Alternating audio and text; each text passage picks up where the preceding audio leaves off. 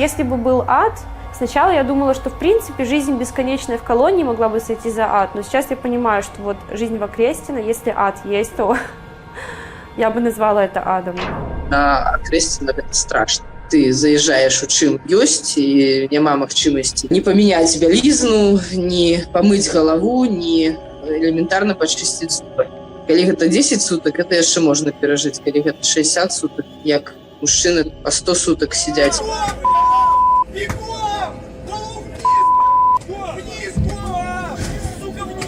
Я знаходзілася ў кабінеце аператыўніка ленінскага РУ Сменску Саковіча. У кабінет варваліся людзі з відэакамерай і патрабавалі ад мяне так званага пакаяннага відэа. Они попытаются провести через сутки, через какие-то уголовные дела большинство людей, которые против. Это мера запугивания. Гэта «Архіпелях Белах», новы падкаст «Радыё Свабода» пра тое, як Беларусь паступова ператвараюць у турму. З вамі Ганна Соус.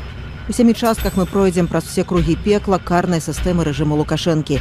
Затрымання, суткі, следства, хатнія арышты, хіміі, этапы, калоніі, турмы і жыццё пад наглядам па вызваленні. У гэтым нам дапамогуць былыя палітзняволеныя, былыя сілавікі, праваабаронцы, а таксама нобелеўская лаўрэатка Святлана Алексіевіч. У гэтай частцы мы правядзем праз першы і другі кругі пекла. Затрымання, гвалт у кабінетах Губазіку і КДБ катавальня Окрестино.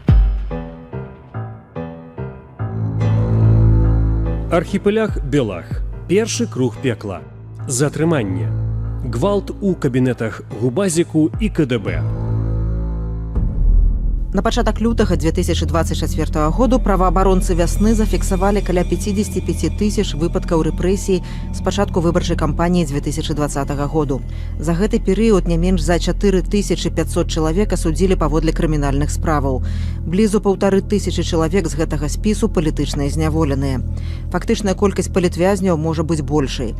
Паводле ацэнак ПАРЭ, ад 200 до 500 тысяч беларусаў былі вымушаныя пакінуць краіну ў выніку палітычных рэпрэсій пасля прэзідэнцкіх выбараў 9 жніўня 2020 году. На свабодзе пасля адбыцця тэрміну ці пасля ўцёкаў каля 1400 былых палітвязняў. Паводле колькасці палітвязняў на колькасць насельніцтва Беларусь цяпер апярэджвае Іран і Венесуэлу. Ты молчать будешь или что? Отвечай на четко поставленный вопрос. Спят там все на полу. Всегда в камере есть бездомный, скажем так, человек в не лучшем состоянии. Я зашла, сразу мне сказали, что вши. В итоге я ими заразилась очень сильно. Бельевые вши, обычные вши. В душ там не водят. То есть вот 30 суток я была без душа. Передач нет, что вообще очень... Там нет ни зубных щеток. То есть мы чистили зубы ватой, смоченной хлоргексидином. Так апісвае турму на Окрестино. ў 2023 годзе былая палітзняволеная па справе студэнтаў Анастасія Булыбенка, якая прайшла КДБ, валадарку, жаночую калонію ў Гомлі, а потым ізноў трапіла на Окрестино, дзе перажыла, як яна кажа, пекла. Да яе расповеду мы яшчэ вернемся, а спачатку пра атмасферу, у якой жыве большасць беларусаў пасля мірнай рэвалюцыі 2020 году. Трывожны чамаданчык, загадзя падрыхтаваныя даверанасці, распараджэнні родным на выпадак арышту – гэта рэальнасць, у якой штодня жывуць многія беларусы пасля мірнай рэвалюцыі 2020 году. Як журналістка Яніна Мельнікова, якая вельмі доўга не хацела пакідаць Беларусь, але мусіла з'ехаць летам 2023 году. На выпадак, калі затрымаюць, насамрэч, гэта былі такія досыць для мяне звычайныя рэчы. То бок, зразумела, што гэта бялізна, гэта зубная паста, шчотка, мыла.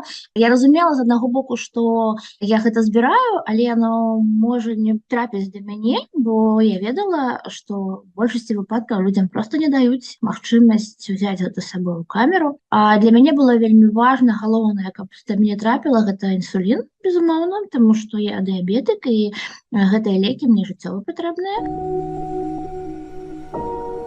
У сучаснай Беларусі за краты можа трапіць кожны і кожная ў любы момант.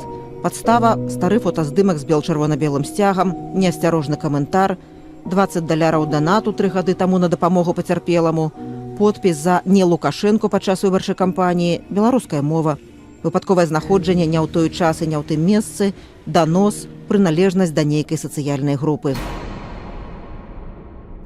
Прадстаўнік ініцыятывы былых сілавікоў Белпол, былы супрацоўнік крымінальнага вышуку Владзімір Жыгар, кажа пра жаданне ўладаў пакараць, правесці праз месцы несвабоды кожнага, хто ўдзельнічаў у пратэстах. Посадить всех, наверное, они не смогут, потому что у них нету на это банально мест в тюрьмах и в лагерях, и найти всех невозможно. Это не 150, 200, там, 300 тысяч человек. Это как минимум более 2 миллионов людей, ведь они идут постепенно от самых активных, волонтеров, активистов. Потом они уже доходят до просто людей, которые просто отдавали свой голос в рамках закона, в рамках имеющейся Конституции. Они отдавали свой голос не за Лукашенко. Любое инакомыслие приравнивается к предательству. И они, конечно же, будут стараться по максимуму пересажать людей, в таком случае, да, провести их через ИВС. Это месть Лукашенко за то, что его отвергли в 2020 году. Сілавікі могуць прыйсці дадому, могуць забраць з працы, каб паралізаваць волю затрыманага ад самага пачатку над ім чыняць гвалт. Пра сваё затрыманне расказвае былая палітзняволеная, былая валянтэрка тэлеграм-каналу «Вадзіцеля 97%» Ганна Вішняк, якая адбыла тэрмін 2,5 гады ў гомельскай жаночай калоніі нумар 4. Пришли на задержание, 40 минут звонили в дверь, потом я с балкона увидела, что они несли какой-то агрегат достаточно большой. Я подумала, что, наверное, будут выламывать, поэтому лучше открыть. Меня с ноги толкнули ногой в солнечное сплетение, я на несколько метров отлетаю, они, конечно же, быстро заходят, начинают собирать технику. Чаму сілавікам трэба адразу ўжываць гвалт у дачыненні да затрыманага?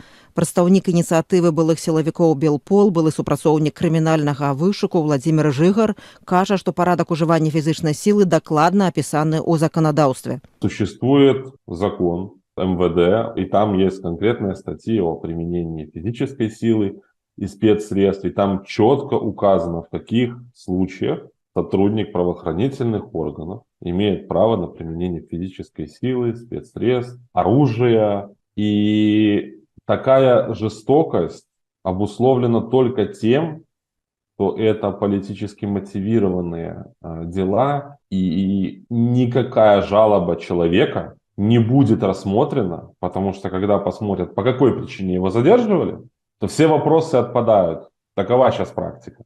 Это вне закона, это ненормально. Потому что сам сотрудник, он же по большому счету, многие из них, во всяком случае, это люди, скажем, с такой поломанной психикой. Они не очень понимают происходящие процессы вне стен того или иного РОВД. Цель этого — запугать человека, сломить его волю, показать, кто здесь главный.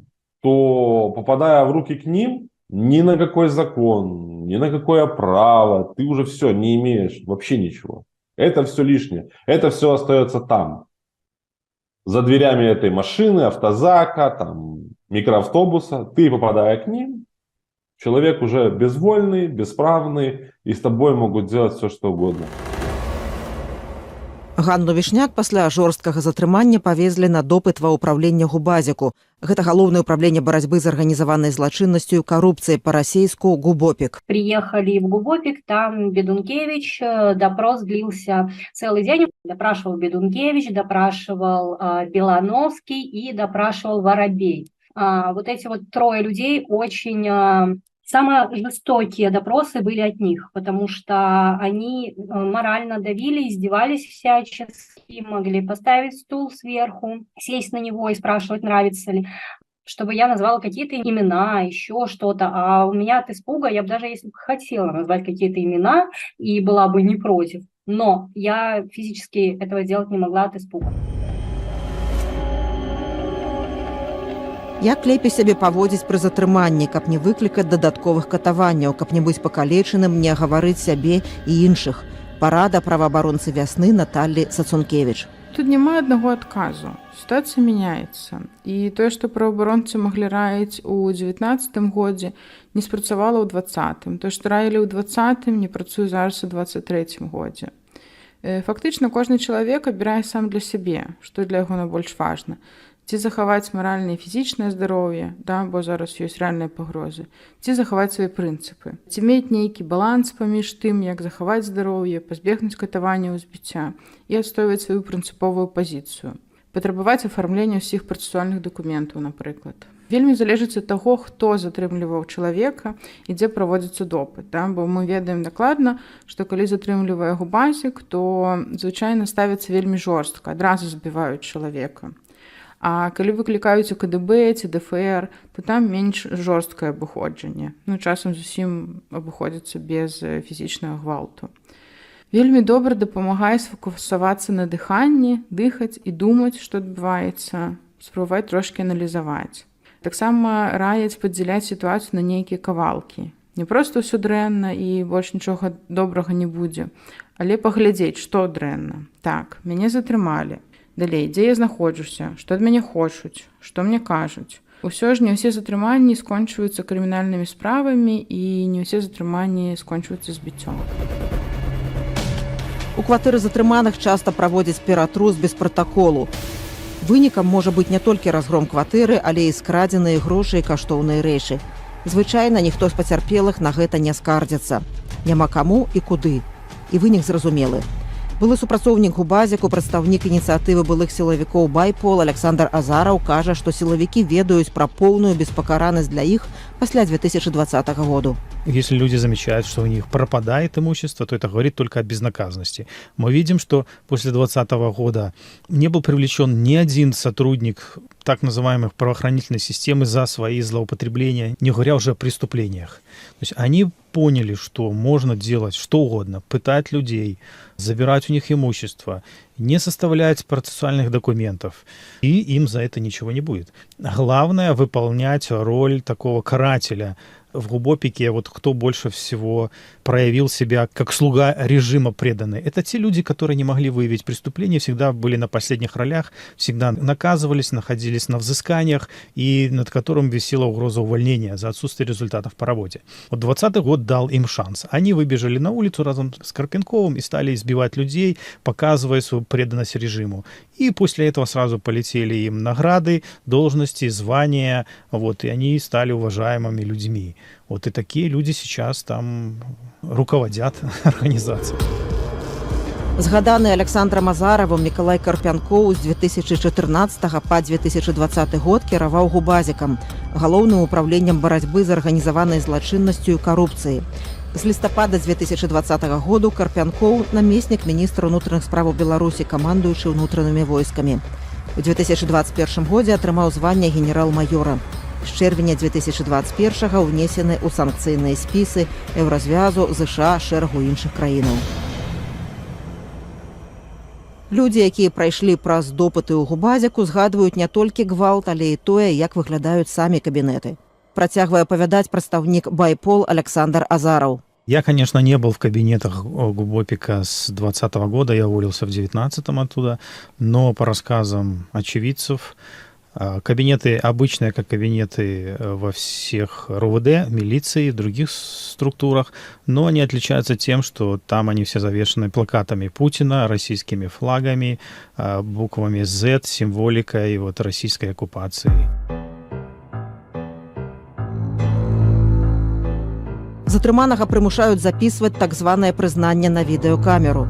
Як гэта адбываецца, расказвае былая палітзняволеная, цяпер прадстаўніца аб'яднанага пераходнага кабінету ў сацыяльных пытаннях Вольга Гарбунова. Першы раз, калі яны прапанавалі запісаць мяне на камеру, гэта было на рэвалюцыйнай 3 у Губазіку ў дзень затрымання.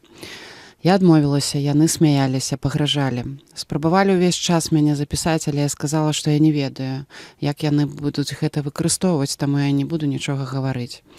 Тое відэа, што выйшла, гэта быў запіс, які знялі на Акрэсціна. А на наступны дзень ці праз дзень туды прыйшоў супрацоўнік. Ён быў прэсавы сакратар ГУС Менгарвыканкаму.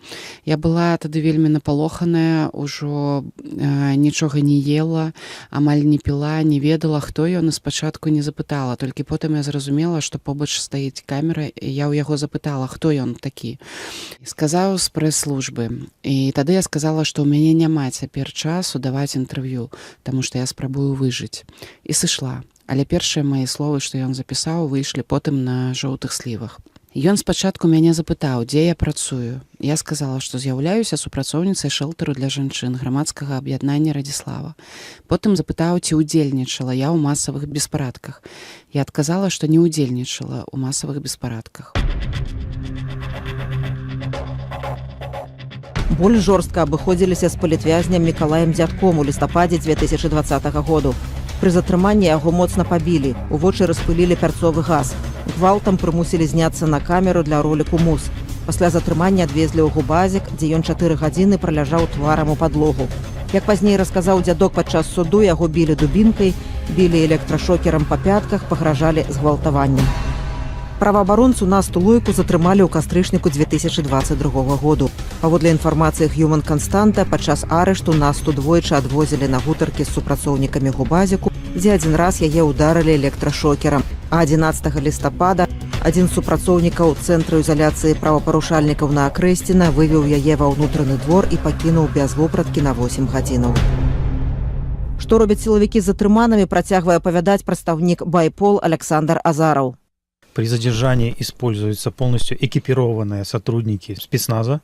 В основном это СОБР 3214. Эти люди в экипировке в шлемах, со щитами, в бронежилетах, с оружием врываются в квартиру человеку, ломают дверь, врываются к нему, валят его на пол, надевают ему наручники, и вот человек находится в состоянии шока.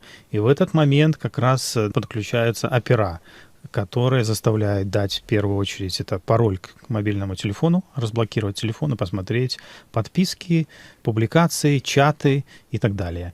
Человека также, кстати, могут задержать на рабочем месте, это также давление, чтобы все работники, его друзья, коллеги видели, что он в полусогнутом состоянии с наручниками за спиной ведется по коридору перед всеми, а вот его садят в машину, а если это и квартира, то его как раз ведут перед соседями, выводят во двор, все смотрят, вот и человека валят на пол, садятся даже на него зачастую.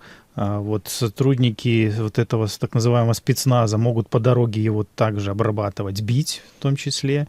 Мы знаем случай Косинерова, известного анархиста, которому вот по дороге с момента задержания до доставки в Губопик сотрудники спецназа сломали челюсть. Вот. И такой же человек, обработанный, наполовину избитый, привозится в здание Губопика, и ему предлагается сначала добровольно все рассказать. Вот если он уже сломился, подавлен психологически, то, боясь последствий еще более тяжких, чем были до этого, он соглашается и записывает любые тексты, какие ему дают. Цэнтральны офіс галоўнага ўправлення барацьбы з арганізаванай злачыннасцю і карупцыяй Міністэрства ўнутраных справаў Беларусі размяшчаецца ў былым доме віцэ-губернатара на Рэвалюцыйнай вуліцы, дом нумар 3. Пра дзейнасць гэтай сілавой структуры пасля 2020 году расказвае Александр Азараў, які з 2008 па 2019 год працаваў у Губазіку ва ўправленні супрацьдзеяння гандлю людзьмі. Вообще Губопик является главным карательным органом по политическим делам. И была идея Бедункевича создать на базе третьего управления Губопик центр по борьбе с экстремизмом на примере России. Но Лукашенко почему-то эту идею забраковал.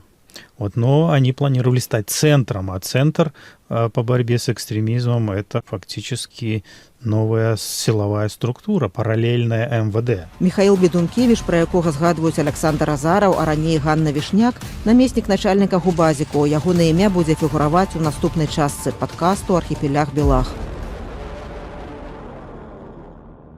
Ці трэба зачытваць на камеру тое, што патрабуюць сілавікі? А калі ўсё ж зачытваць, то як і якія знакі можна падаць?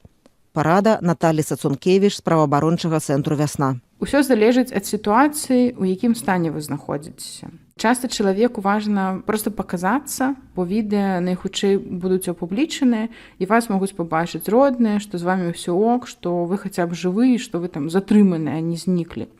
Часам бывае падчас такога відэа людзі агучваюць абвінавачванні, якім ім прад'яўляюць, і тады там родныя, праваабаронцы, СМІ таксама могуць рабіць высновы. Часам можна пабачыць фізічны стан чалавека, наколькі бадзёра ён сябе адчувае, ці раптам ёсць нейкія відавочныя прыкметы збіцця. Скажу, што трэба кожнаму самому ацэньваць, ці варта такое рабіць, запісваць гэтыя відэа. Бываюць выпадкі, калі даволі ветліва прапаноўваюць запісаць відэа, бываюць выпадкі, калі ты проста не можаш адмовіцца. Калі ёсць рэсурсы адмовіцца, і ты бачыш, што табе за гэта нічога дрэннага не будзе, то ок. Калі бачыш, што лепей запісаць відэо, то лепей запісаць і захаваць фізічнае і маральнае здароўе. Звычайнае меркаванне людзей, журналістаў, праваабаронцаў і грамадства пра тое, што кажуць на такіх відэа, у тым, каб не ўспрымаць сур'ёз, да? Бо відавочна, што ўсе гэтыя відэа запісваюцца пад прымусам. Беларуская нобелеўская лаўрэатка Святлана Алексеевіч называе запісанае пад прымусам сілавікоў відэо вяртаннем да сталінскіх рэпрэсіўных практык. Власть хочет напугать и унизить, то есть сделать человека неспособным к сопротивлению, даже к мысли сопротивления. И как раз покаяние – это один из очень хороших способов. Во-первых, это зрительно. Потому что то, что они там делают в тюрьмах, это не имеет такого видения, мы ничего не знаем об этом. Ходят какие-то слухи, замалчивают многих родственники просят ничего не говорить. И мы мало чего знаем. А вот покаяние – это такой способ, как бы иллюстрация к тому, что они хотят, к страху, скажем так. Да? Это вот иллюстрация к страху. Потому что вот они видят, что любого человека можно сломать. Мы видели достаточно уважаемых людей, которые имели такой вид. Они не были равны сами себе, они вынуждены были. Честно говоря, никто из нас не был готов к тому, что произошло.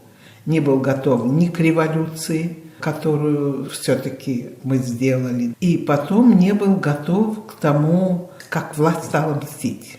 Вот к этому способу унижения, к этой, можно сказать, исторической травмы, которую, я думаю, народ не забудет очень долго, не одно десятилетие, поскольку я не могу припомнить, кроме сталинских времен, ничего подобного сейчас не происходит. Тут есть какие-то такие частные расправы, да, вот как Саакашвили, как там в России с Яшиным и другими, а тут, в общем-то, с тысячами людей.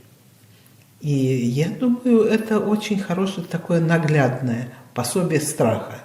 То, что сейчас к чему привыкли не читать, а картинку видеть. Вот эта картинка есть, нам показывает, вот что будет, что можно сделать с человеком. И я думаю, что это очень такой действенный способ. Я видела одного как бы человека, ну вот это покаяние. Лично у меня ничего, кроме сострадания, не было. Но в деревне, когда я была, то вот говорили, гляди, як страшно, як это. И вот они говорили там своим детям, внукам. Для массы людей это пугающее такое зрелище. Гэта архіпеляг Белах, новы падкаст Радыё Свабода пра тое, як Беларусь паступова ператвараюць у турму. З вами Ганна Соусь. Мы раскажам, як пабудаваны архіпеляг Белах знутры, на чым ён трымаецца, якія людзі там працуюць, на чый загад катуюць і даводзяць да смерці палітвязняў. У падкасці вы пачуеце парады былых палітвязняў, былых сілавікоў і праваабаронцаў, як прайсці архіпеляг Белах з найменшымі стратамі для псіхічнага і фізычнага здароўя. Нобелеўская лаўрэатка Святлана Алексеевіч бачыць наўпроставыя паралелі паміж архіпелягам Гулагам, расійскага пісьменніка і былога палітвязня Александра Солженіцына і архіпелягам Белагам, як мы назвалі яго ў падкасці. Конечно, это точное название вы нашли, это так сегодня и есть. Ну, пусть не такой размах, гигантский, страна же другая, мы же маленькая страна. Тут, в конце концов, мы все друг друга знаем, в конце концов, у нас нет ни Магадана, ни Колымы, когда можно куда-то далеко сослать людей и не видеть их. Тут они все будут как бы на глазах. Но сохранился дух, сохранились способы палачей, да, сохранились их психология, их понимание. И это все Сталин, это все сталинское время.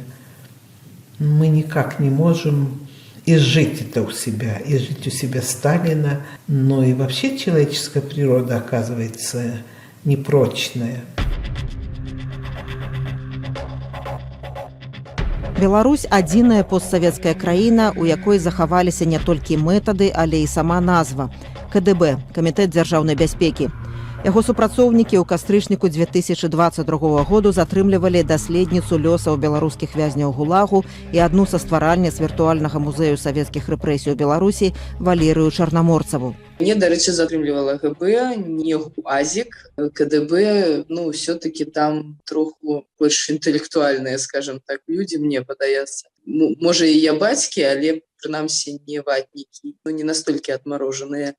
Акрамя вось гэтага першага, што кладзіцеся мордаю ў падлогу і кайданкі, зашпіліўшы ў хуткім часе вось гэтая частка АМАП. Яны сышлі, і ўжо там тады дастаткова мы з імі размаўлялі, в прынцыпе, спакойна. Яны найперш сталі шукаць экстрэмісцкія матэрыялы, раскладаць кніжкі рознага кшталту, знайшлі белчырвоны белы парасон, нейкія яшчэ рэчы.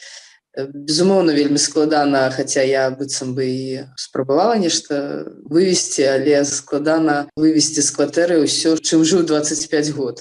Вельмі перажывала за тое, што я акурат перачытвала кнігу Васіля Быкова «Сцяна» з аўтографам, і яны яе таксама ўзялі сярод гэтых так званых экстрэмісцкіх матэрыялаў. Калі сябе затрымалі супрацоўнікі КДБ, у большасці выпадкаў гэта азначае, што будзе заведзеная крымінальная справа. Калі затрымлівалі супрацоўнікі ГУБАЗіку, ёсць імавернасць, што гэта будуць суткі, прынамсі на пачатку. У чым розніца, калі затрымліваюць губазікаўцы і кдэбісты? Чым розніца іхныя метады? Што гэта азначае для затрыманага? Як сябе больш бяспечна паводзіць з супрацоўнікамі розных ведомстваў? Тлумачыць былы сілавік Александр Азаров. Это большая разница. КГБ ни разу не показало, что они проводят, допустим, погромы тех же квартир при обыске. Мы не слышали случаев, чтобы КГБ применяло физическое насилие и избивало задержанных. Это в структуре Лукашенко белые воротнички. Это такие люди, которые могут угрожать, но без применения физического насилия заставлять людей под угрозами делать то, что им необходимо. Они больше хитрые и придумывают различные оперативные комбинации для достижения своих целей. А ГУБОПик — это мясники, можно так сказать, которые засучивают руки по локоть в крови и работают. Звычайна на наступны дзень пасля затрымання суд прызначае адміністрацыйны арышт з фармулёўкамі за дробнае хуліганства ці за распаўсюд экстрэмісцкай інфармацыі. Паводле праваабаронцаў у Менску вельмі часта ў судовых рашэннях пішуць прыблізна аднолькава. Прыйшоў да будынку РУС, лаяўся брыдка, размахваў рукамі, правакаваў супрацоўнікаў сілавых структураў. А вось у рэгіёнах суды за дробнае хуліганства адзінкавыя выпадкі. Найчасцейшы прысуд 15 сутак, якія ператвараюцца ў 15 дзён катаванняў у нечалавечых умовах. Прадстаўнік ініцыятывы былых сілавікоў Белпол Владзімір Жыгар, які ў свой час працаваў у ізалятары часовага ўтрымання мазырскага РУС, тлумачыць, чаму з 2020 году найстрашнейшыя умовы створаныя менавіта для сутачнікаў, а не ў СІЗА. Я некоторое время работал в ИВС, и могу сказать, что в то время лицо, содержащееся в ИВС, никаким пыткам или каким-то жестким условиям не подвергалось. Человек приходил, точнее как, его приводили в ИВС, ему давалось постельное белье, трехразовое питание, любая жалоба человека, скажем так, достаточно внимательно рассматривалась. Но опять, это обычный человек, пускай там это может быть административный правонарушитель, либо это человек, находящийся под следствием по тому или иному уголовному делу. И другое дело, это когда мы говорим о людях, которые имеют отношение к политическим статьям. Их, скажем так, их жестко принимают. И остальное время, которое они находятся в ИВС, это тоже достаточно такое тяжелое время. И это делается абсолютно целенаправленно. Когда-то мы делали расследование по этому поводу и конкретно касались Гомельского ИВС. И там конкретно сотрудники именно надзорного органа, который смотрит за тем, как исполняются законы, права и обязанности человека в изоляторах временного содержания, говорил о том, что политически необходимо устроить максимально некомфортные условия. То есть это и перенаполнение в камерах. Представить до 2020 года, что в ИВС переполнение, это было кошмар, потому что так было невозможно.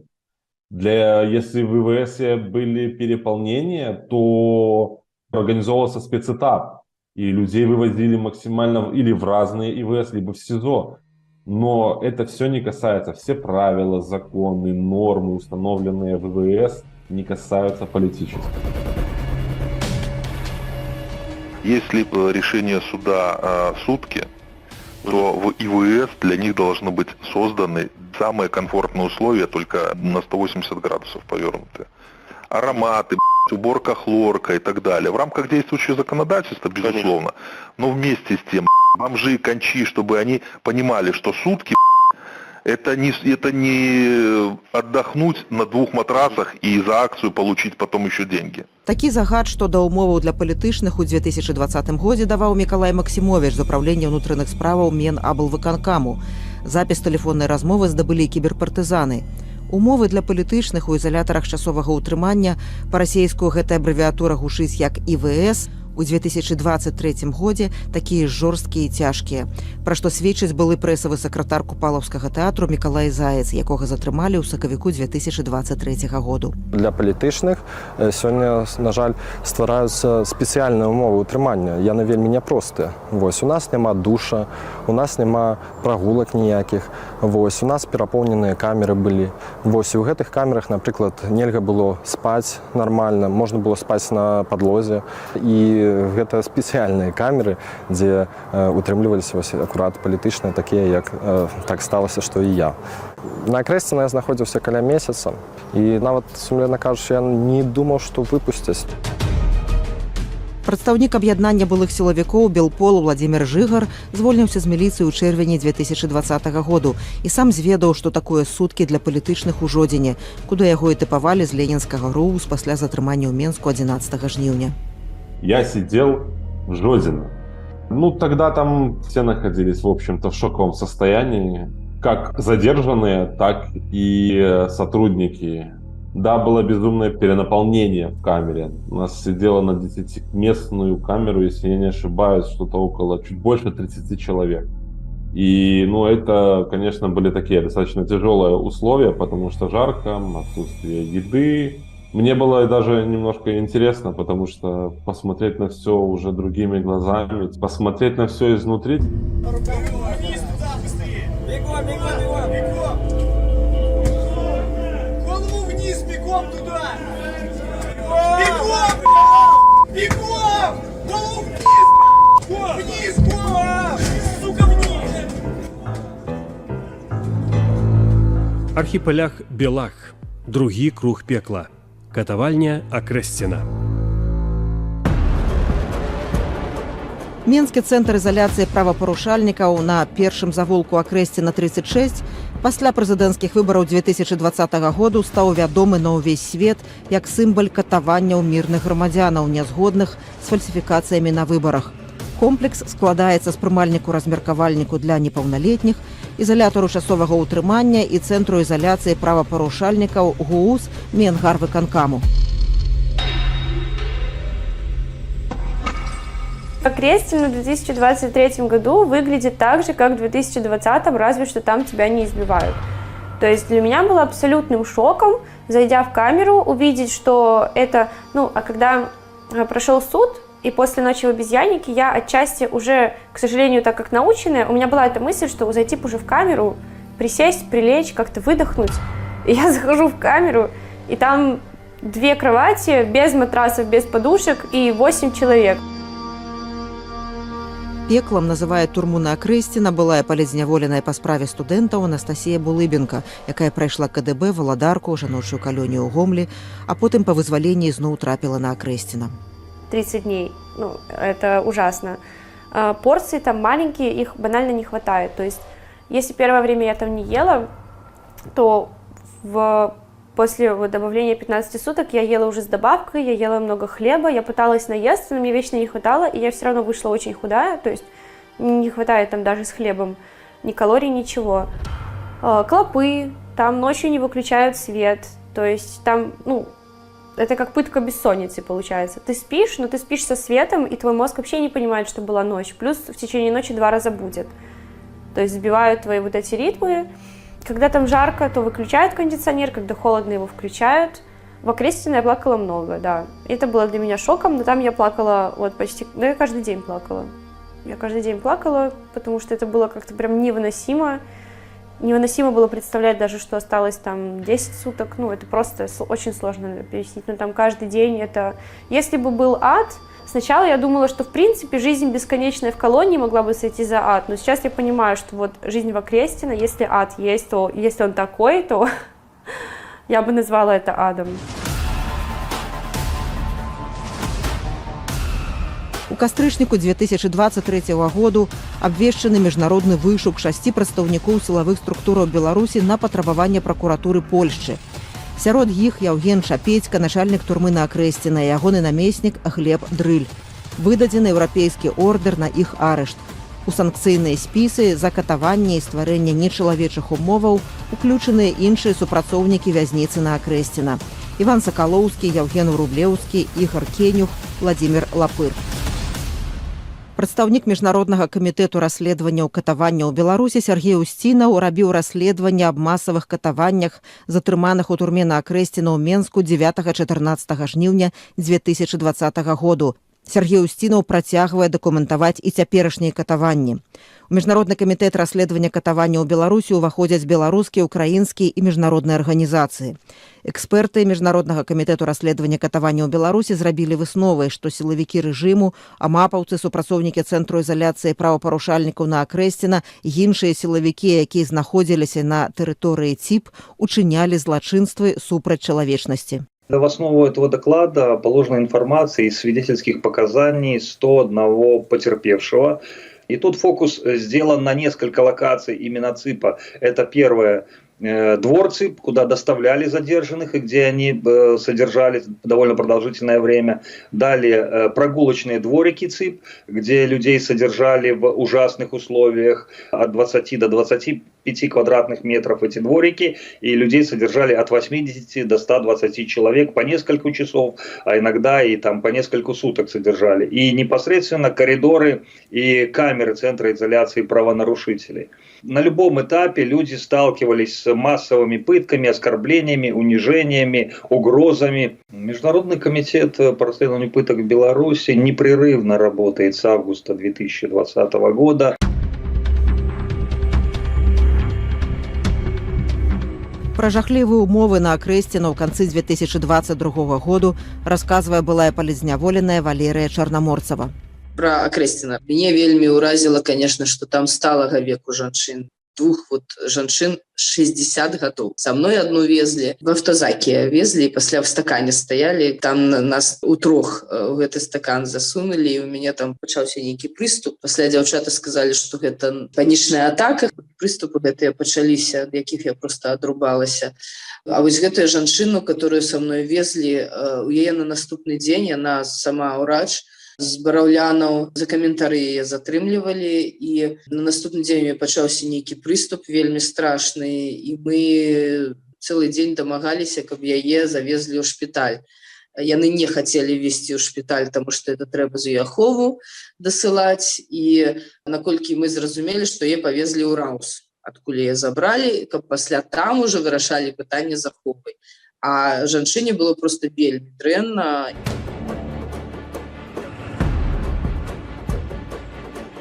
Да чаго трэба быць маральна падрыхтаванымі як патэнцыйным вязням Окрестино, так і іхным блізкім.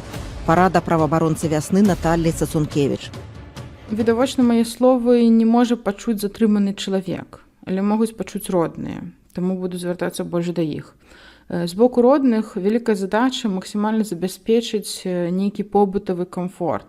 Спрабаваць перадаць перадачу, калі гэта магчыма, калі патрэбна медычную перадачу, знайсці тых, хто сядзіць разам з вашым родным, паспрабаваць праз іх нешта даведацца, перадаць інфармацыю ці перадаць перадачу, звязацца з адвакатам, зноў-такі пашукаць тых, хто сядзеў у адной камеры, знайсці родных іншых вязняў, скааперавацца.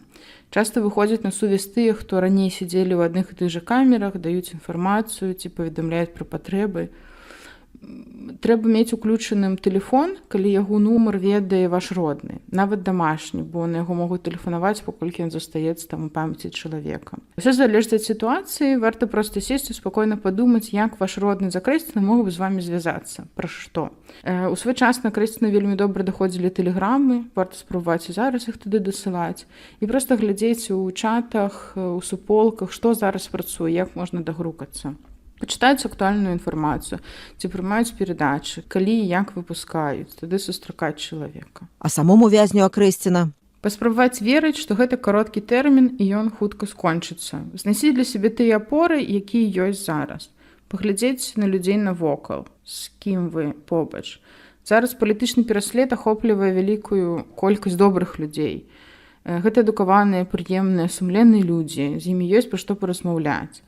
Гэта вельмі спрашчае сам час адміністрацыйнага арышта і дапамагае яго проста перажыць. Таксама вельмі важна сачыць за сваім станам здароўя, спрабаваць яго захаваць як мага даўжэй. Пасля затрымання ў вязня ёсць некалькі варыянтаў вызвалення, імавернасць невялікая апошнім часам, адміністрацыйны арышт у турме на Акрэсціна ці ў адпаведных вязніцах у іншых гарадах Беларусі. Калі ж заведзеная крымінальная справа, то вязня чакае следчы ізалятар, дзе вязень можа чакаць суду ад некалькіх месяцаў да некалькіх гадоў. Пра трэці круг пекла найбольш вядомыя следчыя ізалятары Валадарку і Амерыканку ў другой частцы падкасту «Радио Свобода» «Архипелаг Белах». Изначально я думал, меня везут на расстрел. Мы с Бабарик, когда встретились, и он сказал, что его забирали, и он думал, что его везут на расстрел. Я думаю, что они проделали это и проделают до сих пор с многими людьми, чтобы сделать себя послушным и сговорчивым. Турма Валадарскага адразу шакуе, літаральна з першых крокаў. Бо знешне гэта сумесь такой савецкасці і пачатку 19 стагоддзя, нават часу, калі еще на Беларусі чыгункі не было. Это все месть. Месть лидера, месть Лукашенко за тот страх, который он пережил, за то, что народ оказывается совсем другой, не тот, который он себе представлял. С одной стороны, уже генетический страх у народа, а с другой стороны, у какой-то части людей, которые оказываются на месте палачей, есть изощренные способы, которые тоже генетически передаются. Гэта «Архіпеляг Белах», новы падкаст «Радио Свобода» пра тое, як Беларусь паступова ператвараюць у турму. З вами Ганна Соусь. У 7 частках мы пройдзем праз все кругі пекла карнай сістэмы рэжыму Лукашэнкі. Затрымання, суткі, следства, хатні арышт, хімію, этапы, калонію, турму і жыццё пад наглядам па вызваленні. У гэтым нам дапамогуць былыя палітзняволеныя, былыя сілавікі, праваабаронцы, а таксама нобелеўская лаўрэатка Святлана Алексіевіч. Гэтая частка прысвечаная найбольш вядомым следчым ізалятарам у Менску, так званым валадарцы і амерыканцы.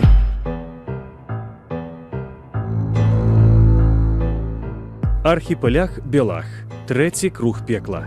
Следчыя ізалятары Валадарка і Амерыканка. Рудая, зеленая фарба стенаў, советская кафельная плитка, старые ржавые напольные унитазы, брудные матрасы, прогнутые металлічныя нары. А побач з гэтым всім вежы турэмнага замку 19 стагоддзя, але вежы такі паўразваленыя, цэгла вывальваецца са сценаў, тынкоўка абвальваецца, двор забрукаваны з круглым камнем, зарос травой. Але табе адразу даюць зразумець, што тут не музей, што тут не наведнік, а арыштант. Журналіста «Свабода» Олега Груздзіловіча арыштавалі ў 2021 годзе, асудзілі на 1,5 года зняволення. Ён выйшаў на волю ў верасні 2022. Больш за 3 месяцы палітвязень правёў на Валадарцы. Зварот на тыр, распрананне дагала, рукі за спіной, каманды вельмі жорсткія. Стаўленне ахоўнікаў рознае, ад нейтральнага да натуральных здзекаў. І нават б'юць па нагах, калі стаіш на расцяжцы. Это зробяць звычайна правяраючыя, якія врываюцца ў камеры у любы момант з такімі ператрусамі. Валадарка, Пішчалаўскі замак ці Менскі турэмны замак, следчы ізалятар галоўнага ўпраўлення ўнутраных справаў Менгарвыканкаму нумар 1 по адрасе Менск, вуліца Валадарскага, 2. Когда меня первый раз вывели из камер распределения и ввели в камеру уже основную на Володарского, и ты проходишь через внутренний дворик, затем ты проходишь через подвалы именно Пищаловского замка с этими сводами каменными, и видишь это все изнутри. Ты видишь изнутри этот замок, мимо которого ты сотни, а может быть и тысячи раз проезжал мимо на машине или прогуливался в Минске со своими друзьями, а сейчас ты оказался внутри. Так успамінае свае першыя ўражанні ад Валадаркі былы палітвязень, былы адвакат Марыі Калеснікавай Ілля Салей. Больш дэталёва пра тое, як выглядае турма знутры, расказвае Олег Груздзіловіч. Есть такі корпус, які здаецца Шанхаем, ён унізе, і бывае, што калі чалавека вядуць на калідоры, так званыя, то есть на такія допыты, на сустрэчы, ён праходзіць праз гэты Шанхай і бачыць, што там у камерах увогуле какие-то нечалавечыя умовы. Вот я праз вакенца бачыў чалавека з вельмі бледным, такім блеклым жоўтым тварам, які дыхаў у это вакенца, відаць, ему было дрэнна, і ему далі магчымасць падышаць. І я праз вакенцу убачыў, што там трохпавярховыя нары, ёсць камеры палепшыя, напрыклад, там, дзе я быў, у так званым жаночым корпусе, там крыху лепш, некалькі метраў ёсць вольных, але ўсё роўна гэта ўсё ж такі вязніца. У нас, напрыклад, фактычна не было акна. У нас акно было звонку забіта металічным шчытом, і у ім было пару дзірачак, праз якое пранікала святло. Нідзе у турмах, дзе я пабывала, раней был на Акрэсціна, у Барановичах, нідзе я не бачыў такіх дрэнных прагулачных дворыкаў, як на Валадарцы. Там есть дворыкі літаральна 5-6 квадратных метраў. І калі туды заганяюць сваю камеру, от нас было 8 чалавек, то нам просто не было як размінуцца ў такім дворыку. Мы просто стаялі, пераміналіся з нагі на нагу. А яшчэ это было ў весну, пасля снегападу, вся падлога была ў лужыне, то бок мы стаялі фактычна па шыкалатку ў вадзе. Валадарка турма ўжо амаль 200 гадоў. За яе кратамі пабывалі Якуб Колас, Вінцэнт Дунін-Марцынкевіч, практычна все беларускія палітвязні. Тут стралялі ў патыліцу энкавэдзісты ў 1937 годзе. Ад 1953 году Валадарка з'яўляецца адзінай установай у Беларусі, дзе выконваюць смяротнае пакаранне. Всяго з 1991 году у СІЗА номер 1 расстралялі каля 400 чалавек. Осужденные к смертной казни выводятся из камеры, руки их связываются в положении сзади, их доставляют в место исполнения приговора. Олег Алкаев былы начальник СІЗА номер 1. Гэта фрагмент з ягонага апошняга інтэрв'ю «Свабодзе» у траўні 2022 году. В месте исполнения приговора находится, опять же, руководитель, это я, представитель органов внутренних дел и главная фигура в этом процессе прокурор, еще врач. В помещении, обычное помещение, не совсем обычно, конечно, человек не знал, но это было помещение, там стол, стулья, все было. Затем, когда объявляли, что ходатайство о помиловании отклонено, я подавал команду конвою, ему объявляли, что сейчас его увезут в другое место, где, значит, ему будет приведен приговор исполнения. Он понимал, что это будет еще не сейчас, его действительно куда-то увезут. После чего его завязывали глаза, заводили в соседнее помещение, где через 10-15 секунд звучал выстрел. Все. То есть он еще думал, что его куда-то повезут, поедет. Для них каждый час или каждые полчаса это очень большой срок. То есть, по сути дела, казнь производилась внезапно. После заводили следующего, он не видел, что там уже один расстрелянный, он там лежал упакованный в мешок, значит, заводили следующего. И так вот всех, кто был на этот день определен казни, были расстреляны и находились в помещении, куда затем подъезжала машина, забирали трупы и везли к месту захоронения.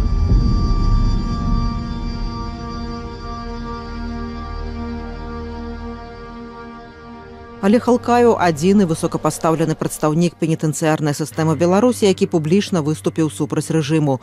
Ён быў ключавым сведкам у справе зніклых палітыкаў. Олега Алкаева не стала ў верасні 2022 году. Засталіся яго кніга «Расстрэльны пісталет», паказанні ў справе зніклых, дадзеныя нямецкай паліцыі і шэраг інтэрв'ю, з якіх можна зразумець, як пабудаваная пенітэнцыярная і сілавая сістэма Беларусі. Пасля Алкаева адным з начальнікаў валадаркі быў Вікенцій Варыкаш. У 2018 годзе яго замяніў Андрэй Цэдрык. Адна з уведзеных пры ім зменаў у 2021 годзе сваякі вязняў больш не могуць аформіць для сваіх родных падпіску на друкаваныя выданні. МУС выключыла гэты пункт з правілаў унутранага распарадку. Пра Андрэя Цэдрыка ўспамінае былая палітзняволеная Ганна Вішняк, былая валянтэрка тэлеграм-каналу «Вадзіцеля 97%», якая адбыла тэрмін 2,5 гады зняволення. Встречались лично. Когда я его увидела первый раз, он достаточно молодо выглядит. Он намного моложе всех своих поплечников, товарищей. Кто там самый главный злыдень, это, наверное, даже не Цедрик. Цедрик просто бумажки подписывает, которые ему подают. Сам он вообще мало что, мне кажется, решает и мало что соображает. Там есть такой Денисик, фамилия, имя уже сейчас точно не помню. Он достаточно таких взглядов, ну, скажем так, это копия Лукашенко. То есть человек, который умеет быть и хитрым, и льстивым. Почти год я на Валадарке провела. Там было очень тесно, грязно, холодно всегда. Например, я находилась в одной из камер, где была лужа по щиколотку, плюс плесень, на потолке плесень, на стенах где-то в углах. Былая палітзняволеная апісвае камеры, у якіх яна сядзела на Валадарцы. На Валадарке практически это соседние камеры были. Вот камеры 8.3, 7.6 и потом уже после 7.6, 7.4 и 7.5. Ну вот 7.4 там лужа по щиколотку. Я там пересеклась с Ольгой Колосковской в 7.4, но ее потом увезли с кровотечением открытым нас, я помню. Мы стали на защиту Ольги все, и по итогу им пришлось на носилках Ольгу выносить из камеры. Но нас в наказание вывели среди вот поздно вечером, ночью во двор в пижамах под дождик. При этом за то, что мы каждая обняли Олю и крикнули «Живее Беларусь!», каждого фамилии пометили, записали, потом написали рапорта. Звычайна пасля пекла на Акрэсце на следчы ізалятар Наваладарскага здаецца вязням ўсё ж больш мяккай вязніцай. Але ж вязніцай. Аднойчы я ў СІЗА развітвалася з жыццём. Я думала, што паміраю, мне ніхто не дапаможа з медыкаў. Памятаю, як я ляжала, плакала і ў думках развітвалася з блізкімі. Вольга Гарбунова былая палітзняволеная, раней кіраўніца шэлтару для ахвяраў хатняга гвалту Радзіслава, цяпер прадстаўніца аб'яднанага пераходнага кабінету ў сацыяльнай палітыцы. Гарбунову затрымалі ў лістападзе 2021 году і да суду змясцілі ў СІЗА нумар 1 на вуліцы Валадарскага ў Менску. Я не ведаю, як гэта апынуцца ў іх у закладніцах на гады. Каб спалохацца за сваё жыццё, мне хапіла некалькі месяцаў хворых нырак ад холаду на Акрэсціна, 2 ковідаў, выкашлівання лёгкіх, пару прыступаў страўніка, парушаных гармонаў, запалення суставаў і анальных крывацёкаў ад нерухомасці, зніжанага зроку, поўнага роту крыві пасля некалькіх тыдняў, адсутнасці зубной шчоткі, усякіх іншых дробязяў. Калі я не магла дыхаць і задыхалася, медык хацеў слухаць мае лёгкія праз кармушку. На хвіліначку маёй сяброцы менавіта так, праз кармушку, праводзілі агляд кутня кішкі. Не ў СІЗА. Ён проста ёй сказаў: «Станьце спіной да дзвярэй і нахіліцеся». Ды нічога страшнага, проста зэчка ебнулася са шконкі. Альбо «Здохне толькі не на маёй змене». Гэта цытаты ад медыка ў СІЗА. А 2 палітвязняў, якія спрабавалі скончыць жыццё самагубствам у карцэрах, я чула, спачатку пабілі нагамі, а потым адвялі ў медычны блок. Толькі такі парадак аказання медычнай дапамогі ў СІЗА ды калоніях. Іншых гісторыяў я не чула і не бачыла. У сакавіку 2023 году сябра асноўнага складу каардынацыйнай рады, спецыялістка ў этыкеце Аксана Зарэцкая пасля абвяшчэння прысуду 1,5 гады калоніі страціла прытомнасць у камеры на Валадарскага. Выклікалі хуткую, якая адвезла яе ў Менскі шпіталь хуткай дапамогі. Паведамлялася, што як мінімум 3 дні Аксана Зарэцкая правяла ў коме. Праз нейкі час яе вярнулі на Валадарку. Сітуацыю каментуе былы турэмны лекар Васіль Завадскі. Стала дрэнна чалавеку, а гэта можа быць усюды, і ў следчым изолятары, у калоніі, на волі, дзе, і калі проста няма лекара, хуткую дапамогу выклікаць, а хто гэта будзе вырашаць? Зноў жа адна справа пабачыў медык і сказаў, што трэба хуткая дапамога. Нескладана сабе ўявіць, што нехта адмовіцца гэта зрабіць, выклікаць хуткую дапамогу. А калі прыйшоў проста кантралёр нейкі дзяжурны, пройдзе можа. Гэта зусім іншая гісторыя, кажуць. То бок, вельмі розныя бываюць сітуацыі. Увогуле, калі чалавеку дрэнна і гэта бачыць медык, я думаю, што меры будуць прынятыя, якія. Васіль Завадскі былы турэмны лекар, які зведаў турэмную медыцыну з абодвух бакоў. 25 гадоў працаваў у пенітэнцыярнай сістэме. Кіраваў рэспубліканскім агульнасаматычным турэмным шпіталём у 1997-98 годах. Быў кіраўніком медслужбы дэпартаменту выканання пакаранняў МУС з 1998 да 2010 году. Потым былі 9 месяцаў у СІЗА КДБ і прысуд 2,5 гады турэмнага зняволення праз абвінавачанне ў перавышэнні паўнамоцтваў. Ёсць установы, дзе кругласутачна ёсць медыкі. Там урачы ці не урачы, але фельчары могуць кругласутачнае дзяжурства. І гэта адна сітуацыя. Ёсць шэраг устаноў, дзе немагчыма з-за таго, што штаты невялікія, немагчыма так забяспечыць кругласутачна. Там іншая арганізацыя медычнай дапамогі. Ёсць трэці важны, вельмі істотны аспект, той, што некамплект штатаў. Мы ведаем, што адбываецца ў грамадзянскай так званай медыцыне, які зараз некамплект штатаў. Свой час яшчэ у 19-20 годзе рабілі запыты ў дэпартамент выканання пакаранняў з просьбай напісаць, нам паведаміць, як абстаіць сітуацыя з укамплектаваннем штату медычных работнікаў. Дык тады яшчэ адмовіліся нам адказваць, паслаўшыся, што гэта інфармацыя для службовага карыстання. А ўжо тады мы ведалі, напрыклад, што такой вялікай калоніі, як 14 на Осадах, там быў такі перыяд, калі ўвогуле адзін чалавек, адзін лекар быў толькі, нам паведамлялі. І былі сур'ёзныя праблемы ўжо хаця б толькі з-за гэтага. Не думаю, што зараз сітуацыя палепшылася. Размову з былым турэмным лекарам Васілём Завадскім мы працягнем у наступных частках падкасту. А зараз вяртаемся да расповеду пра Валадарку і яе вязняў, пра якіх успамінае былая палітзняволеная Валерыя Чарнаморцева. Што датычыць Валадаркі, все 2,5 месяцы, сапраўды, я знаходзілася ў камеры 8-3, якая ў будучым музеі Валадаркі будзе насіць імя, безумоўна, Марфы Рабковай, таму што ў гэтай камеры яна фактычна амаль 2 гады праседзела. Адразу, як так бы мовіць, мы заехалі, мы ехалі з хлопцамі з лайтсаундам в автозаку. Калі нас выгрузілі, мы так іх павіталі. Адстойніку мне пашанцавала, так званы адстойнік, это камера, якую тебе закидывают у першыя суткі, пэўныя працэдуры там робяць па афармленні, бяруць у тебя кроў на ВІЧ, прапаноўваюць, мне, на жаль, не прапанавалі, але звычайна прапаноўваюць душ схадзіць адразу пасля акрэсціна, што вельмі важна, мне чамусьці забылі. Калі я прасілася ў прыбіральню, мяне вадзілі ў другі адстойнік, там была, напрыклад, Марына Золатова. І Марыну Золатову я бачыла яшчэ некалькі разоў.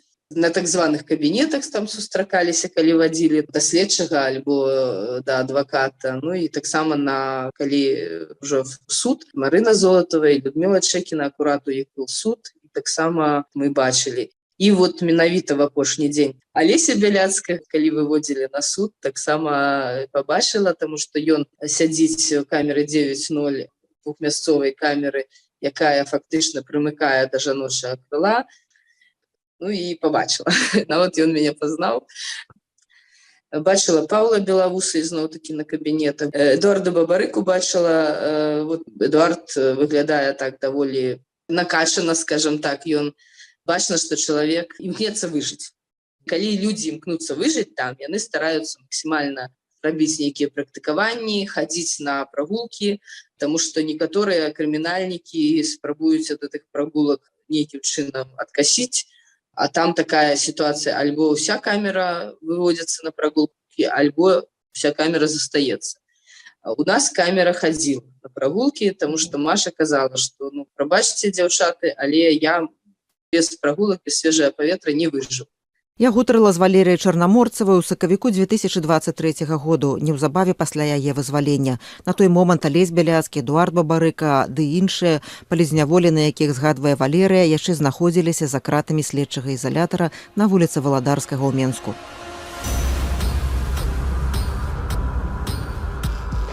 Вядомыя факты катаванняў у Валадарцы. Паводле інфармацыі праваабаронцаў арбарыста Сцяпана Латыпава у СІЗА нумар 1 падоўгу катавалі ў так званай прэс-хаце. Прэс-хатай называюць наўмысна створанай адміністрацыяй следчага ізалятара невыносныя ўмовы, калі сукамернікі, якія супрацоўнічаюць з ёй, выбіваюць прызнальныя паказанні. Былыя зняволеныя паведамілі праваабаронцам Вясны, што ў СІЗА нумар 1 прэс-хатай называюць камеру нумар 98. Пасля катавання ў прэс-хаце на судзе Сцяпан Латыпаў спрабаваў здзейсніць суіцыд, уваткнуўшы востры прадмет у горла. Латыпава затрымалі ў верасні 2020 году каля муралу з дыджэямі перамен за тое, што ён прасіў незнаёмцаў, якія хацелі знішчыць малюнак, прадставіцца. Сцяпану далі 8,5 гадоў калоніі. Былы супрацоўнік Губазік, прадстаўнік ініцыятывы былых сілавікоў «Байпол» Александр Азараў расказвае, як супрацоўнікі Губазік вядуць следства на Валадарскага. Оперативники ГУБОПИКа, они собирают материал для возбуждения уголовного дела и передают их в следствие. Опер в ГУБОПИКе делает обыска, изымает документы, может задерживать людей, привозить на допрос, обзванивать людей и вызывать их на допрос.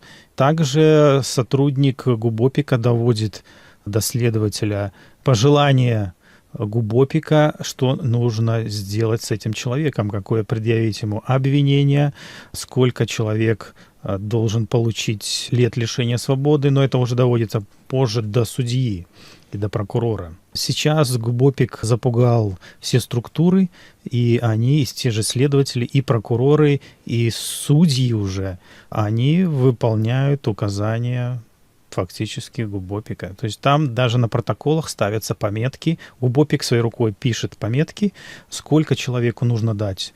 Ну, если не уголовное дело, то суток, какой штраф, либо к какому наказанию его приговорить. Паводле Азарова, асаблівая роля тут у наместника начальника Губазику Михаила Бедункевича. Бедункевич считается как бы связующим звеном между Володаркой и ГУБОПИКом. В руководстве СИЗО-1 находятся те люди, которые учились в Академии МВД с Бедункевичем, с кем он поддерживает дружеские отношения. И он всегда позиционировал себя как решатель вопросов по СИЗО-1. Он туда ходил даже чаще обычных оперов. Бедункевичу нравилось ломать людей и заставлять их писать явки с повинной. Когда Бедункевич сломает человека, говорил оперу по своему подчиненному, теперь может и ходить. То есть вот это его такое хобби, хотя он как начальник не должен этим заниматься. Былы палітвязень, журналіст «Свабода» Олег Груздзіловіч сведчыць пра сістэму запалохвання і помсты, якая існуе на Валадарцы. У нас у камеры быў палітычны былы сілавік. І ён адразу, як з'явіўся, папярэдзіў, што яго абавязкова змесцяць у карцер. Так адбылося. Але напярэдадні мы даведаліся, што ён моцна захварэў, у яго абвастрылася хранічная хвароба, яму давалі лекі, яму фактычна патрэбна было спецыяльнае абыходжанне. Его все-таки кинули в карцер. А чему? Начальник доведался, что он был силовик, и так ему сказал, что ты будешь у меня сидеть весь час в карцере. Его забрали, мы больше его не бачили. Якую лінію паводзінаў варта выбраць вязню Валадаркі, каб па магчымасці захаваць здароўе ў СІЗА? Парады праваабаронцы Вясны Наталлі Сацункевіч. Зараз на Валадарцы і ў іншых СІЗА Беларусі у кожнай камеры ёсць палітычныя зняволеныя. І, звычайна, людзі адразу пазнаюць адзін аднаго і разумеюць сітуацыю. Пры гэтым варта, канешне, менш казаць і больш слухаць, вельмі акуратна ставіцца да выбару людзей, з якімі ты камунікуеш. У камеры, звычайна, не прынята казаць пра сваю крымінальную справу. І, канешне, не варта казаць дэталі, не варта казаць меркаванні пра іншых людзей, бо вельмі распаўсюджаная практыка, калі ў камерах ёсць людзі, якія даносяць інфармацыю да адміністрацыі следства. Вельмі важна захаваць сваё здароўе, добра харчавацца, прасіць, каб перадавалі перадачы з прадуктамі, калі ёсць магчымасць, то і вітаміны і медычныя перадачы. дамагацца лікавання і агляду дактароў, калі гэта патрэбна вам па стану здароўя, рабіць фізічнае практыкаванне, заўсёды выходзіць, калі ёсць магчымасць на прагулку, нават калі падаецца, што сёння вельмі не хочацца, але трэба ісці ўсё роўна. Захоўваць свой маральны дух, падтрымліваць сябе псіхалагічна. І у кожнага чалавека для гэтага свае сродкі. Калі ты ўжо ў СІЗА, то падрыхтавацца да чагосьці вельмі складана. Але калі ёсць магчымасць, то вязню звонка варта перадаць у СІЗА інфармацыю. Напрыклад, кнігі пра тое, як рабіць фізічныя практыкаванні ў абмежаваных умовах. Падтрымліваць вязня як мага больш, казаць то, што яго любяць і чакаюць на волі, памятаюць заўсёды.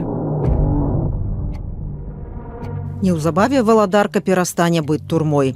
Цяпер вязняў паступова пераводзяць у новы следчы ізалятар у Калядзічах. Будаўніцтва шпіталя і СІЗА для зняволеных пачалося ў Калядзічах яшчэ ў 2010 годзе. Яго адкрыццё пераносілася неаднаразова, але мяркуецца, што пасля канчатковага пераезду Валадаркі ў Калядзічы Пішчалаўскі замак, у якім размяшчаецца цяперашні менскі следчы ізалятар, аддадуць гораду. Чакаецца, што пасля гэты гістарычны аб'ект адрэстаўруюць.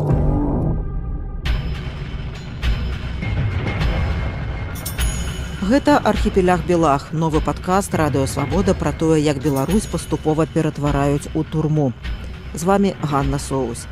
Мы раскажам, як пабудаваны архіпеляг Белах знутры, на чым ён трымаецца, якія людзі там працуюць, на чый загад катуюць і даводзяць да смерці палітвязняў.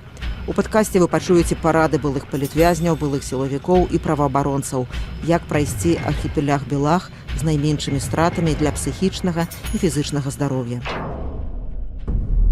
На пачатак лютага 2024 году праваабаронцы вясны зафіксавалі каля 55 тысяч выпадкаў рэпрэсій з пачатку выбарчай кампаніі 2020 году.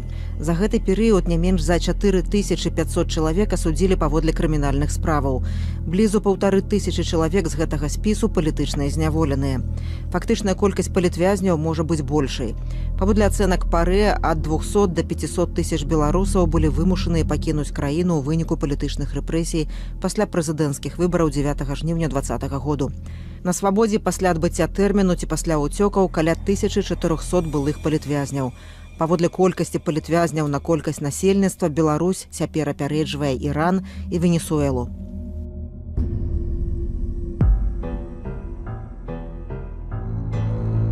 Ад Валадаркі пераходзім да іншага ўвасаблення пекла, якім стаў для палітвязняў следчы ізалятар КДБ ў Менску, так званая амерыканка.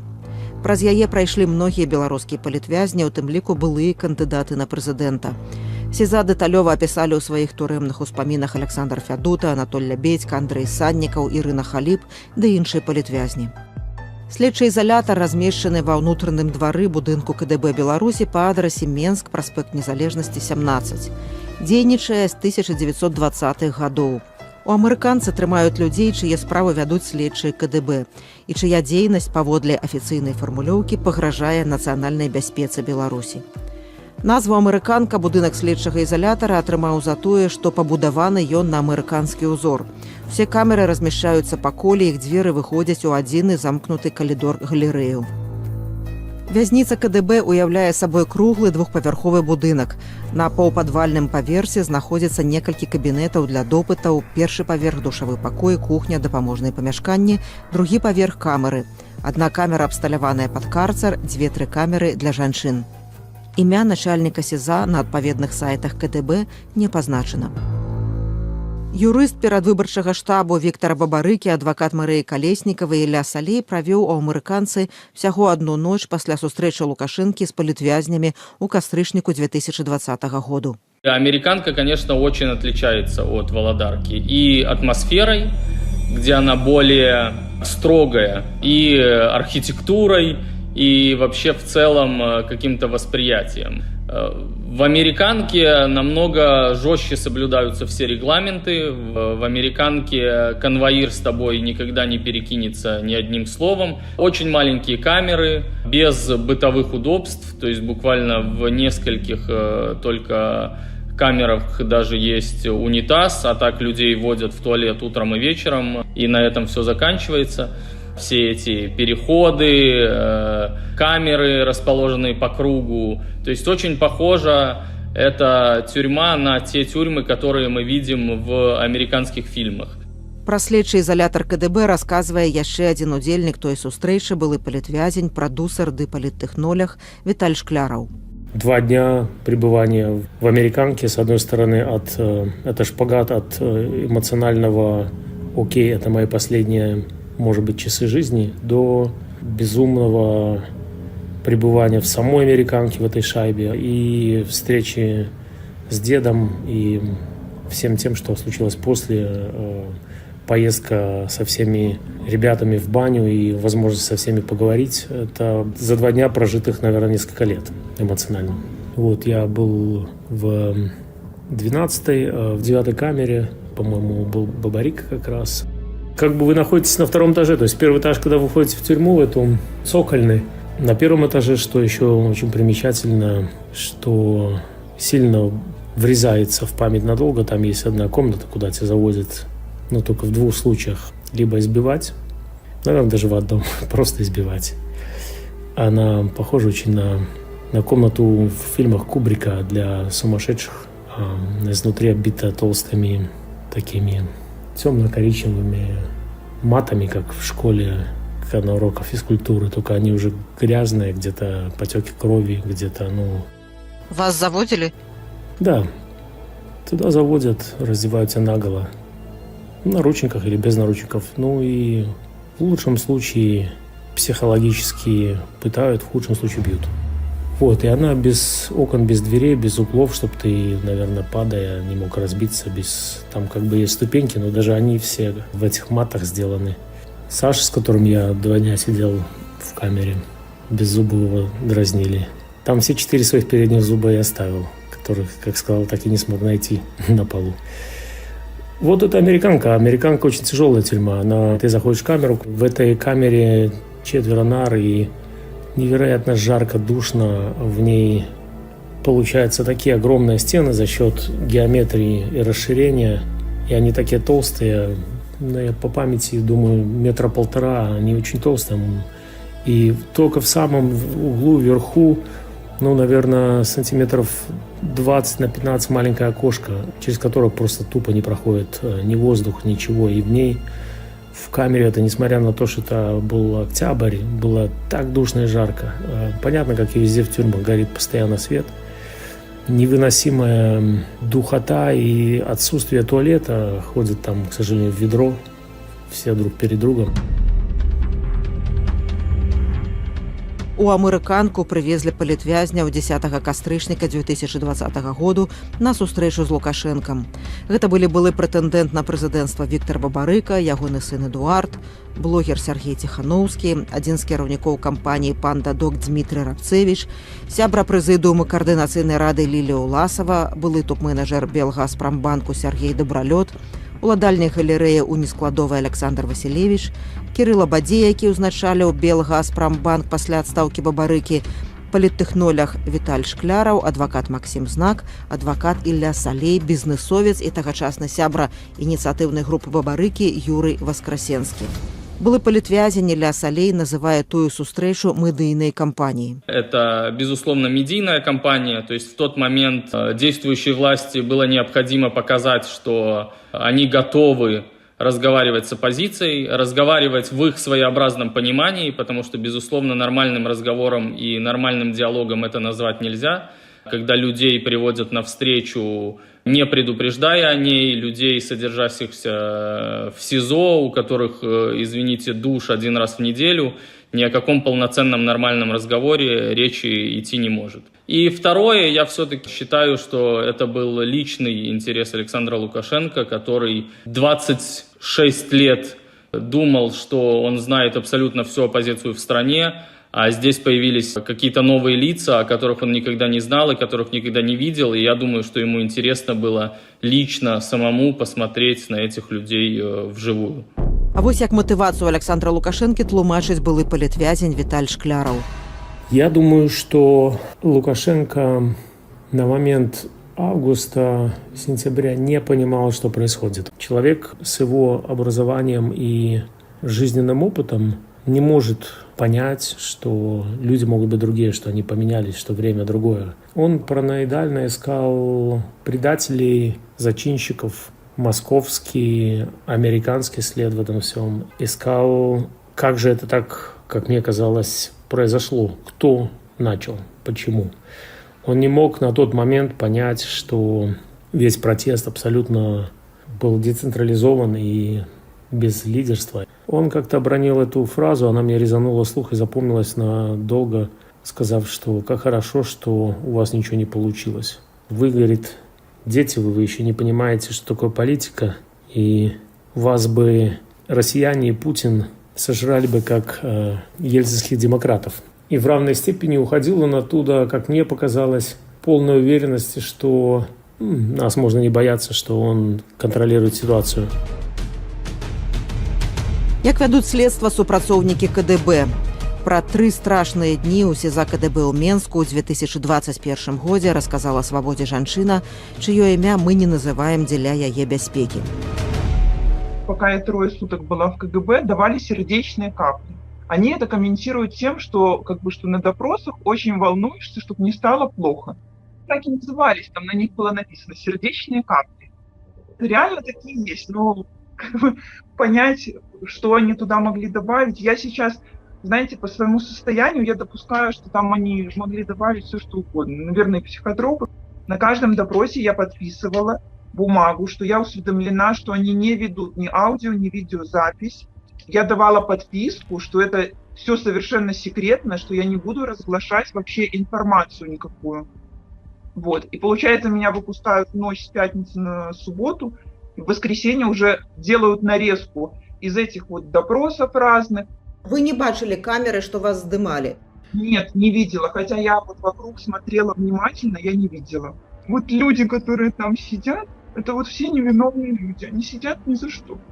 Не просто сидят. Им там созданы все условия для психологического и физического насилия. Честно сказать, не только я так думала, все вокруг так думали, что я уже не выйду оттуда. Што рабіць, калі КДБ схіляе да супрацы і выкарыстоўвае незаконныя метады допыту? Парады праваабаронцы Наталлі Сацункевіч. Досыць распаўсюджаная сітуацыя была раней, ёсць і зараз, калі схіляюць да супрацоўніцтва. Канешне, калі ёсць магчымасць адмовіцца, то добра. Варта адмаўляцца. Калі няма магчымасці адмовіцца, то можна і пагадзіцца. Шмат выпадкаў, калі вельмі знакамітыя медыйныя людзі пагаджаліся на такое супрацоўніцтва, і як потым гэта праблема вырашаецца, чалавек проста выходзіць і публічна аб'яўляе аб тым, што падпісаў пагадненне аб супрацы, і тады знікае сэнс гэтай супрацы з боку КДБ.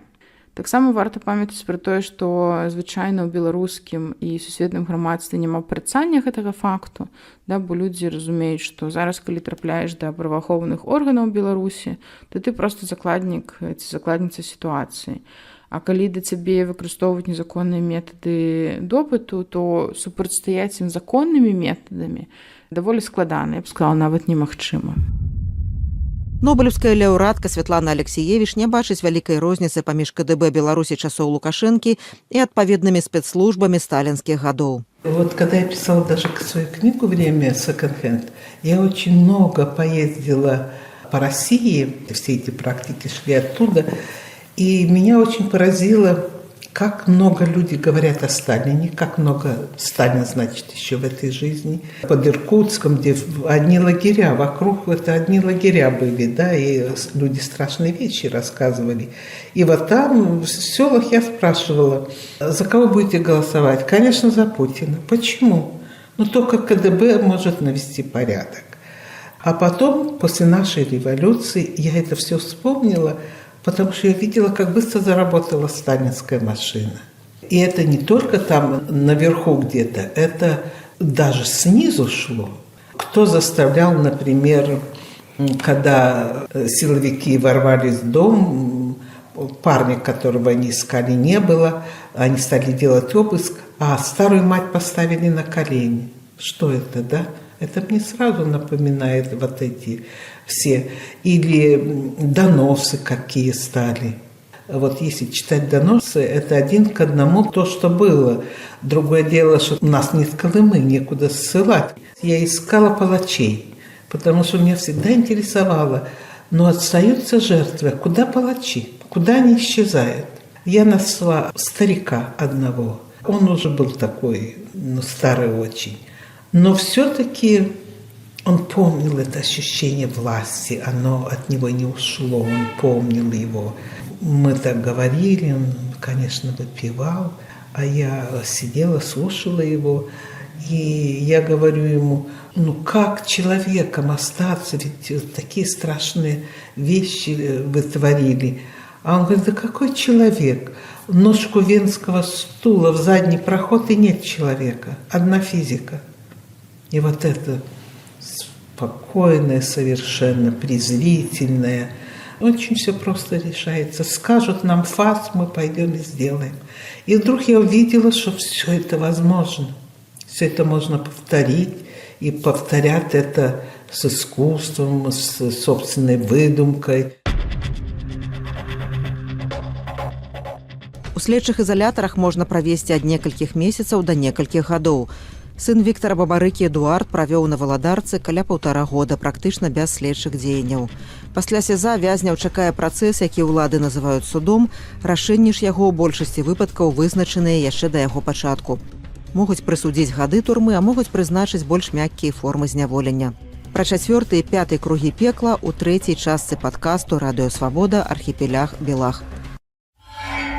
Самое сложное в домашнем аресте – это абсолютно полная изоляция. То есть 24 часа в сутки, 7 дней в неделю на протяжении полугода я практически был все время один.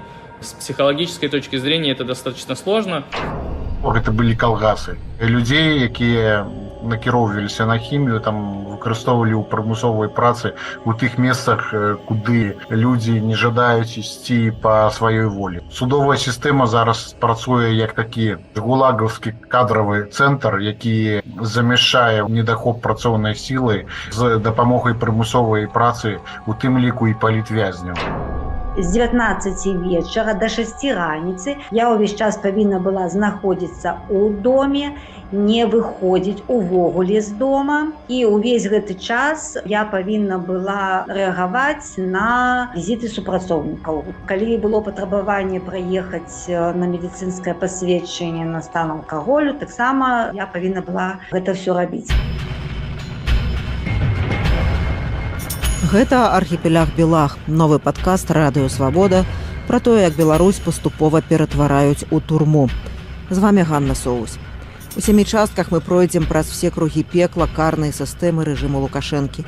Затрымання, суткі, следства, хатні арышт, хіміі, этапы, калоніі, турмы і жыццё пад наглядам па вызваленні. У гэтым нам дапамогуць былыя палітзняволеныя, былыя сілавікі, праваабаронцы, а таксама нобелеўская лаўрэатка Святлана Алексіевіч. Гэтая частка прысвечаная такім формам зняволення, як хатні арышт і так званая хімія. Хатняя і з накіраваннем у папраўчую установу адкрытага тыпу. Гэта 4-й і 5-й кругі пекла. Архіпелях Белах. 4-й круг пекла. Хатні арышт. Ты знаходзішся дома, вакол цябе твой ложак, твои рэчы і так далей, але усе магчымасці у каго, у міліцыі, у ўлад, ёсць, каб зрабіць гэта невыносным. Табе забаронена камунікацыя з усім светам, з усімі, амаль з усімі, акрамя твайго следчага, акрамя твайго адваката, ну і калі табе спатрэбяцца дактары і твае блізкія, сваякі, з якімі ты жывеш.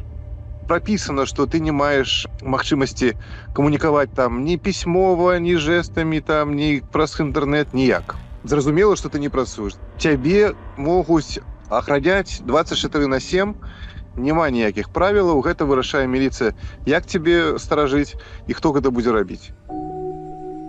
Праваабаронца і дырэктар офісу правоў людзей з інваліднасцю Сергей Драздоўскі правёў пад хатнім арыштам каля паўгода. Затрымалі яго ў лютым 2021 году з абвінавачваннем у махлярстве. Махлярствам палічылі тое, што офіс на грошы прадстаўніцтва ААН у Беларусі аказваў праўную дапамогу ўдзельнікам паслявыбарных пратэстаў.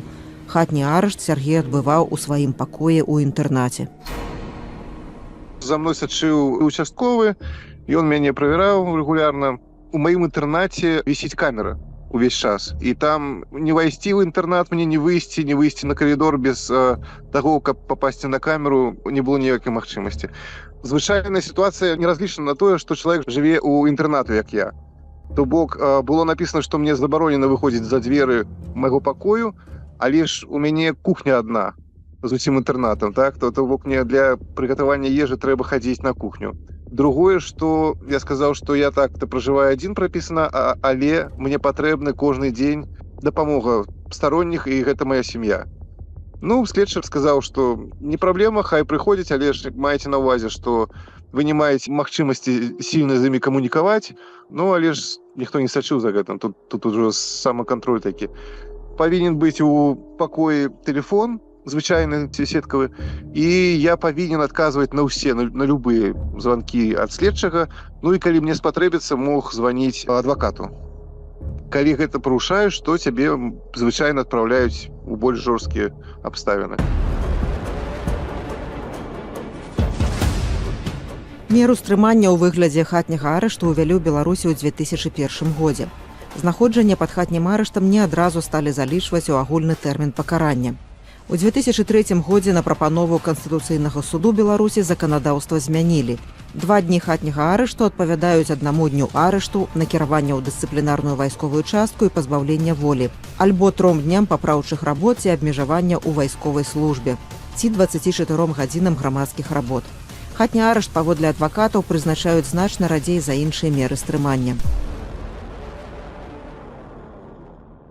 Прадстаўнік аб'яднання былых сілавікоў Белполу Владзімір Жыгар называе хатні арышт дастаткова нераспаўсюджанай мерай у Беларусі. Такое применяют на самом деле очень редко и по отношению в основном к людям, которые по разного рода причинам не могут находиться в той же самой химии, либо не могут находиться в исправительных учреждениях. Основное это то, что эти люди не совершили какого-то тяжкого преступления. Как по мне, это поблажка. Но все равно человек находится под постоянным контролем.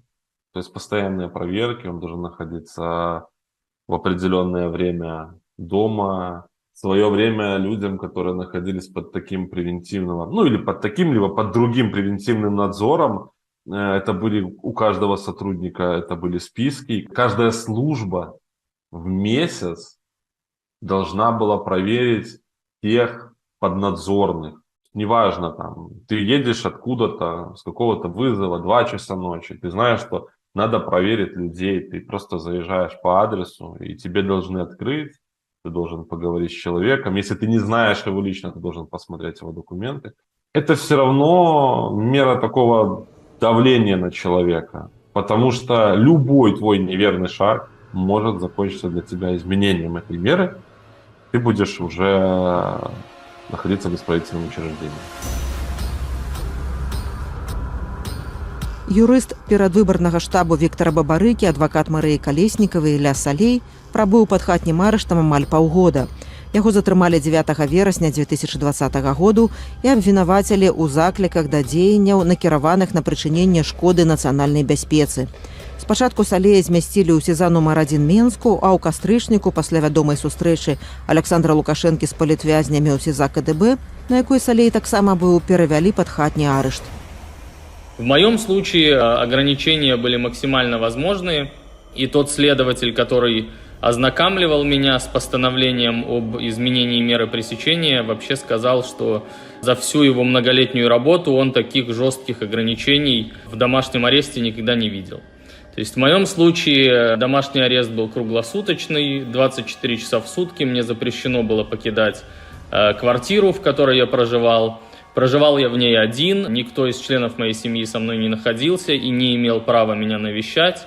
Мне было запрещено пользоваться и мобильным телефоном, и интернетом, и, собственно, абсолютно любыми средствами связи. Поэтому всю информацию, которую я получал, она приходила ко мне от моих адвокатов, которые навещали меня и в качестве адвокатов, и в качестве людей, которые приносили мне еду, выносили мой мусор и просто были, собственно, связью с внешним миром.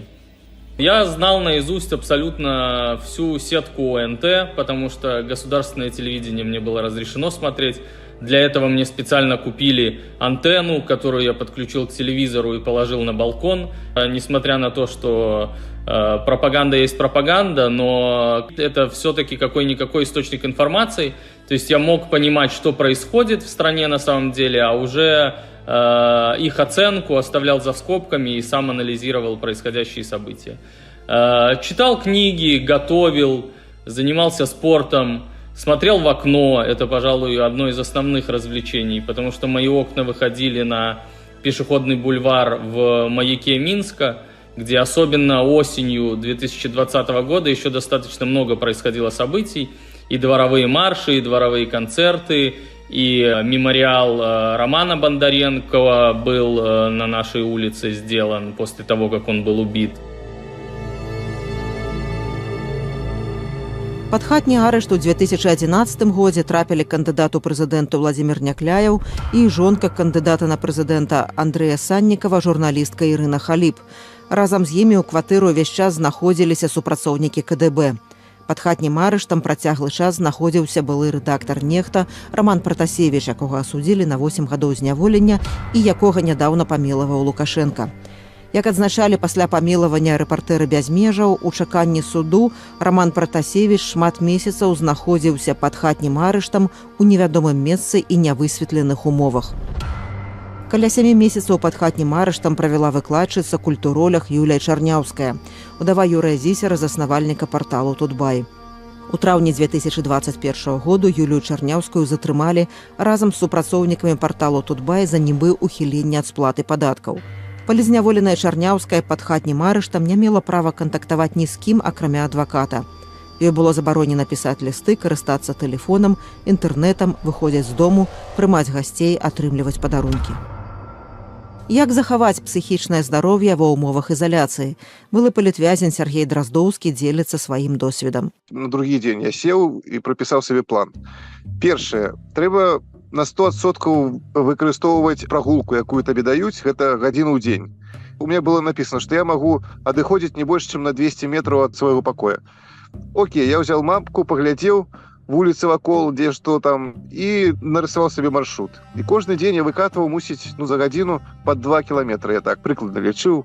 Другое, што гэта распарадак дня. Уставаў па распісанню.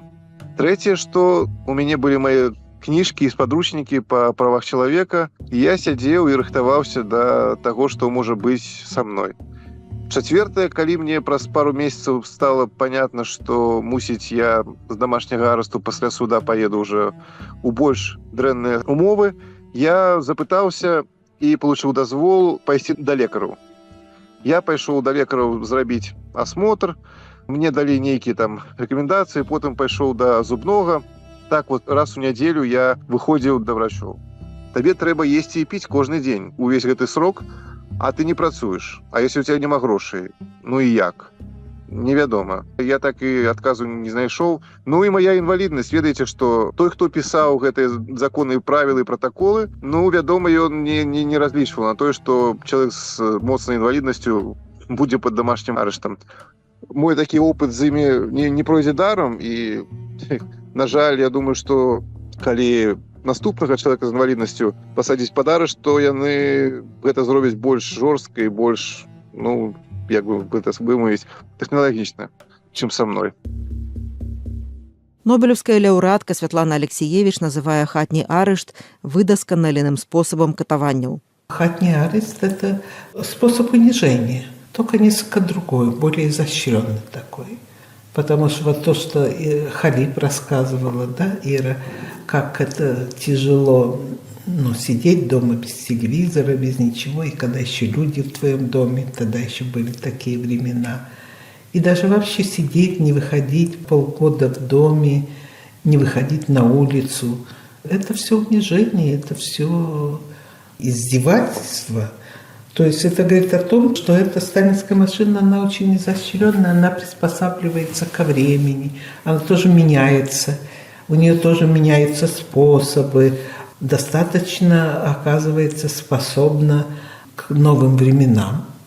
Там много фантазий, там тоже много вымысла, и там, видно, работают тоже не глупые люди. Мы так думаем, что это там какие-то страшные садисты только работают, и все.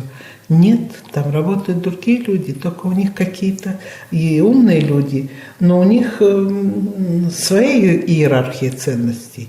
Может быть, у них и другие убеждения, деньги, много вещей, которые могут соблазнить человека, и не каждый может устоять. На пачатак лютага 2024 году праваабаронцы вясны зафіксавалі каля 55 тысяч выпадкаў рэпрэсій з пачатку выбарчай кампаніі 2020 году. За гэты перыяд не менш за 4500 чалавек асудзілі паводле крымінальных справаў. Блізу 1500 чалавек з гэтага спісу палітычныя зняволеныя. Фактычная колькасць палітвязняў можа быць большай. Паводле ацэнак ПАРЭ, ад 200 до 500 тысяч беларусаў былі вымушаныя пакінуць краіну ў выніку палітычных рэпрэсій пасля прэзідэнцкіх выбараў 9 жніўня 2020 году. На свабодзе пасля адбыцця тэрміну ці пасля ўцёкаў каля 1400 былых палітвязняў. Паводле колькасці палітвязняў на колькасць насельніцтва Беларусь цяпер апярэджвае Іран і Венесуэлу.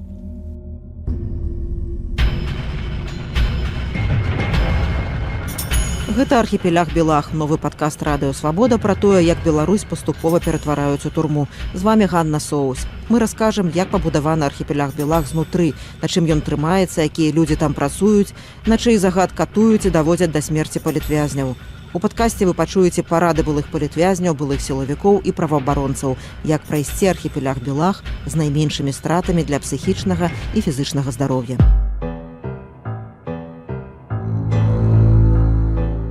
Архіпеляг Белах. Пяты круг пекла. Так званая хімія, хатняя і з накіраваннем у папраўчую установу адкрытага тыпу.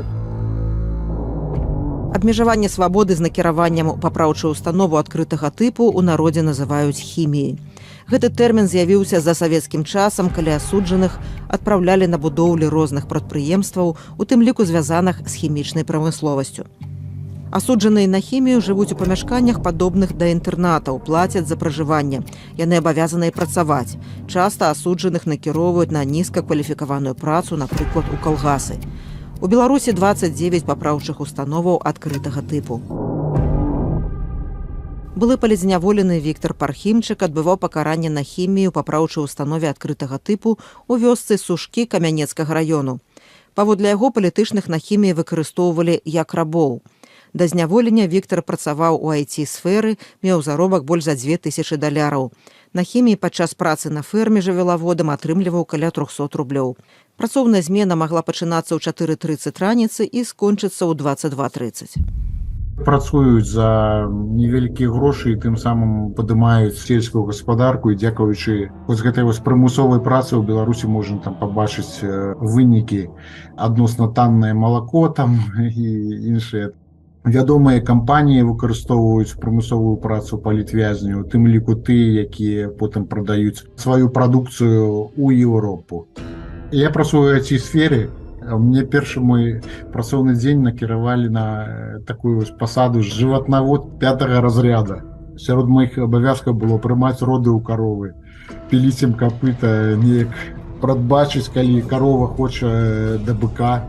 І такія іншыя працы, якіх я нічога не разумею, да па правде сказаць, і зараз я нічога там не разумею.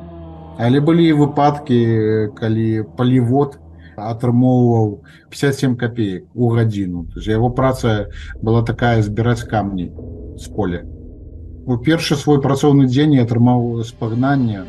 Я зараз працытую, бо гэта быў приказ председателя колхоза за кавычки открываются за нарушение технологий кормления дойных коров. Аляксей, былы палітвязень, вызваліўся ў лістападзе 2022 году. Яго асудзілі па 342 народным артыкуле на 1,5 года хіміі. Адбываў пакаранне ў папраўчай установе адкрытага тыпу нумар 43 ў Магілёве. Хімікі жылі ў былым будынку раённага ўправлення ўнутраных справаў. Работал на стройке около года, наверное. И на последние месяца 4-5, я точно не помню, меня устроили в автосервис. Солидарные люди, скажем так. Находился это очень рядом с местом, где отбывал наказание, то есть минута ходьбы. Отношение ментов, специфическое у всех. Хоть есть и понимающие люди, которые понимают, что такое система и какая власть, но все равно на работе этого не показывали. Раз в 3 месяца приезжали ребята в скафандрах с черными пиджачками, досматривали телефоны, досматривали комнаты, лазили по всем телеграммам, по всем мессенджерам, по всем соцсетям, заставляли разблокировать телефоны, дать пароли, лазили везде. И были случаи, что находили у людей там лайки, или какие-то старые фотографии, или подозрительную переписку, и забирали их. Один пацанчик уехал на колонию по итогу. Некоторым давали просто ШИЗО как наказание, то есть, где-то там что-то нашли, 10 суток ШИЗО, было пару человек, добавили пару месяцев. Еще одна уголовка, суд. Разам з Аляксеем адбывалі так званую хімію яшчэ каля 30 палізняволеных. Агулам колькасць вязняў па папраўчай установе адкрытага тыпу нумар 43 на працягу 1,5 года вагалася ад 180 да 220 чалавек. Аляксею пашанцавала трапіць у добры пакой, у якім жылі толькі 4 чалавекі. Я жил на нижнем ярусе, двухъярусная кровать, но все равно меня периодически там попугивали. Политически вам запрещено на 1 этаже спать, но все было нормально. У меня такая история, у меня было расставание с девушкой, очень тяжелые последствия, не знаю, пережить все это. Психушка у меня там была. Находясь здесь, в Германии, я продолжаю посещать психотерапевта. Больше боялся неизвестности того, когда я выйду, что будет. Как буду дальше преследовать, какие будут ограничения, смогу ли выехать, потому что планировал уехать еще, находясь на химии. Ты там сидишь, ты ждешь только освобождения. Все, то есть день за днем просто спокойно сидишь. Ты там никуда не уйдешь, ничего плохого не сделаешь, ведешь себя хорошо, чтобы выйти без последствий. Праваабаронца цэнтру «Вясна» Наталя Сацункевіч гаворыць пра адметнасці хіміі для палітычных пасля 2020 году. Падчас адбыцця так званай хіміі ва ўстанове адкрытага тыпу для вязняў, якія сутыкнуліся з палітычна матываваным пераследам, умовы для іх ствараюцца больш жорсткія. Кантролю нашмат больш, ад іх патрабуюць вельмі фармальнага выконвання ўсіх правілаў, і відавочна, што ўсе правілы выканаць немагчыма. І калі у адміністрацыі ёсць задача ці жаданне дадаткова рэпрэсаваць чалавека, то падставы можна знайсці заўсёды. Паводле заканадаўства, так званая хімія, па сутнасці, лічыцца менш жорсткім пакараннем у параўнанні з калоніяй. Але мы бачым, што чалавек там не з'яўляецца свабодным, вольным, не можа распараджацца сваім жыццём і часам і вырашаць шмат якія пытанні так, як ён ці яна хочуць.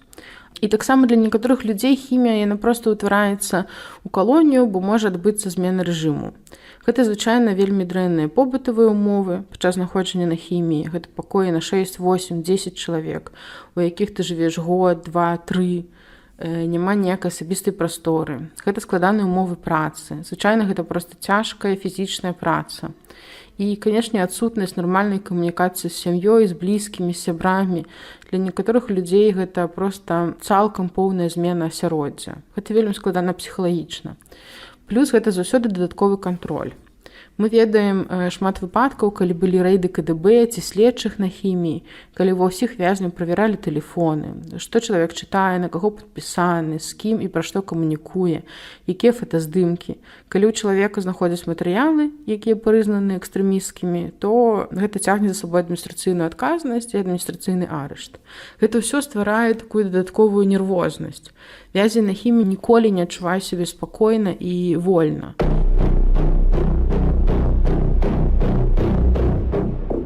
А зараз пра хатнюю хімію, якая на першы погляд выглядае палёгкай. Пасля рашэння суду палітвязень выходзяць з-за кратаў, але вельмі хутка становіцца зразумела, якія жорсткія тыя абмежаванні. Асуджаны на хатнюю хімію жыве дома, працягвае працаваць на сваім асноўным месцы, але з заробку яго могуць забіраць да 25% кожны месяц. Ён павінен стаць на ўліку спецыяльнай інспекцыі, з праверкай да яго могуць прыйсці ў любы час дадому ці на працу. Асуджанаму на хатнюю хімію нельга ўжываць алкаголь, забаронена выходзіць з дому ў выходныя святы. Нельга хадзіць у госці, наведваць любыя забаўляльныя мерапрыемствы. Былая палізняволеная Рэгіна Лавор жыла ў Іўгі. Яна стварыла і ўзначаліла цэнтр рамёстваў, была дырэктаркай музею нацыянальных культур. Жанчыну асудзілі на 2 гады хатняй хіміі за каментары пра міліцыю. На працягу тыдня ёсць 5 дзён, калі ты можаш выходзіць за межы дома. Гэта з панядзелка па пятніцу, кожны дзень 2 гадзіны, которые прапісаны канкрэтна. Напрыклад, гэта ў мяне было спачатку ад 14 до 16, пасля мне змянілі гэтыя гадзіны з 10 до 12. То бок кожны дзень я магла з 10 до 12 пакідаць свой дом, выходзіць за яго тэрыторыю, каб вырашыць якіясьці пытанні, звязаныя з наведваннем доктара, банка, падаткавай інспекцыі, у краму, спаткацца са сваімі блізкімі. Вось на гэта было 2 гадзіны. Паколькі мы жылі ў прыватным доме, то мне было таксама дазволена ад 6 раніцы да 19 вечара знаходзіцца на тэрыторыі дома, не пакідаючы тэрыторыю больш чым за метр за агароджу. Абслугоўваць тэрыторыю там за плотам альбо вынесці смецце, гэта ўжо было таксама зрабіць немагчыма. Выгуляць сабаку, гэта было таксама складана, таму што трэба было карыстацца ў дадзеным выпадку тымі 2 гадзінамі, якія ў мяне былі. І для мяне самае складана было тое, што працаўладкавацца не атрымалася за гэты час, і я проста вымушана была зарэгістравацца рамеснікам дзеля таго, каб мець якоеся афіцыйнае працаўладкаванне, но фактычна я не магла працаваць. У мяне было ўсё тыя ж 2 гадзіны за межамі дома, каб і працаваць у тым ліку. Міліцыя часта правярала Рэгіну Лавор, як вынік ёй запісвалі ў справу розныя парушэнні. Я ўвесь час старалася захоўваць гэты парадак, умовы адбывання пакарання. Ну, пры гэтым, канешне, я вяла актыўную пазіцыю, я пісала розныя звароты, я змагалася за сваё існаванне, за тое, каб працаваць, каб займацца любімай справай, і, хутчэй за ўсё, гэта таксама паўздзейнічала на тое, што ціск павялічваўся. І вось ад 31 студзеня праверкі пачаліся літаральна кожны дзень, па 5-6 разоў на вечар. Ну, гэта былі вельмі такія складаныя умовы, калі ты павінен амаль жыць каля гэтых дзвярэй, каб не прапусціць вось гэтую праверку. У лютым 2022 году Рэгіна Лавор адбыла 10 дзён арышту. У чэрвені 2022 яшчэ 3 дні за тое, што не адчыніла дзверы АМАПу. Пакаранне яна беспаспяхова спрабавала абскардзіць у судзе. Пасля 17 месяцаў хатняй хіміі Рэгіна Лавор вырашыла выехаць з Беларусі. Вязень на хатняй хіміі павінен знайсці працу сам. Калі гэтага не адбылося, ён абавязаны прыйсці ў камітэт працы, занятасці і сацыяльнай абароны. Адмовіцца ад працы, прапанаванай там, ён не можа. Калі асуджаныя парушаюць гэтыя правілы, іх могуць вярнуць за краты. Паводле праваабаронцаў, хатняя хімія становіцца ўсё больш распаўсюджаным відам пакарання. Былы супрацоўнік крымінальнага вышуку Владзімір Жыгар разам з калегамі па аб'яднанні былых сілавікоў «Белпол» аналізавалі, чаму так адбываецца. Паводле Жыгара, тут можа быць некалькі прычынаў. Першае, каб трымаць пад жорсткім кантролем вялікую частку актыўнага грамадства наступныя некалькі гадоў. І другая прычына. Мы как-то приводили у себя в организации эту статистику, смотрели, что да, действительно немножко крен в эту сторону пошел. На наш взгляд, такая мера связана с тем, что действительно очень большое перенаселение политических заключенных в тюрьмах. И, возможно, в некоторых случаях это делается для того, чтобы человек оставался на свободе, но при этом за ним идет постоянный контроль. Возможно, через этого человека могут добраться до каких-то других людей, то есть которые по его уголовному делу найти и привязать не смогли, но все же прекрасно понимают, что где-то тут ты можешь пересечься, кто-то тебе может позвонить, кто-то может прийти к тебе в гости. То есть это как какого-то своего рода приманка. Они же тоже прекрасно понимают, что если человек не представляет для них очень большого интереса, но все равно, скажем так, подпадает под категорию людей, осужденных по протестам, то есть они даже, может быть, могут и давать такую возможность, как человеку съехать. То есть ты уезжай, забирай все и все. Пра розныя нюансы хатняй хіміі, а таксама пра тое, як не даць уладам падставаў змяніць пакаранне на больш жорсткае, разважае праваабаронца вясны Наталля Сацункевіч. Хатняя хімія павінна быць яшчэ менш жорсткім відам пакарання, Але на практыцы гэта і раней да палітычных ужывалася. Я вось памятаю кейс з Дмітра Паліенкі, якога вельмі актыўна кантравалі падчас адбыцця хатняй хіміі. Хатняя хімія можа і выкарыстоўваецца праваахоўнымі органамі як дадатковы інструмент ціску. На хатняй хіміі да чалавека могуць прыйсці з міліцыі, праверыць у любы момант. Калі нешта не так, то напісаць гэта як парушэнне. Я размаўляла з тымі, хто па прысуду атрымаў хатнюю хімію, і яны кажуць, што гэта вельмі страшна. І, напрыклад, людзі баяцца проста заснуць і не прачнуцца ад груката ў дзверы, і калі яны не адчыняць, то гэта будзе парушэнне і можа быць змена рэжыму. Калі чалавек прыняў для сябе рашэнне адбываць хатнюю хімію, то, канешне, важна паглядзець, якія ёсць правілы, падумаць для сябе, як ты можаш іх выконваць. Чым лепшы і адэкватны такі кантакт будзе з участковым міліцыянтам, які ажыццяўляе нагляд, тым прасцей будзе адбываць хатнюю хімію. Так раіць праваабаронца. На практыцы гэта атрымліваецца не ў кожнага. Так, Віктару Пархімчыку, які адбываў пакаранне на хіміі, змянілі меру пакарання і накіравалі ў шклоўскую калонію. Пра 6-ы круг пекла, найбольш вядомай калонію Беларусі, гомельскую жаночую, наваполацкую, шклоўскую, у 4-й частцы падкасту «Радыё Свабода» архіпелях Белах. Мяне яшчэ адну зняволеную, якая была хворая на рак, гналі у прамым сэнсе. Нас гналі праз чыгуначныя рэйкі, і толькі святло фонарыкаў ад канвою, брэх сабак. Было такое ўражанне, што ты ў канцлягеры знаходзішся. Гомельская колония для меня это не страшно, это мерзко, потому что я там поменяла 10 отрядов. Гэтая колония падпарадкоўваюць трендам апошнім па расчалавечванні. Задача просто катаваць. У шклоўскай колонии я мог заўважыць, што як паступова закручиваются вот гэтай гайки. Избиение там это нормальное явление. Если, допустим, в других колониях можно в ШИЗО получить там и 5 суток, и 7 суток ШИЗО, то на единице такое не распространено. В самом ШИЗО тебя продляют, еще могут 10 дать, потом еще 10 дать. Гэта архіпелях Белах. Новы падкаст «Радыё Свабода» пра тое, як Беларусь паступова ператвараюць у турму. З вами Ганна Соус.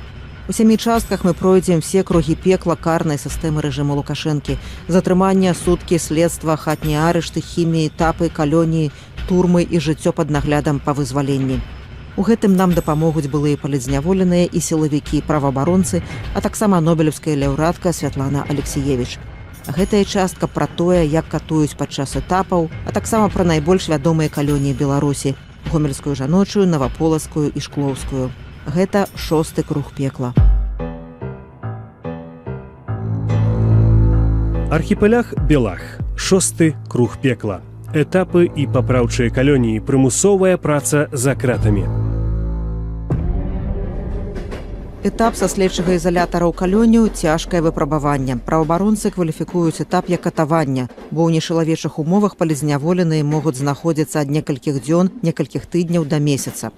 Цягам гэтага часу ані родныя, ані адвакаты нічога не ведаюць ні пра вязняў, ні пра тое, куды іх вязуць.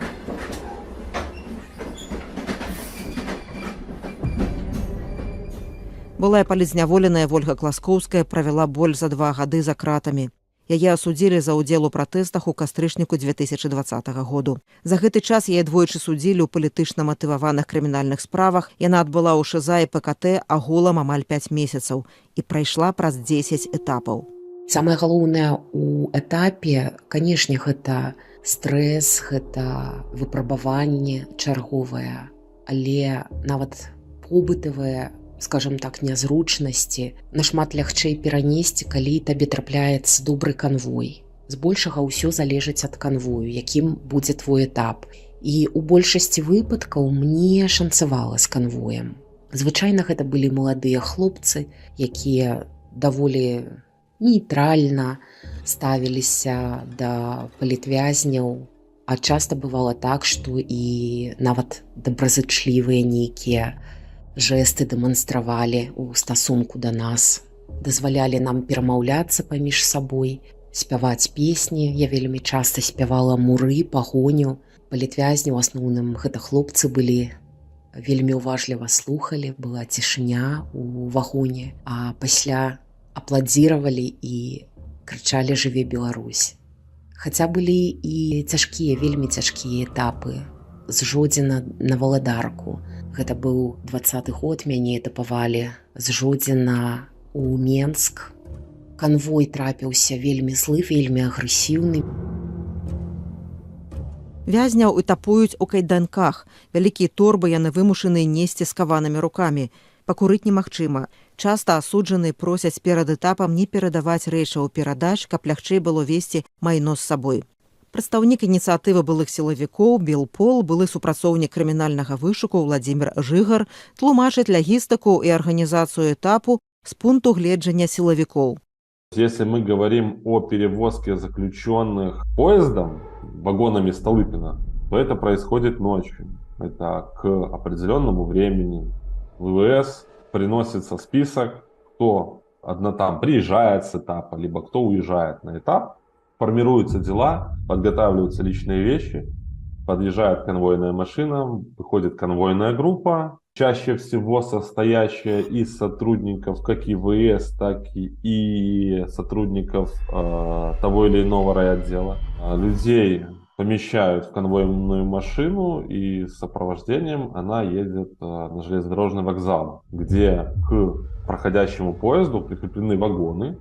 Машина подъезжает в упор к входу или выходу из вагона.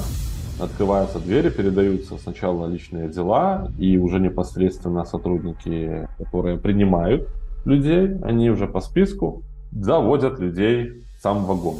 Но тут надо понимать, что вот на этом уже возможности милиции заканчиваются. Дальше они уже находятся в юрисдикции Департамента исполнения наказаний. На одной пассажирской станции может подъехать 5-6 машин, они представляют разные РОВД, и все, и всех грузят. И этапы, они, по-моему, по четным числам. То есть этапы из ИВС, из отдела в СИЗО, а этапы из СИЗО в ИВС по нечетным. Там нет никаких компьютерных систем, нет никаких баз данных, там все вписывается вручную. Як можна падрыхтавацца да этапу? Што могуць зрабіць родныя палітзняволеных? Раіць праваабаронца вясны Наталья Сацонкевіч. Калі чалавек знаходзіцца яшчэ ў СІЗА да суда і потым да разгляду апеляцыі, то можна і варта рабіць грашовыя пераводы. Па-першае, чалавек атрымлівае інфармацыю аб гэтых пераводах, гэта яго падтрымлівае як увага, салідарнасць. Па-другое, гэтыя грошы проста застануцца на рахунку і паедуць далей з чалавекам у калонію. І калі не будзе дадатковых абмежаванняў і спагнанняў, то ён зможа выкарыстоўваць гэтыя сродкі ў турэмнай краме. На жаль, усе палітычныя вязні стаяць на ўліку є схільныя да дэструктыўнай дзейнасці і вельмі часта выкарыстоўваецца гэтае абмежаванне, калі вязень можа выдаткаваць толькі 2 базавыя велічыні на месяц у турэмнай краме. Але ўсё роўна грошы могуць быць, яны не прападуць. Відавочна, што мільёны там не патрэбныя, але нейкі запас добра каб быў. Ну і па-другое, наконт этапу сам вязень мае парады ўжо не пачуе. Але для родных добрай крыніцай інфармацыі можа быць інфармацыя ад звычайных вязняў, не палітычных. У Беларусі вельмі шмат людзей, якія прайшлі праз крымінальныя справы, СІЗА, калоніі. Ёсць групы ў аднакласніках, кантакце, вайберы, чаты. Людзі родныя абмяркоўваюць, як спрасціць этап, якую торбу лепей перадаць перад этапам, якія рэчы забраць, нешта даслаць. Гэта, канешне, патрабуе ад родных працы. Да гэтага трэба рыхтавацца. Але гэта нашмат спрасціць жыццё вязня і дасць яму упэўненасць, што яму, па-першае, дапамагаюць, а па-другое, што пра яго памятаюць. Пасля этапу палітвязень трапляе найчасцей у калонію. Всяго ў Беларусі 17 папраўчых калоній з улікам адной для непаўнагадовых. Яны падзеленыя на некалькі відаў строгага, агульнага, узмоцненага і асаблівага рэжыму. Апошні найгоршы. Гэта калонія нумар 13 у Глыбокім. Праваабаронцам вясны вядома пра 2 палітвязняў там. Гэта Мікола Статкевіч і Віталь Мельнік, рэйкавы партызан, якому прастрэлілі ногі. Ёсць і іншае адрозненне, пра якое кажа прадстаўнік аб'яднання былых сілавікоў «Байпол» Александр Ракіцкі. Ён служыў пракурорам аддзелу па наглядзе за законнасцю выканання крымінальных пакаранняў з 2003 по 2008 гады. На сегодняшний день колонии подразделяются на два вида. Это исправительная колония для лиц, ранее отбывавших наказание в виде лишения свободы, и для лиц, ранее не отбывавших. Возьмем мужские колонии для лиц, ранее не отбывавших наказания. На сегодняшний день это, насколько мне известно, ИК-2 Бобруйск, ИК-17 Шклов, ИК-1 Новополоцк, ИК-3 Витьба и ИК-15 Могилев. Як вызначаецца, у якую калонію якіх палітвязняў адпраўляюць? И направляет в исправительную колонию Департамент исполнения наказаний, так называемый специальный отдел. Этим занимается в Департаменте исполнения наказаний. Логика такая, в зависимости от наполнения, от того, проходили ли по одному делу осужденные, то есть не должны содержаться, то есть, как правило, не должны содержаться в одной колонии лица, которые проходили по одному уголовному делу, соучастники. Если мы берем 4500 или 1500 политзаключенных, то распределите на 5 колоний, то получается по 300 человек будет на одну колонию. Якія могуць быць першыя крокі па прыбыцці ў калонію? Праваабаронца Наталья Сацункевіч працягвае. Важна проста глядзець, што адбываецца навокал. Бо сістэма збудавана такім чынам, што чалавеку звычайна тлумачаць розныя правілы, фармальныя і нефармальныя. І чалавек абірае, якія з іх яму пасуюць ці не. Зараз у кожнай калоніі знаходзяцца дзесяткі палітвязняў, і проста немагчыма не камунікаваць з імі. І палітвязні звычайна адзін аднаго падтрымліваюць, могуць нешта падказаць, параіць, варта проста арыентавацца на гэта.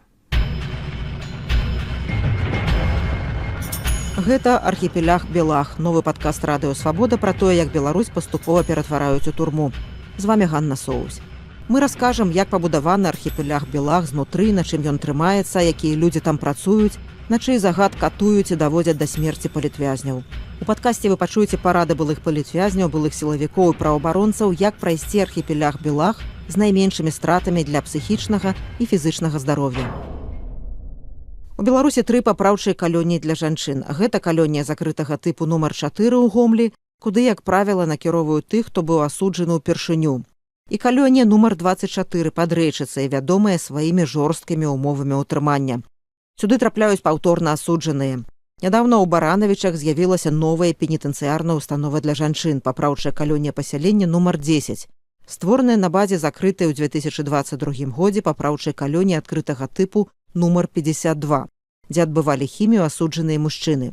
У Баранавіцкую калонію адпраўляюць асуджаных жанчын з гомельскай ПК нумар 4 пасля замены пакарання на мякчэйшае. Праваабаронцы адзначаюць, што гэтая мера не тычыцца палітычных зняволеных. Гомельская калонія нумар 4. Вязніца большасці палітзняволеных жанчын. Начальнік Дзяніс Толстянкоў. Адразу магу сказаць, што гомельская калонія найгоршае месца. Гэта рэальная страшэнная катоўня, установа сталінскага тыпу. І знаходзіцца там выжываць, трымацца вельмі цяжка. Самыя страшныя, драматычныя пякельныя ўспаміны звязаныя менавіта з гомельскай калоніяй. Успамінае былая палітзняволеная Вольга Класкоўская.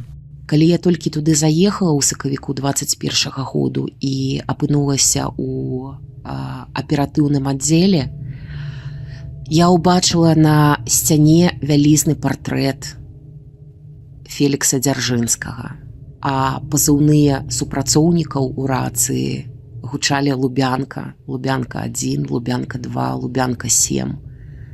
І гэта вельмі яскравыя дэталі, якія вельмі яскрава сведчаць пра норавы ў гомельскай калоніі. Я тады адразу зразумела, што мяне там чакае. І я не памылілася. Гэта фашысцкі канцлагер. І умовы невыносныя, створаныя там, асабліва для палітвязняў, іх катуюць і іх гнояць.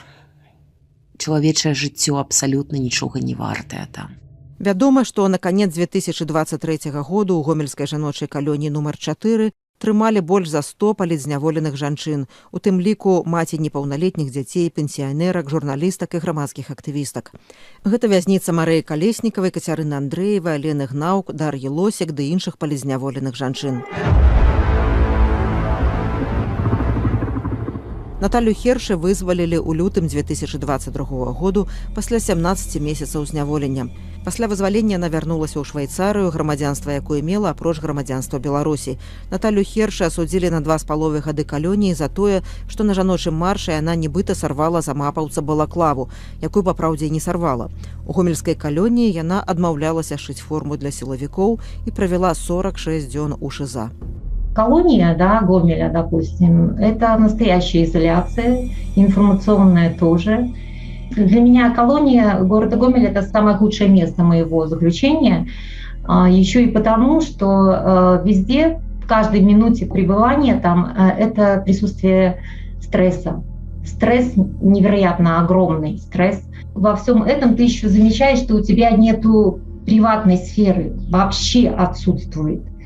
Даже когда ты идешь в туалет, ее просто нету.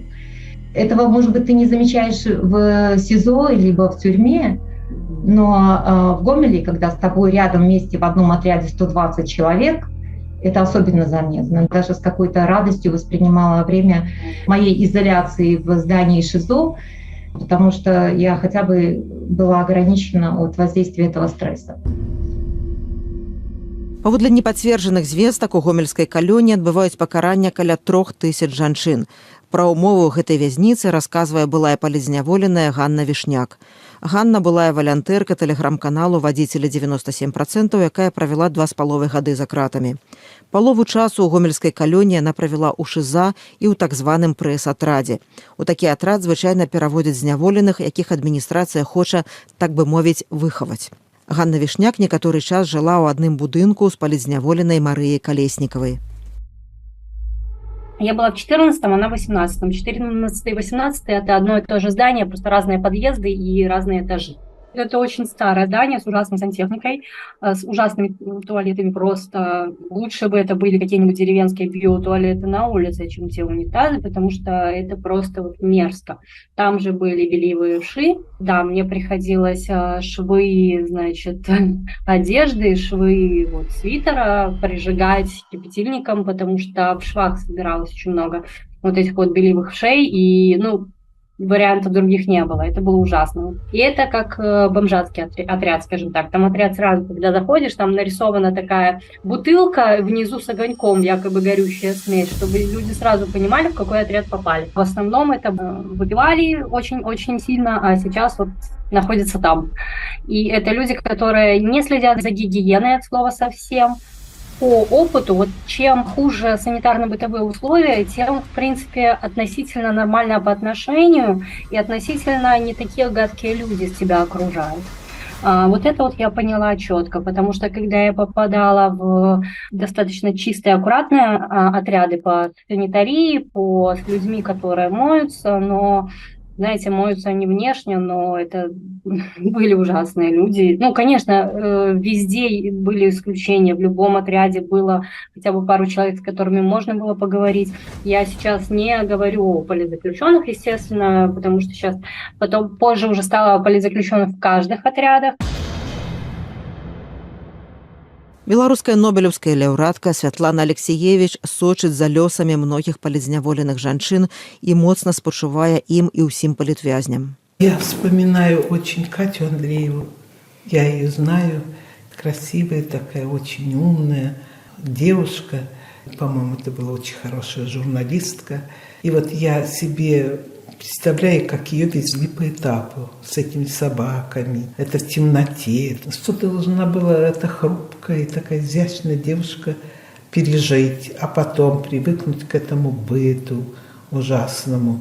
Женщины, вот, с которыми я встречалась, они рассказывали, что когда их срок кончался, они уходили, и что они оставляли своим подругам трусы, чтобы была возможность менять трусы, там нижнее белье, все.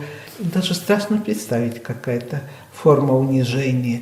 И я думаю, тысячи людей, которые прошли тюрьмы, а тем более там в колониях были, это будут больные люди. Не будет больны почки, желудок. Это будет огромная проблема. И, по-моему, власти добиваются этого. Как бы человек, его не убили, не расстреляли, но его сделали инвалидом. Это ее форма тоже современная, форма мести. И я думаю еще о Марии Колесниковой. Мария, которую мы все очень любили, такая красивая. Вот я вижу ее облик, как она всегда улыбается. Она была каким-то символом таким радостным. Вот нам часто ставят вину, почему вы не стреляли, почему вы не жгли шины. Но мы тогда в тот момент не были готовы. Это настолько внезапно. Мы сначала думали, что революция – это праздник, а мы очень дорого за нее заплатили.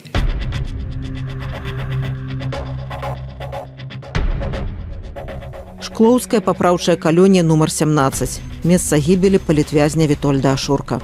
На момант смерці Вітольда Ашурка начальнікам калоніі быў Александр Карніенка. Этот человек был, и он себя отчувал, как царь некий такой. Что хочу с человеком, то и зароблю. Полное безмежье. У меня вот такое отчувание возникло. То есть он мог отдать любые загады и его выконать. Любые. Потому что человек не оборонен там ничем. Успамінае былы палітвязень Віктор Пархімчык. Приезжала прокуратура, и ходили яны по так званому Бродвею, это назывался Бродвей, поміж отрядами. У него цікавая картина. Вот, стоять этих 3 прокурора и с такой хитрой ухмылкой. Жалобы есть? Тишиня. Ну кто ж себе захочет подписаться, максимально смертный присуд? Конечно, жалоб нема. Шклоўская папраўчая калонія нумар 17 была ўтвораная ў 1980 годзе. Паводле інфармацыі праваабарончага цэнтру «Вясна», на канец 2023 году там знаходзілася не менш за 90 палітвязняў. Там сядзелі палітык Павел Севярынец, філёзаф Владзімир Мацкевіч, цяпер там сядзіць барабаншчык з маршаў Аляксей Санчук ды іншыя палітвязні. Паводле афіцыйных звестак ва ўстанове утрымліваецца ў сярэднім каля 1500 асуджаных. Былы палітзняволены Віктор Пархімчык на момант смерці Ашурка адбываў пакаранне на хімію ў Камянецкім раёне. За адмову пешу хадзіць 25 кіламетраў на працу яго перавялі ў Шклоўскую калонію. Там Пархімчык прабыў 4 месяцы, з вясны па канец лета 2022 году. І тады я ўжо пачаў разумець, што дна няма. В гэтай прорве гулагаўскай яно адсутнічае, бо я яшчэ на каранціне 2 разы ў карцере аказаўся. Нельга было, напрыклад, займацца спортом палітвязням, там ходить на стадион. Самое опасное для іх было это калі палітвязні пачынаюць аб'яднацца. Як могуць 50 вертухаяў 5000 зэкаў охраняць? Бо гэтая толпа іх просто знясе, калі што. І это таксама тонкая навука іхняя, як ім гэта рабіць. Раз'ядноўваць, своечасова бачыць лідараў, вакол якіх гуртуюцца іншыя людзі. І там я меў магчымасць пабачыць, добра зразумець, як працуе таталітарная сістэма ў цэлым. Пархімчык трапіў у калонію ўжо пасля смерці Ашурка. Ён шмат чуў ад іншых палітвязняў пра тое, што там адбылося. З ліку супрацоўнікаў калоніі іх таксама ёсць сегрэгацыя. Ёсць людзі, якія не б'юць вязняў. Іх, я думаю, што можа процентов 75-80. И есть 20% это так называемая оперотдел. И они подпаракуются наместнику Корниенки. И вот с этих людей это задача бить и катовать. И той человек, який забивал Ашурка, и он, я думаю, что просто непрофессийно свою працу выконал. Я в двукостях это кажу. Потому что, учесть за все, он просто перегнул пал, перестарался. И он, может, и не хотел забивать, или Ашурок, он такие... Ну, все казали про его принциповость. Что я на белорусской мове там размаўлял, там не могли его заставить там инакш там. То есть он ничего не робил незаконного, але он не показывал вот этого рабского подпорядкования системе. Тым самым ён мог вызваць просто бешанасць у вертухаев, бо чалавек, які працуе в гэтай сістэме, яго праходзіць такая, ведаце, прафесійная дэфармацыя. Не ўсе, але большасць з іх становяцца просто клінічнымі садыстамі.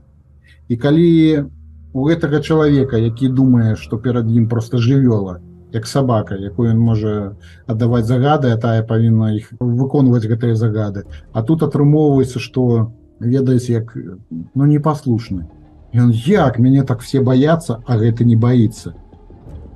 И тому я думаю, что это вызвало остервенение его просто. Как у клиничного садиста, вот же просто живельные такие вот некие инстинкты, и он перестал просто различивать свою силу. Там не все так гладко было для его. После того, як он все зрабіў. Ён было на нейкі час не працаваў там. Но по моей информации, он зараз зноў вярнуўся туды. Пра тое, што стала прычынай гібелі Ашурка, разважае былы супрацоўнік прокуратуры Александр Ракицкий. Информации недостаточно для того, чтобы делать какие-то определенные такие выводы, но предположить вот в этом конкретном случае можно, что он подвергался со стороны администрации колонии насилию. В каком ракурсе, в каком ключе, это сложно сказать, но видео, по крайней мере, то, которое там было, которое видели, и та информация, которая поступала из колонии, свидетельствует о том, что в отношении него сотрудники колонии применяли недозволенные меры воздействия. Незаконно. Мяркуецца, што ў свой час на камбінаце будаўнічых матэрыялаў і вырабаў пры калоніі працаваў Александр Лукашенко. Старажылы калоніі сцвярджаюць, што Лукашенко быў і непасрэдным супрацоўнікам ПК-17. Аднак у афіцыйнай ягонай біяграфіі пра гэта не згадваецца. Віктор Пархімчык працягвае. Ведаюць, кажуць, старыя зэкі, там же есть люди, якія з 90-х яшчэ сидзяць. Крымінальнікі такія, калі вот ще бандитизм таким вот был, махровый в Беларусі. И яны рассказывали мне про працу Лукашенко там, что он там ходил, там насамрэч, потом начальник промки зрабіў вялікую кар'еру, калі Лукашенко до ўлады прыйшоў. Ці выпадкова, што першая смерць палітвязня адбылася ў калоніі, дзе раней працаваў Лукашенко, разважае прадстаўнік Байпол Александр Азаров. Может быть и выпадково. Я не думаю, что специально они придумывали убить политзаключенного именно там, где служил Лукашенко. Но вся система создана так, чтобы политзаключенный подвергался всевозможным наказаниям, унижениям, взысканиям, всему, что возможно причинить ему боль. И чтобы он осознал то, что протестовать против режима больше нельзя, чтобы он освободился, и у него таких даже мыслей не возникало. Новаполацкая папраўчая калонія нумар 1, вязніца Віктара Бабарыкі і Ігора Лосіка. Начальнік Руслан Машадзеў, былы начальнік Андрэй Пальчык. Калонія размешчана ў старых бараках будаўнікоў заводаў «Нафтан» і «Полімір». Пасля заканчэння будоўлі там зрабілі папраўчую калонію, якую ў 2014 годзе перапрафілявалі пад ЛТП нумар 8. Праз 3 гады ЛТП зноў ператварылі ў калонію для агульнага і ўзмоцненага рэжыму і прысвоілі ёй нумар 1 пасля ліквідацыі Менскай папраўчай калоніі нумар 1. Сярод палітвязняў на Новаполацкай калоніі цяпер знаходзяцца журналісты «Свабоды» Ігор Лосік і Андрэй Кузнейчык, а таксама экс-кандыдат у прэзідэнта Беларусі Віктар Бабарыка. Паводле праваабаронцаў, там не менш за 95 прызнаных палітвязняў, а калі лічыць і непрызнаных, то значна больш. Працягвае прадстаўнік аб'яднання былых сілавікоў Байпол Александр Ракицкий, які працаваў прокурорам аддзелу па наглядзе за законнасцю выканання крымінальных пакаранняў. Это касается не только Новополоцкой колонии, касается вообще всех исправительных учреждений, исправительных колоний в Беларуси. То есть очевидно, что есть, скажем так, политический заказ, который идет непосредственно от Лукашенко, министра внутренних дел, создать максимально невыносимые условия содержания для политзаключенных. Цель – это посеять страх в людях, в белорусах. И если берем мы общую такую цель, и конкретно в отношении лиц, которые осуждены по политическим статьям, политзаключенным, то сломать их волю к жизни, волю к переменам, уничтожить человеческое достоинство, скажем так. Былы палітвязень, колішні прэсавы сакратар штабу Святлана Ціханаўская Александр Кабанаў, які адбыў 3-гадовае зняволенне, у тым ліку ў Наваполацкай калоніі, сведчыць, што каля 10% зняволеных прызнаныя палітвязні. Для политических созданы особые условия. Начнем с того, что это 10-й профучет. То есть это экстремизм и иная деструктивная деятельность. Все, кто по политическим мотивам, неважно по какой статье, им в колонии дают этот 10-й профучет. У них рабочая неделя больше, чем у остальных заключенных. Если люди там ходят на промзону 3 раза в неделю, 2 раза в неделю зачастую на тяжелые работы, плюс различные смены, то политзаключенные ходят практически каждый день, кроме воскресенья. Ну, при мне это было. Суббота тоже был рабочий день. Второе, практически все политзаключенные, их всех буквально в течение ближайшего месяца, как только они приехали в колонию, их делают злостными нарушителями режима. То есть на них начинают составлять различные акты о нарушении там, формы одежды, не поздоровался, не так посмотрел. Ну, короче, цепляются за все на свете. И практически всегда эти акты, они не обоснованы. Ну, просто вот администрация так решила. Злостный нарушитель режима – это ШИЗО. То есть практически все идут в ШИЗО, вот, сидят там какой-то срок. И эти люди, они не подпадают уже ни под УДО, ни под амнистии там, и так далее.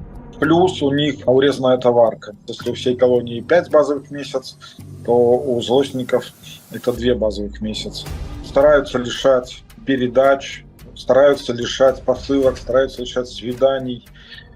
Идет такое давление сильное. Плюс на звонки, значит, по ПВРу тому же. Все ходят раз в неделю. Политические, я, допустим, вообще ни разу на звонок не попал за то время, когда я там был. Политические ходят гораздо реже, бывает и раз в месяц, бывает там 2 раза в месяц. При этом их разговор происходит в присутствии оперативного сотрудника. Он сидит рядом и слушает, о чем идет разговор. Палітвязень папраўчай калоніі нумар 1 былы прэтэндэнт на кандыдата ў прэзідэнты Віктар Бабарыка у канцы красавіка 2023 году з цялеснымі пашкоджаннямі трапіў з калоніі ў шпіталь. Дагэтуль дакладна невядома, што здарылася з палітвязням і які стан ягонага здароўя. А вось дзе трымаюць Віктара Бабарыку, збольшага вядома, кажа прадстаўнік Байпол Александр Ракіцкі. Думаю, что, как и сотни других политзаключенных, он на сегодняшний день находится в помещении камерного типа. Это, скажем, один шаг до тюремного режима. Таких заключенных, как Виктор Бабарыка, на сегодняшний день известно порядка там что-то 130, по-моему, человек. Нобелевская лаўрэатка Светлана Алексеевич называе Виктора Бабарыку самым сур'ёзным противником Лукашенко. Я разговаривала тогда с людьми, когда вот подписи собирали за кандидатов, то все хотели какого-то другого человека, даже не с оппозиции, а какого-то другого человека, который имел доказательства, что он может делать дело. Да? Виктор Бабарыка как раз и был таким человеком. И несмотря даже на то, что внешне казалось, что у него нет сил для этой большой борьбы, нет, он оказался способным на это. Он был очень умный человек. Мне очень нравилось, как он говорил, что вот все, что я есть, это моя жена. Его жена трагически умерла, погибла. Вот. Это она меня сделала таким, как я есть. Вы знаете, вот мужчина, который способен это сказать, это удивительный мужчина. И всегда, когда с ним говоришь, у него было интересное мнение, он много читал, много думал. Я думаю, что они его никогда не сломают. Это не тот человек, которого можно сломать. Даже ценой жизни, мне кажется, он не уступит, хотя мы видим, как его унижают. Но мы с вами никогда не слышали, чтобы он дрогнул, чтобы что-то нет. Ни он, ни его сын, которые... Они были друзья, и они как бы всегда были вместе, и там они вместе. Нет, эти люди не сдадутся, они остаются символом борьбы. Палітвязень Валянцін Тлабачоў быў у Наваполацкай калоніі са студзеня 2022 году да лютага 2023.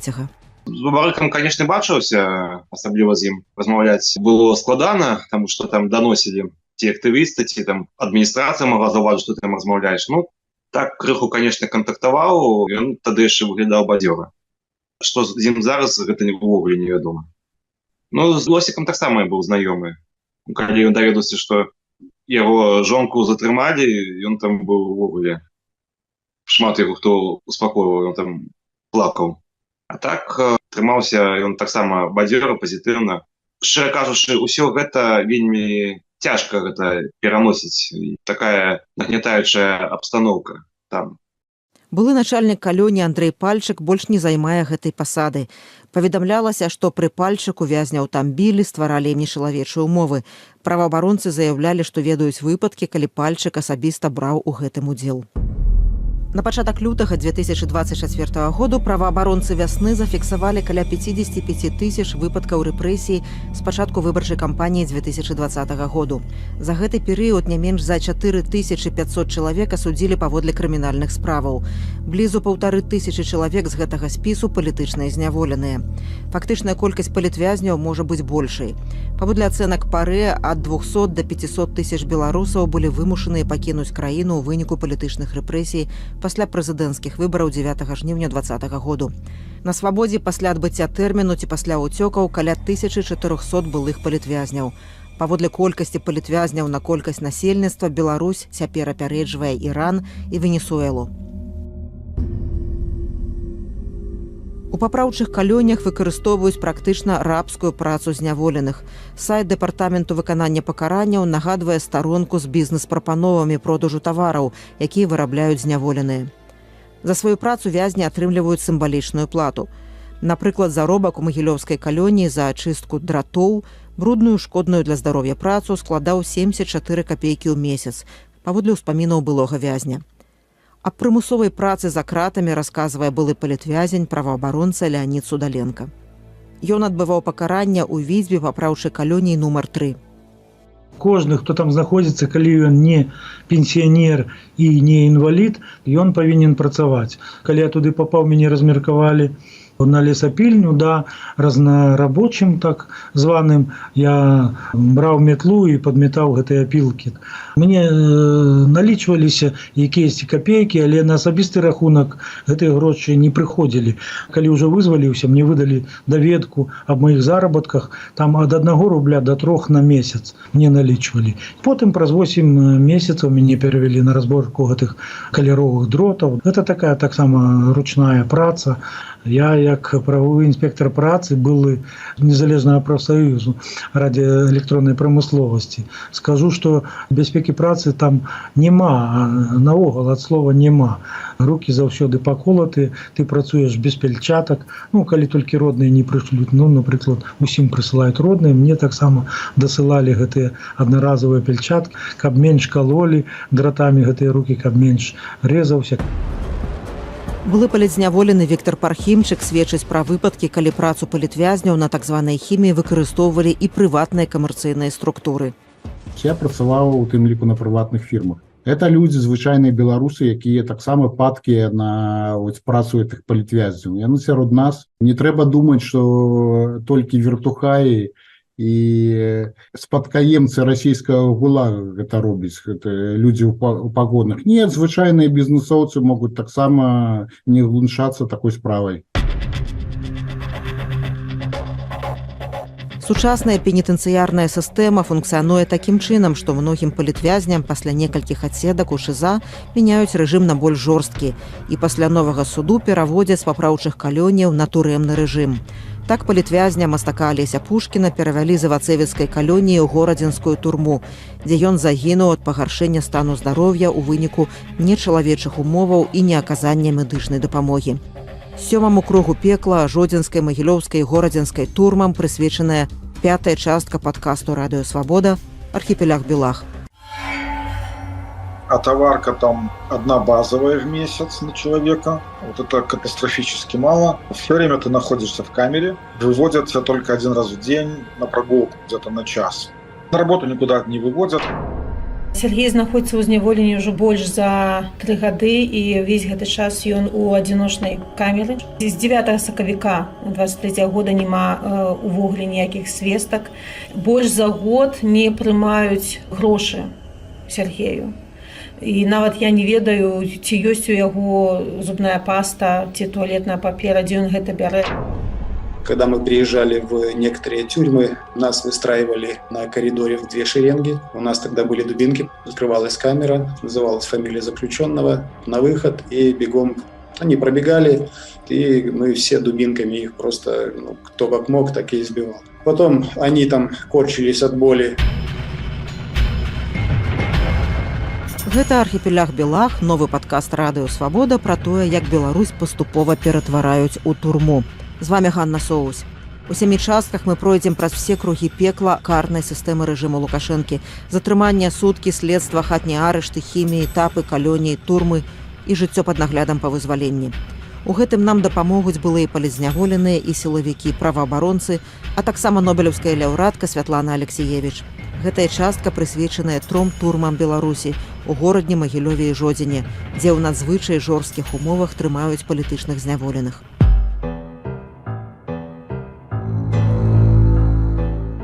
Архіпеляг Белах. 7 круг пекла. Жодзінская, Магілёўская і Гордзінская турмы. Сучасная пенітэнцыярная сістэма функцыянуе такім чынам, што многім палітвязням пасля некалькіх шыза мяняюць рэжым на больш жорсткі. І пасля новага суду з папраўчых калоніяў пераводзяць на турэмны рэжым. Як памянялі яго колішняму прэсаваму сакратару штабу Святланы Ціханаўскай Александру Кабанаву, які 3 гады зняволення правёў спачатку ў Наваполацкай калоніі, а потым быў пераведзены ў Магілёўскую турму.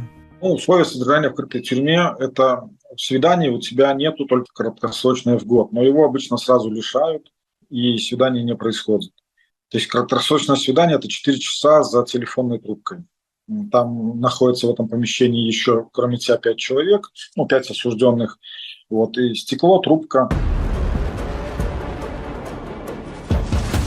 Да расповеду былога палітвязня Александра Кабанова пра Магілёўскую турму мы яшчэ вернемся.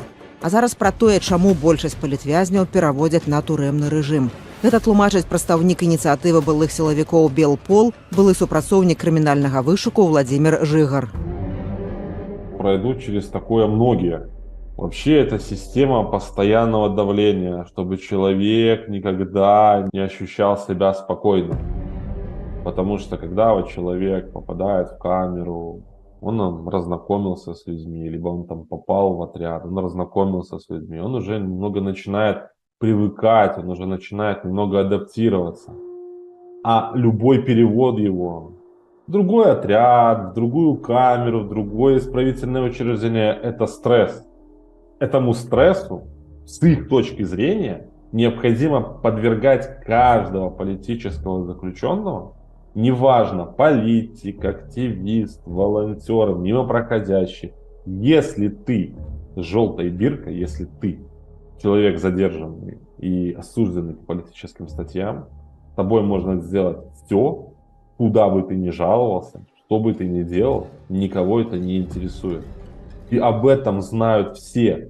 От любого сержанта, самым захудалым ИВС, чтобы вы понимали, тот же Калинковичский ИВС, я не знаю, как сейчас, но до 2020 года там не было даже унитазов внутри камер. Там были просто ведра.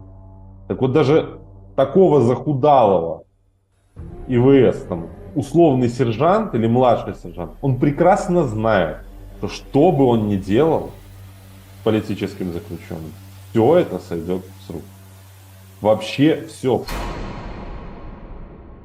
Праваабаронца цэнтру «Вясна» Яна Галаган гаворыць пра тое, што ўсе турмы Жодзінская, Горадзінская і Магілёўская выкарыстоўваюцца як дадатковы ціск, як узмацнення пакарання, якое прызначыў суд.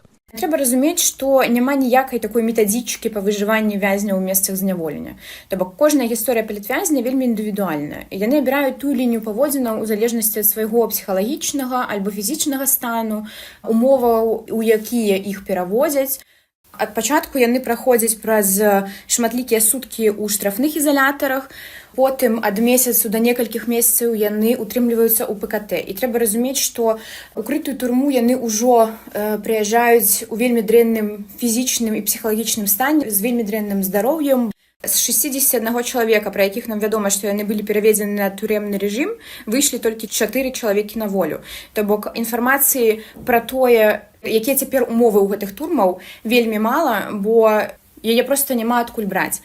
І таму Уся інфармацыя, якую маюць праваабаронцы, яна вось сыходзіць проста альбо ад тых, хто выходзіў і перадаваў некую інфармацыю, альбо ад нейкіх там крыніц знаёмых сітуацый.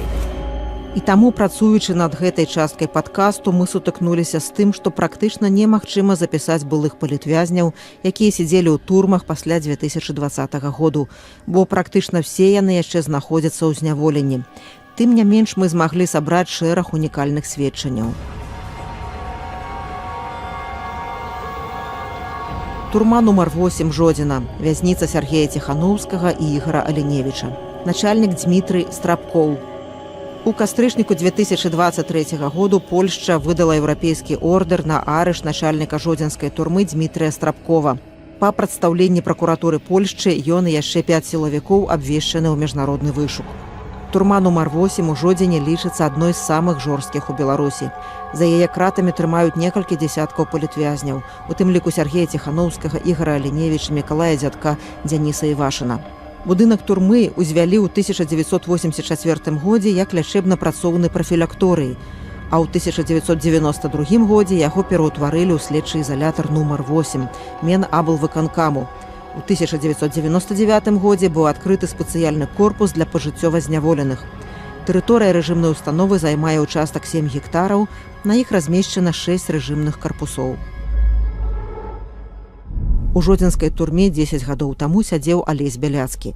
Вось што ён расказваў пра яе ў жніўні 2014 году, калі выйшаў на свабоду пасля 3 гадоў зняволення. Турма – это сапраўды цяжкае пребыванне для наших палітычных вязняў, бо там аказваюцца розныя сродкі уплыву, ціску на кожнага індывідуальна, вось якія сядзяць, на тых людзей, якія сядзяць за палітычныя перакананні. І там ідзе сапраўдная барацьба. Калі ты як бы змагаешся з той сістэмай вось этой калоніі, з сістэмай дэпартамента выканання пакаранняў, якая натуральна кіруецца, атрымлівае інструкцыі, так сказаць, з іншых больш высокіх кабінетаў. А вось як успамінае жодзінскую турму жонка Алеся Бяляцкага Наталья Пінчук. Уражанне ад Жодзіна у мяне засталося самае такое непрыемнае. Нечаканым быў перавод туды у Жодзіна, і я чыста выпадкова даведалася, што Алеся туды перавялі. Чаму ўражанні пра Жодзіна ў мяне вельмі кепскія? Ну, верагодна, і па кантрасту таму, як прымалі там перадачы прадуктовыя. Таму што першую перадачу, якую я завезла туды, мне амаль што палову яе вярнулі назад. І я амаль што цалкам эту перадачу павезла назад. Чым яшчэ памятна Жодзіна, это размовамі аб тым, што там найбольш жорсткія ўмовы ўтрымання ў параўнанні з іншымі турмамі.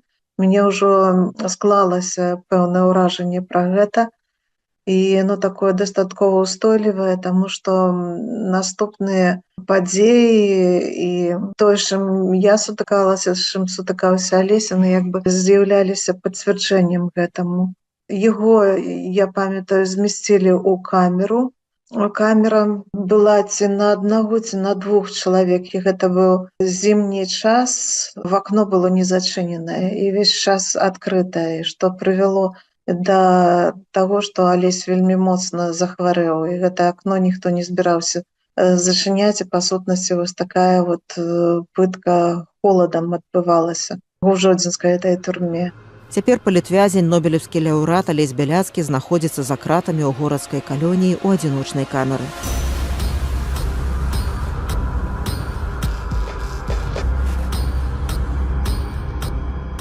Жодзінская турма стала вязніцай палітзняволенага Сергея Ціхановскага, якога асудзілі на 18 гадоў, а пазней дадалі 1,5 года за непадпарадкаванне патрабаванням адміністрацыі калоніі. Ягоная жонка, лідарка дэмакратычных сілаў Беларусі Святлана Ціхановская апісвае ўмовы, у якіх знаходзіцца ў жодзінскай турме ў адзіночнай камеры яе муж. Год чалавек без ніякай дапамогі, а ўжо пра нейкія прадукты ці вітаміны казаць не прыходзіцца, то бок ён не можа ніяк атаварыцца зусім, грошай няма. Мы адпраўляем грошы, але яны вяртаюцца. У верасні я адправіла яму 2-кілаграмовую перадачу, якую павінны яму перадаць, але ж таксама я не разумею, трапіла яна да Сергея ці не. З лютага таксама пачалі заварочваць кнігі.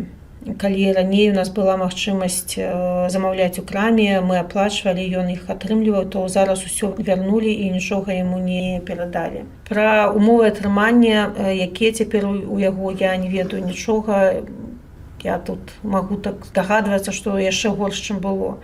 А якія былі, можна меркаваць па тым відэа, якое паказалі пасля хвалі паведамленняў пра ягоную смерць, якую арганізавалі так званыя добразычліўцы, каб пагуляць, я думаю, на маіх нервах, на нервах маці ягонай, якая у вельмі цяжкім стане зараз. І я расказвала, што я яго ледзь пазнала на тым відэа, ён зусім іншы чалавек, толькі паглядзеўшы некалькі разоў, пабачыўшы, як ён рухаецца. Я зразумела, што гэта ён, бо пазнаць немагчыма, гэта было так страшна. Я памятаю вось свае пачуцці ў той момант. І самае жахлівае, што ён адзін там, і яму няма з кім паразмаўляць, і калі ён не разумее, што адбываецца у свеце, я ўпэўненая, што яго спрабуюць запэўніць, што ўсе забыліся, што ніхто яму не піша і што не варта было нават лезці, то я не магу прадставіць, як яму цяжка. Але ж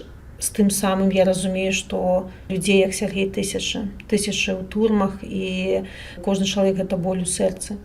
А пра людзей, якія ў гуманітарным спісе з цяжкімі хваробамі, і наогул немагчыма думаць. Вось таму мы не можам апусціць рукі, нам трэба ўратаваць нашых родных, любімых з турмаў, і таму вось я працягваю рабіць, што я магу.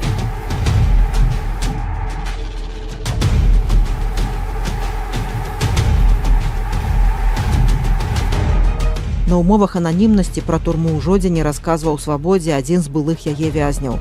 Паводле яго, жодзінская турма лічыцца сярод асуджаных чырвонай зонай. Гэта значыць, што рэйтам вядуць адміністрацыя і кантралёры. Мы агучваем расповед былога вязня. Там проста ламаюць людзей. У нас 3 крытыя турмы у горадні, Магілёве і Жодзіне. Вось жодзінская турма – гэта проста пекла на зямлі. Для прыкладу, калі чалавека пераводзяць з Жодзіна ў глыбокае, дзе строгі рэжым, то гэта лічыцца шчаслівым квітком і ўзнагародай. Скажу шчыра, што для блатных сядзець у горадні ці ў Магілёве ў крытай турме нічога страшнага няма. Пры наяўнасці грошай можна мець і чорную ікру на стале, і нават дзяўчынку. Прывядуць самі опары табе і ў кабінет. У Жодзіне такога няма. Былы вязень сведчыць пра тое, што ў жодзінскую турму часам прыязджае спецназ, каб трэніравацца на зняволеных. Міліцыянты падаўляюць умоўныя бунты, а заадно б'юць вязняў. У такой трэніроўцы калісьці ўдзельнічаў былы алмазавец Ігор Макар, пра што ён раней расказаў Свабодзе. Работая в Алмазе, я не помню, какой это был год, но я тогда еще был молодой боец в группе. И мы тогда ездили по тюрьмам, еще в то время, когда еще только-только Алмаз переименовали в антитеррористическое подразделение. Когда мы приезжали в некоторые тюрьмы, нас выстраивали на коридоре в 2 шеренги. У нас тогда были дубинки, открывалась камера, называлась фамилия заключенного, на выход и бегом в обратную сторону. Значит, они пробегали, значит, и мы все дубинками их просто, кто как мог, так и избивал. Также делалось 2-й, 3-й, то есть там. Потом они там корчились от боли на той стороне, потом опять же называлась эта же фамилия, и в камеру бегом. Примерно где-то это был, может быть, 2000, может быть, 2001 год. И, насколько я помню, это было в Жодино. Мы там проводили занятия, свои тренировки. И потом начальник тюрьмы, значит, сказал, что нужно там показать силу, потому что есть люди, которые не согласны с режимом, где-то там что-то делают плохо. Где-то было, наверное, камер 5-6. Избивали жутко. Это практикуется и в ОМОНе, это практиковалось в Алмазе. Расповед Ігора Макара пацвярджае прадстаўнік аб'яднання былых сілавікоў «Байпол» Александр Ракіцкі, які служыў прокурорам отделу по наглядзе за законнасцю выканання крымінальных пакаранняў. Да, известно, в начале 2000-х годов была такая информация, что министр внутренних дел Наумов вел такую практику. Это было два учреждения. Первое учреждение – это исправительная колония номер 9 в Горках и Жодинская тюрьма. Опрашивали осужденных, но ни один из них официально не обратился с заявлением о причинении ему телесных повреждений. Поскольку были запуганы, но информация такая была. Беларуская нобелевская лаўрэатка ў літаратуры Святлана Алексеевич чула про подобные тюремные практики у российских турмах. Еще когда ездила делать книгу «Время за конфеткой», мне рассказывали, что это практикуется в русских тюрьмах, что действительно на человеке тренируется. Сталинская машина работает и приспосабливается к новым условиям. Я не слышала, что такое было при Сталине, но вот видите, уже в наше время они придумали вот такие способы. Но это мне рассказывали, я не знаю, насколько это доказательство, что они как бы охотились, учились стрелять на бездомных. Такие страшные рассказы. Это я не ручаюсь, что это точно правда, но в нашей такой страшной жизни это похоже на правду.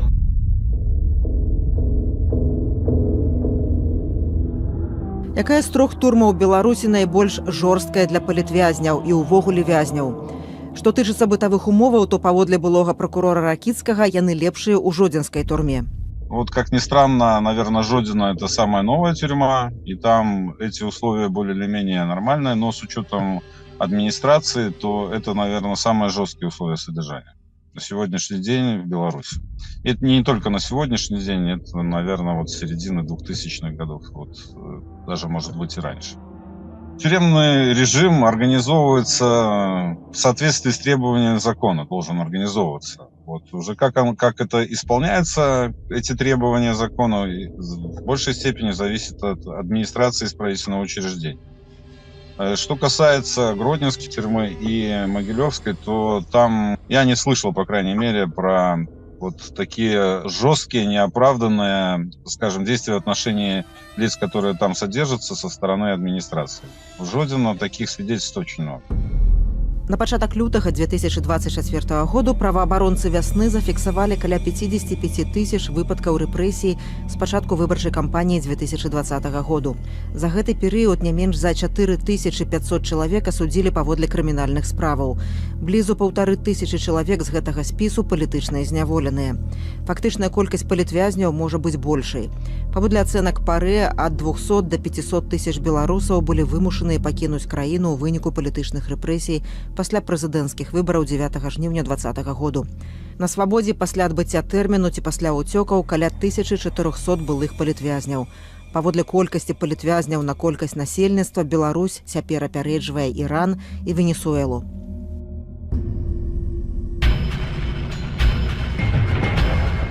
Гэта архіпеляг Белах, новы падкаст Радыё Свабода пра тое, як Беларусь паступова ператвараюць у турму. З вами Ганна Соус. Мы раскажам, як пабудаваны архіпеляг Белах знутры, на чым ён трымаецца, якія людзі там працуюць, на чый загад катуюць і даводзяць да смерці палітвязняў. У падкасці вы пачуеце парады былых палітвязняў, былых сілавікоў і праваабаронцаў, як прайсці архіпеляг Белах з найменшымі стратамі для псіхічнага і фізычнага здароўя.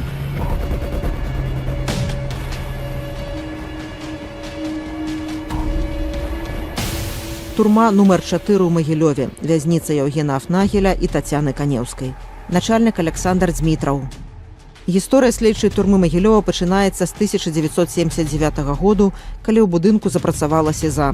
Ізалятар тут знаходіцца і цяпер, ён суседнічае з турмой, разлічаны на 1000 чалавек. У турме могуць знаходіцца да 200 чалавек адначасова. Пасля выбараў 2010 году ў магілёўскай турме сядзеў экс-кандыдат у прэзідэнты Мікалай Статкевіч, якога тады асудзілі на 6 гадоў пазбаўлення волі. Пазней палітвязень успамінаў, што бачыў сонца ў турэмным дворыку толькі ўлетку. Гэта звязана з тым, што да вокнаў следчай турмы прывараныя металічныя палоскі шырынёй 5-6 сантыметраў. Яны знаходзяцца з вонкавага боку акна пад вуглом 45 градусаў. У выніку вязні пазбаўлены дзённага святла. Цяпер у турме нумар 4 знаходіцца больш за 30 палітвязняў. У тым ліку Яўген Афнагель, Тацяна Канеўская, Мікіта Емельянаў. Былы палітвязень Александр Кабанаў тлумачыць, чаму ён радаваўся, калі з наваполацкай калоніі яго перавялі ў магілёўскую турму. Администрация относится достаточно не так, как на единицы. То есть там не было растяжек. Если на единице с тобой на «вы» это, никто не обращается, это нормально, то в Могилеве там резко бросается в глаза, что все сотрудники обращаются строго на «вы» и по имени-отчеству. Я так думаю, что все-таки очень сильно зависит от начальника. Там разницы, ты политический или ты зэк, не ощущается. По крайней мере, в Могилеве я такого не слышал. Я сидел тоже и с убийцами, не в основном с убийцами, у которых длительные сроки, которые сидели по 10, по 15. У нас конфликтов, в принципе, не было вообще. Ни по поводу политических там каких-то моментов, ни по поводу того, что я политически вообще, а не уголовные, ни по поводу Украины, ни по поводу Лукашенко у нас конфликтов не было. Ни на бытовой почве, там из-за еды и так далее. То есть мне как-то везло в этом плане. Саму турму Александр Кабанаў описывает наступным чином. Это старая тюрьма. Сидел сначала в старой камере, такая она убитая была. Потом при мне же в этой камере, в которой сидел, 135-й, сделали ремонт. То есть положили какую-то плиточку, там перекрасили стены, покрасили нары. Это 3 этажа, плюс подвал. В подвальных помещениях находятся карцера и ШИЗО. А на этажах находятся там камеры, кабинеты сотрудников некоторых, ленинская комната. Условия содержания в этой тюрьме – это свиданий у тебя нету, только краткосрочное в год. Но его обычно сразу лишают, и свидания не происходит. То есть краткосрочное свидание – это 4 часа за телефонной трубкой. Там находится в этом помещении еще, кроме тебя, 5 человек, 5 осужденных. И стекло, трубка. Библиотека относительно неплохая, то есть 2-3 раза в неделю может прийти библиотекарь. Значит, есть психолог, с которым можно пообщаться. Приходит 1 раз где-то в 2 недели, там иногда в 3 недели. Священнослужитель, к которому тоже можно записаться, прийти. С питанием, как в лагере, так и в тюрьмах, стало гораздо хуже. Изменили нормы, очень много чего убрали, потому что тюрьма достаточно дорогое удовольствие для государства обходится. Урезали очень многие нормы и мяса, и птицы, и рыбы. Больше добавили различных каш. Праваабаронца вясны Яна Галаган раіць, што можна зрабіць палітвязню адразу пасля пераводу ў турму. Першае, што трэба разумець, што ніякая адміністрацыя не любіць і не ўхваляе спрэчак з ім. То бок па прыбыцці вязняў ужо ў турму з імі праводзяцца гутаркі, падчас якой варта чалавеку проста казаць, што ён звычайны нармальны чалавек, што ён не мае мэты рабіць бунт ці спрачацца з супрацоўнікамі, і ён проста хоча спакойна даседзець свой тэрмін. То бок звычайная размова з супрацоўнікамі можа паўплываць на тое, што на яго не будзе проста адразу аказвацца ціск. То бок калі проста чалавек сядзіць ціха, не спрачаецца, не робіць чагосьці, скажем так, забароненага, то з большай верагоднасцю яго не будуць адпраўляць, напрыклад, у штрафны изолятор, ці ў карцер, ці пераводзіць у іншую камеру, напрыклад. То бок проста сказаць, што ты гатовы сядзець ціха, спакойна, проста каб дасядзець гэты тэрмін. Чаму найбольшыя праблемы ў турмах спазнаюць шырока вядомыя палітвязні, тлумачыць праваабаронца вясны Яна Галаган. Вельмі такі важны фактар залежыць ад таго, наколькі чалавек медыйны, наколькі гэты палітвязень вядомы ў інфармацыйнай прасторы.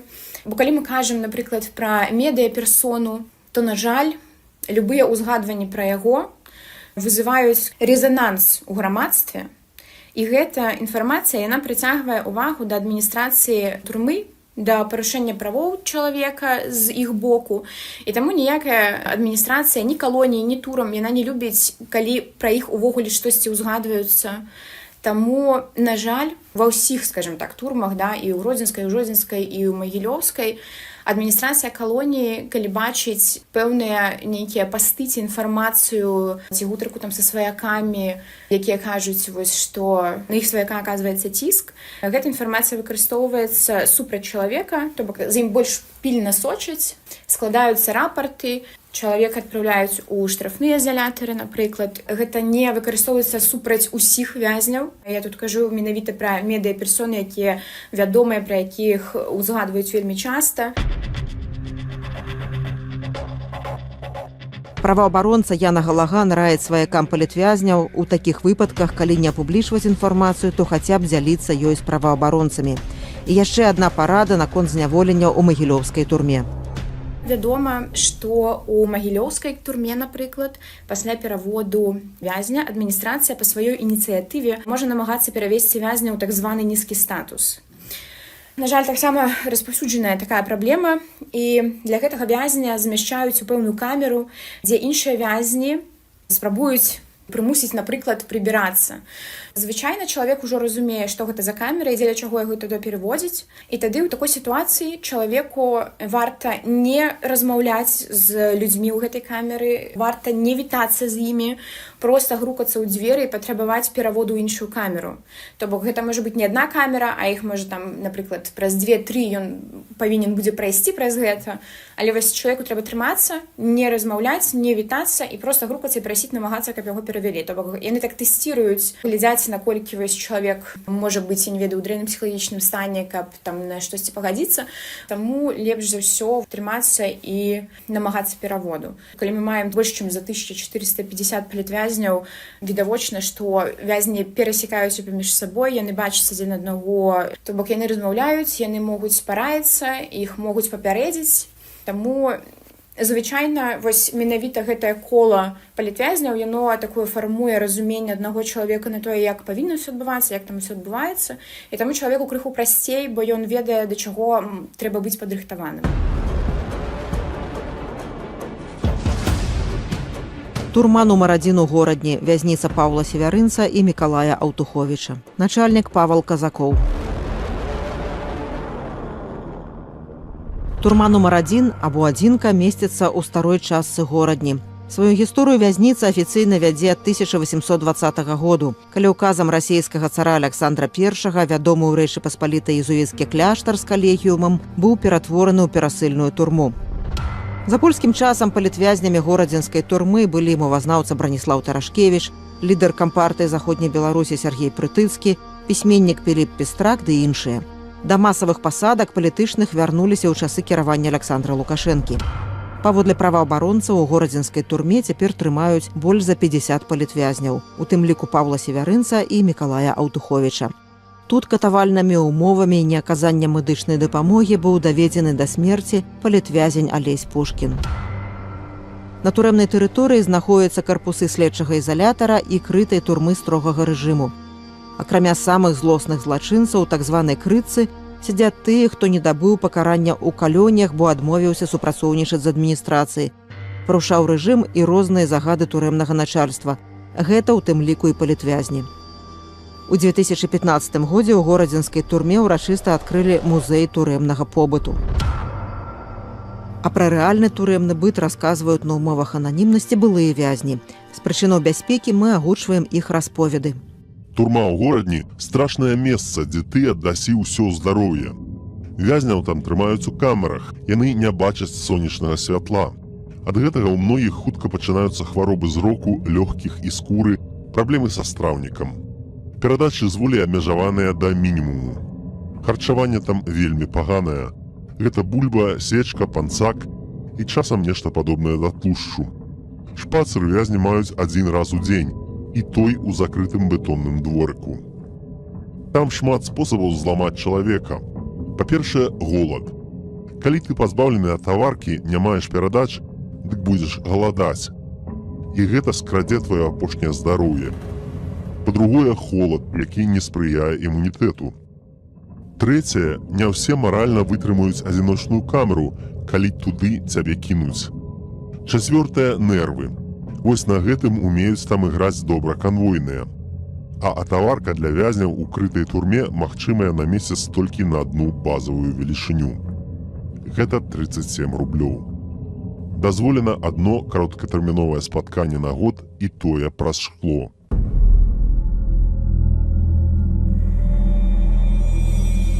Працягвае яшчэ адзін былы вязень горадзінскай турмы, які папрасіў захаваць ананімнасць з меркаваннем бяспекі.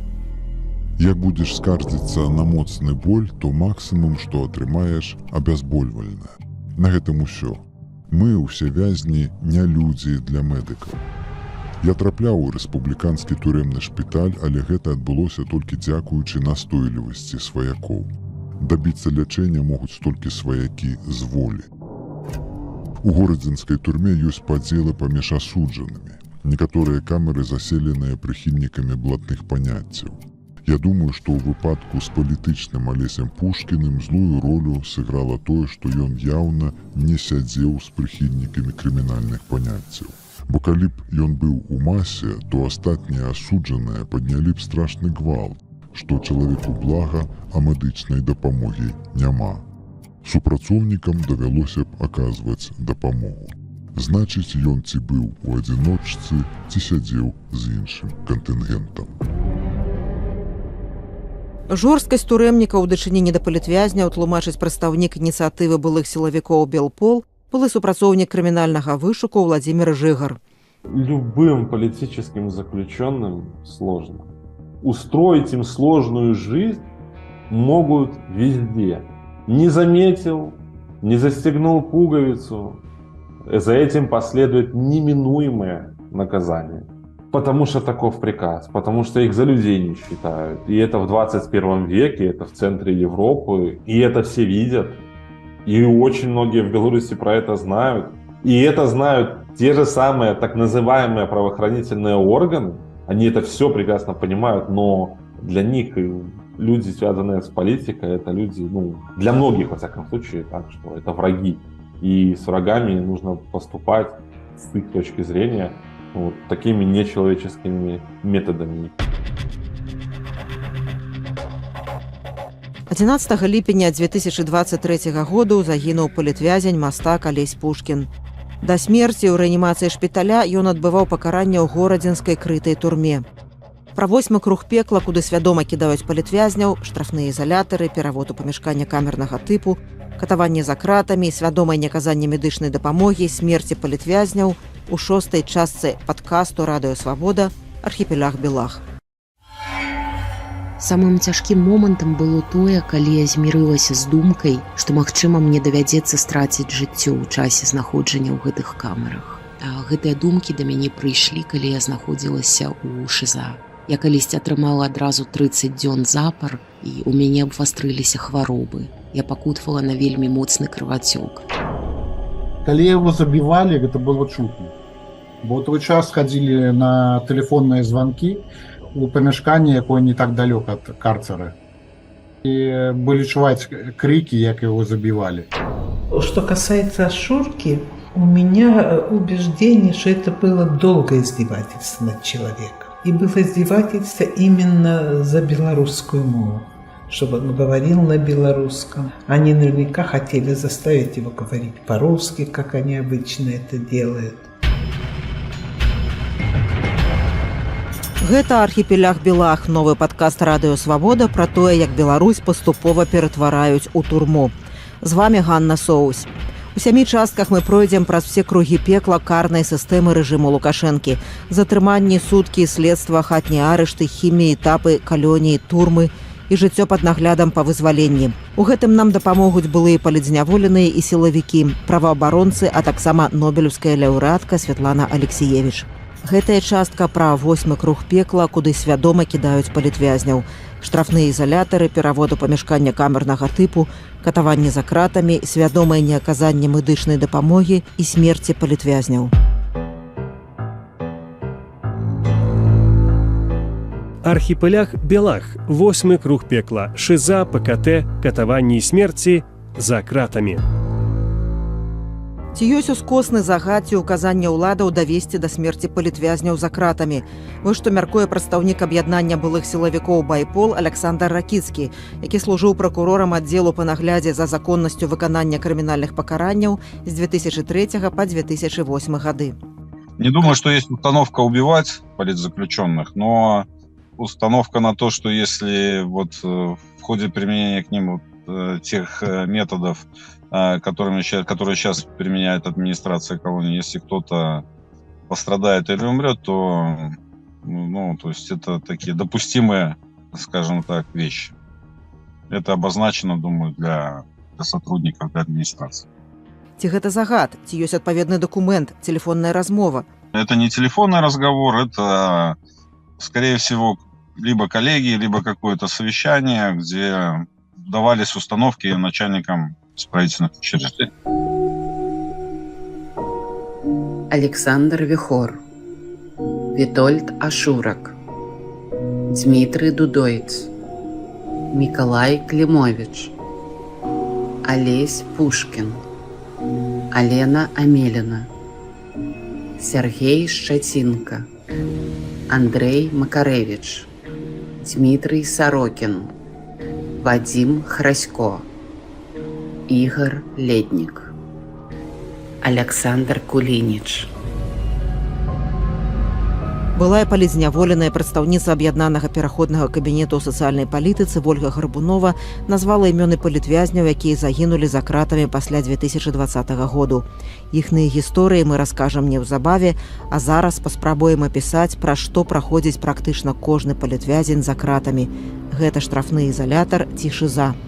Менавіта ў выніку працяглай ізаляцыі ў шыза палізняволеная Марыя Калеснікава трапіла ў рэанімацыю з прабадной язвай.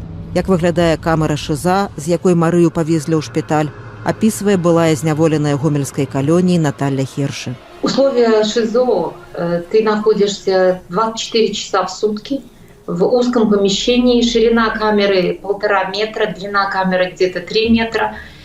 Умывальник и туалет, дырка туалета, да. Ты заходишь туда, ты полностью снимаешь с себя одежду, остаешься в нижнем белье, в трусах. Только тебе дают специальную униформу, но она такая же самая, только сильно изношенная, то есть материал тонкий. Ты можешь иметь при себе 5 вещей. Это мыльница, это футляр от мыльницы, зубная паста, зубная щетка, туалетная бумага, нет, 6 у меня было, и плюс вафельное полотенце кухонное. На ночь тебе не дают ни матраса, ни подушки, ни одеяла. Прогулок тоже нету. Ты находишься 24 часа в сутки вот в таком узком помещении. Ночью наступает самое страшное время, самое тяжелое время, когда температура опускается. Я вспоминаю, это было у меня начало мая, но было еще такое холодное время. Все заключенные носили еще зимнюю униформу. Окно, оно насквозь в дырках, специально сделанных таких тонких щелях. За счет того, что камера очень узкая, спрятаться практически негде, происходит тяга воздуха самым настоящим образом из окна.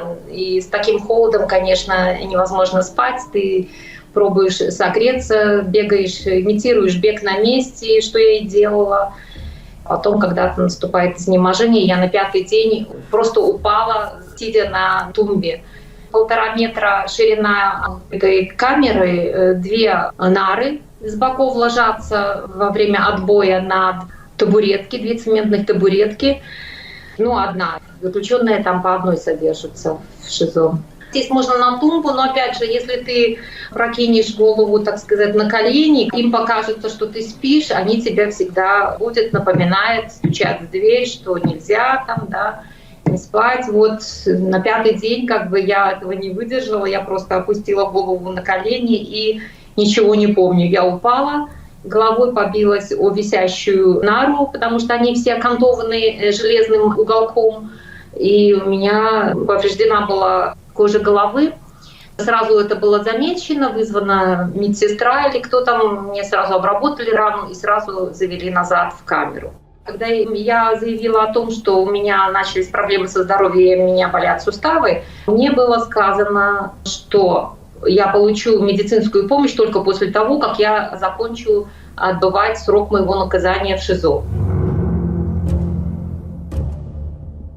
Працяглыя тэрміны ізаляцыі палітвязняў у ШИЗа праваабаронцы называюць катаваннямі. Наталя Сацункевіч з праваабарончага цэнтру «Вясна». Працяглае знаходжанне ў СІЗА і КПТ мы, праваабаронцы, трактуем як жорстка, бесчалавечае абыходжанне, і шмат у якіх выпадках гэта проста катаванне. Тое, што палітвязні распавядаюць пра знаходжанне ў ШИЗА, як яны туды трапляюць, што на роўным пустым месцы можа быць спагнанне, і ты атрымліваеш 10 сутак у ШИЗА, потым яшчэ 10 і яшчэ 10, і так за пар можа быць месяц, 2-3. Гэта ўсё, канешне, бесчалавечае абыходжанне і катаванне. Бо палітвязні распавядаюць, што падчас знаходжання ў ШИЗА у іх забіраюць тэрмабялізну, каб было яшчэ больш халодна, неўтульна, некамфортна, што там агулам няма бялізны, каб спаць, толькі матрац, што там нельга сядзець і ляжаць у дзень толькі ўначы, што ў ШИЗА ці вельмі горача, ці вельмі халодна ў залежнасці ад сезону году, і няма ніякай камунікацыі з іншымі людзьмі. Фактычна ты знаходзішся ў адзіночнай камеры. І такое знаходжанне падчас доўгага часу, гэта, канешне, адна з формаў катавання. Гэта адзін з самых страшных кампанентаў змяшчэння ў ШИЗА, на маю думку. На жаль, адміністрацыі розных калоній вельмі актыўна выкарыстоўваюць гэты інструмент ШИЗА супраць палітвязняў. І гэта, я б сказала, такі незаконны інструмент. І складана супрацьстаяць незаконнаму інструменту законнымі метадамі. І падчас знаходжання ў ШИЗА важна проста як мага больш намаганняў прыкладаць для свайго здароўя, каб захаваць фізічнае і псіхалагічнае здароўе, каб вытрымаць гэта. Былы палітвязень Олег Груздзіловіч сведчыць пра наладжаную ў калоніях сістэму, калі палітвязняў з надуманых прычынаў адпраўляюць у ШИЗА, а пасля пераводзяць на больш жорсткі рэжым. У калоніях дзейнічае свая адпрацаваная сістэма па далейшай ізаляцыі асуджанага, які чымсьці не даспадобаецца, на яго ёсць пэўны загад. Вось асабліва, што тычыцца палітычных, то это менавіта такія людзі. Паводле інструкцыі, в прынцыпе, калі чалавек пэўную колькасць разоў за нейкія парушэнні адбыў ШИЗА, то яго можна замяшчаць у ПКТ. ПКТ – это памяшканне камернага тыпу, таму што ён нібыта не стаў на шлях выпраўлення. І што робяць адміністрацыя і ахоўнікі? Калі я з'явіўся у калоніі, спачатку, як любы вязень праходзіш карантын, то мяне адразу сябры па карантыну папярэдзілі, што палітычным абавязкова на першых днях дадуць ШИЗА, каб профілактычна цябе запалохаць. І неважна, будзеш ты выконваць все правілы ці нешта парушаць, неважна. Так оно адбылося, літаральна на 4-й дзень на мяне быў складзены протакол з зусім нейкай фармальнай прычыны, што да, там нібыта памылку зрабіў у спісе сваіх рэчаў. Мяне адправілі на так званы суд, на камісію, і там ужо далі мне ШИЗА. Прычым начальнік калоніі адразу папярэдзіў, што рыхтуйце яго да 411 артыкулу. То бок, это означает, что давайте мне специально навешивайте на меня порушение. Что такое 411 артикул? И что такое ПКТ? То есть вот ты отрымливаешь некалькі ШИЗА, и потом тебя уже признают не ставшим на шлях выправления. И далее тебе могут дать ПКТ, то есть помешкание камерного типа, где это фактически изоляция такая постоянная. На полгода, вот это робіцца вельмі часта зараз з палітычнымі. А калі і гэта не дапаможа, на іх думку, ці чалавек не саступае, не падпісвае нейкія паперы, прызнанне віны і ўсё, то адпраўляюць потом на суд і даюць по 411 артыкулу яшчэ адзін тэрмін. Могуць год, а могуць і больш даць. Ці могуць адправіць укрытую турму, як таксама зробяць часта з палітычнымі. Ну і еще такая вельмі важная для вязня рэч, што падчас этого знаходжання ў ШИЗА, где формально могут тебе зноў повесить какое-то порушение, тебя могут позбавить доўгатэрміновага спаткання, великай перадачы ад сваякоў. А гэта вельмі важныя рэчы для выжывання, для фізічнага выжывання чалавека ў зняволенні. Што можна звонку зрабіць для палітвязня, які знаходзіцца ў ШИЗА ці ПКТ? Парады праваабаронцы вясны Наталлі Сацункевіч. Гэта залежыць ад таго, у якой калоніі знаходзіцца чалавек і якія ў яго склаліся адносіны з адміністрацыяй. Часам званкі ці звароты ад родных у адміністрацыю ці ў дэпартамент выканання пакаранняў могуць нешта вырашыць. Часам бывае, што скаргі ад родных неяк улагоджваюць сітуацыю. А бывае так, што наадварот, чым больш людзі званяць і скардзяцца, тым горш пачынаюць ставіцца да палітвязня. Галоўная праблема, на мою думку, у тым, што мы ніяк не можам ад вязня атрымаць даставерную інфармацыю, што з імі адбываецца, як на іх уплываюць нашы дзеянні звонку. Бо ён ці яна знаходзіцца пад кантролем адміністрацыі, і амаль што ніякае слова не можа быць успрынята як 100% праўда. Часам можна хоць нешта даведацца, канешне, на доўгатэрміновым спатканні, але яны зараз сталі вялікай рэдкасцю да палітвязняў. Варта проста як мага больш падтрымліваць чалавека. Перапіска з роднымі ў калоніі ў прынцыпе працуе адрозна ад перапіскі з незнаёмымі людзьмі, але хаця б спрабаваць падтрымаць лістамі. Зараз мы ведаем, што ліст ідзе поштай 2 дні і яшчэ 2 тыдні ляжыць у цэнзара, але лепш атрымаць ліст ад сваёй сям'і праз 2 тыдні, чым ніколі. На пачатак лютага 2024 году праваабаронцы вясны зафіксавалі каля 55 тысяч выпадкаў рэпрэсій з пачатку выбарчай кампаніі 2020 году. За гэты перыяд не менш за 4500 чалавек асудзілі паводле крымінальных справаў. Блізу 1500 чалавек з гэтага спісу палітычныя зняволеныя. Фактычная колькасць палітвязняў можа быць большай. Паводле ацэнак ПАРЭ, ад 200 до 500 тысяч беларусаў былі вымушаныя пакінуць краіну ў выніку палітычных рэпрэсій пасля прэзідэнцкіх выбараў 9 жніўня 2020 году. На свабодзе пасля адбыцця тэрміну ці пасля ўцёкаў каля 1400 былых палітвязняў.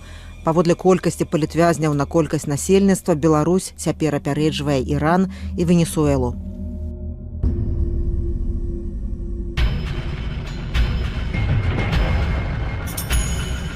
Гэта архіпеляг Белах, новы падкаст радыё Свабода пра тое, як Беларусь паступова ператвараюць у турму. З вами Ганна Соус. Мы раскажам, як пабудаваны архіпеляг Белах знутры, на чым ён трымаецца, якія людзі там працуюць, на чый загад катуюць і даводзяць да смерці палітвязняў. У падкасці вы пачуеце парады былых палітвязняў, былых сілавікоў і праваабаронцаў, як прайсці архіпеляг Белах з найменшымі стратамі для псіхічнага і фізычнага здароўя. Самае страшнае і, напэўна, непазбежнае ў турме – захварэць. Могуць абвастрыцца старыя хранічныя хваробы ці з'явіцца новыя, як наступства умоваў утрымання і працяглага стрэсу. Былы турэмны лекар Васіль Завадскі. За кратамі маюць месца тыя ж хваробы, што і на волі ў людзей. Хаця, канешне, асаблівасці ёсць. Што за кратамі часцей праяўляецца, то гэта, напэўна, усім вядомыя сухоты. Месцы пазбаўлення волі з'яўляюцца такім больш рызыкоўным месцам для развіцця такой хваробы, ну, як зрэшты і іншых інфекцыйных хваробаў. Можна сабе ўявіць, калі проста вострае рэспіраторнае захворванне, той жа ковід трапляе у месцы, дзе разам знаходзіцца столькі людзей, то, канешне, гэта вельмі спрыяльная ўмова для распаўсюджвання гэтай хваробы, як і іншых інфекцыйных хваробаў. За гісторыю маю, калі я працаваў, былі ўспышкі і пранцу, сіфілісу, і іншых венерычных захворванняў, але для асобнай катэгорыі вязню ўсё ж такі яны характэрныя.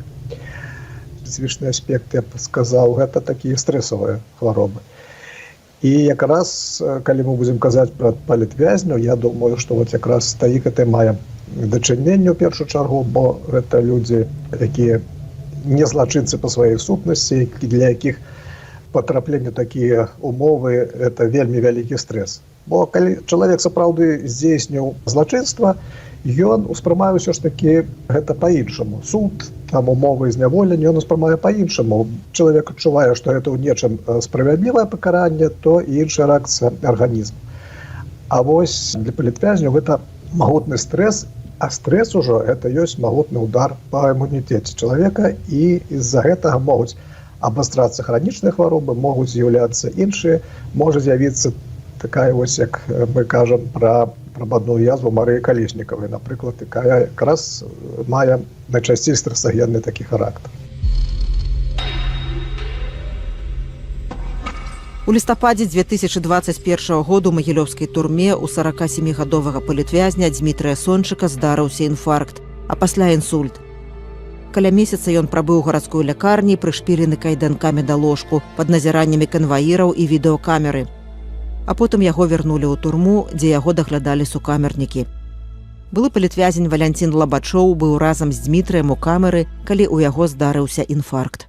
Я был в Могилевской турме, у камеру привели Дмитрия Михайловича Сончика, и он был осуджен так само по экстремистским артикулам. Ночью неяк ему стало дрэнна, его забрали, и после ничего не ведали про его там 10 месяцев. Праз месяц в нашу камеру приходит администрация, и вось кажа, что вось его привезли, у него там был инсульт, инфаркт. Жадана, каб хтосьці з ім сядзеў, хто яго ведае, можа там штосьці яму там дапамаглі узгадаць, таму што ён крыху там згубіў памяць, і вось я вызваўся яму дапамагаць. Нас перавялі там у камеру з рамонтам 6-мясцовую. Ён хадзіў аб стенку, апіраўся, таму што ён не мог там добра весці. Прыходзілася нават там і памперсы яму мяняць. Ён практычна стаў інвалідам. Ён знаходзіўся яшчэ пад апеляцыйнай скаргай, яму апеляцыйная скарга нічога не змяніла, нягледзячы на тое, што ён ужо інвалід.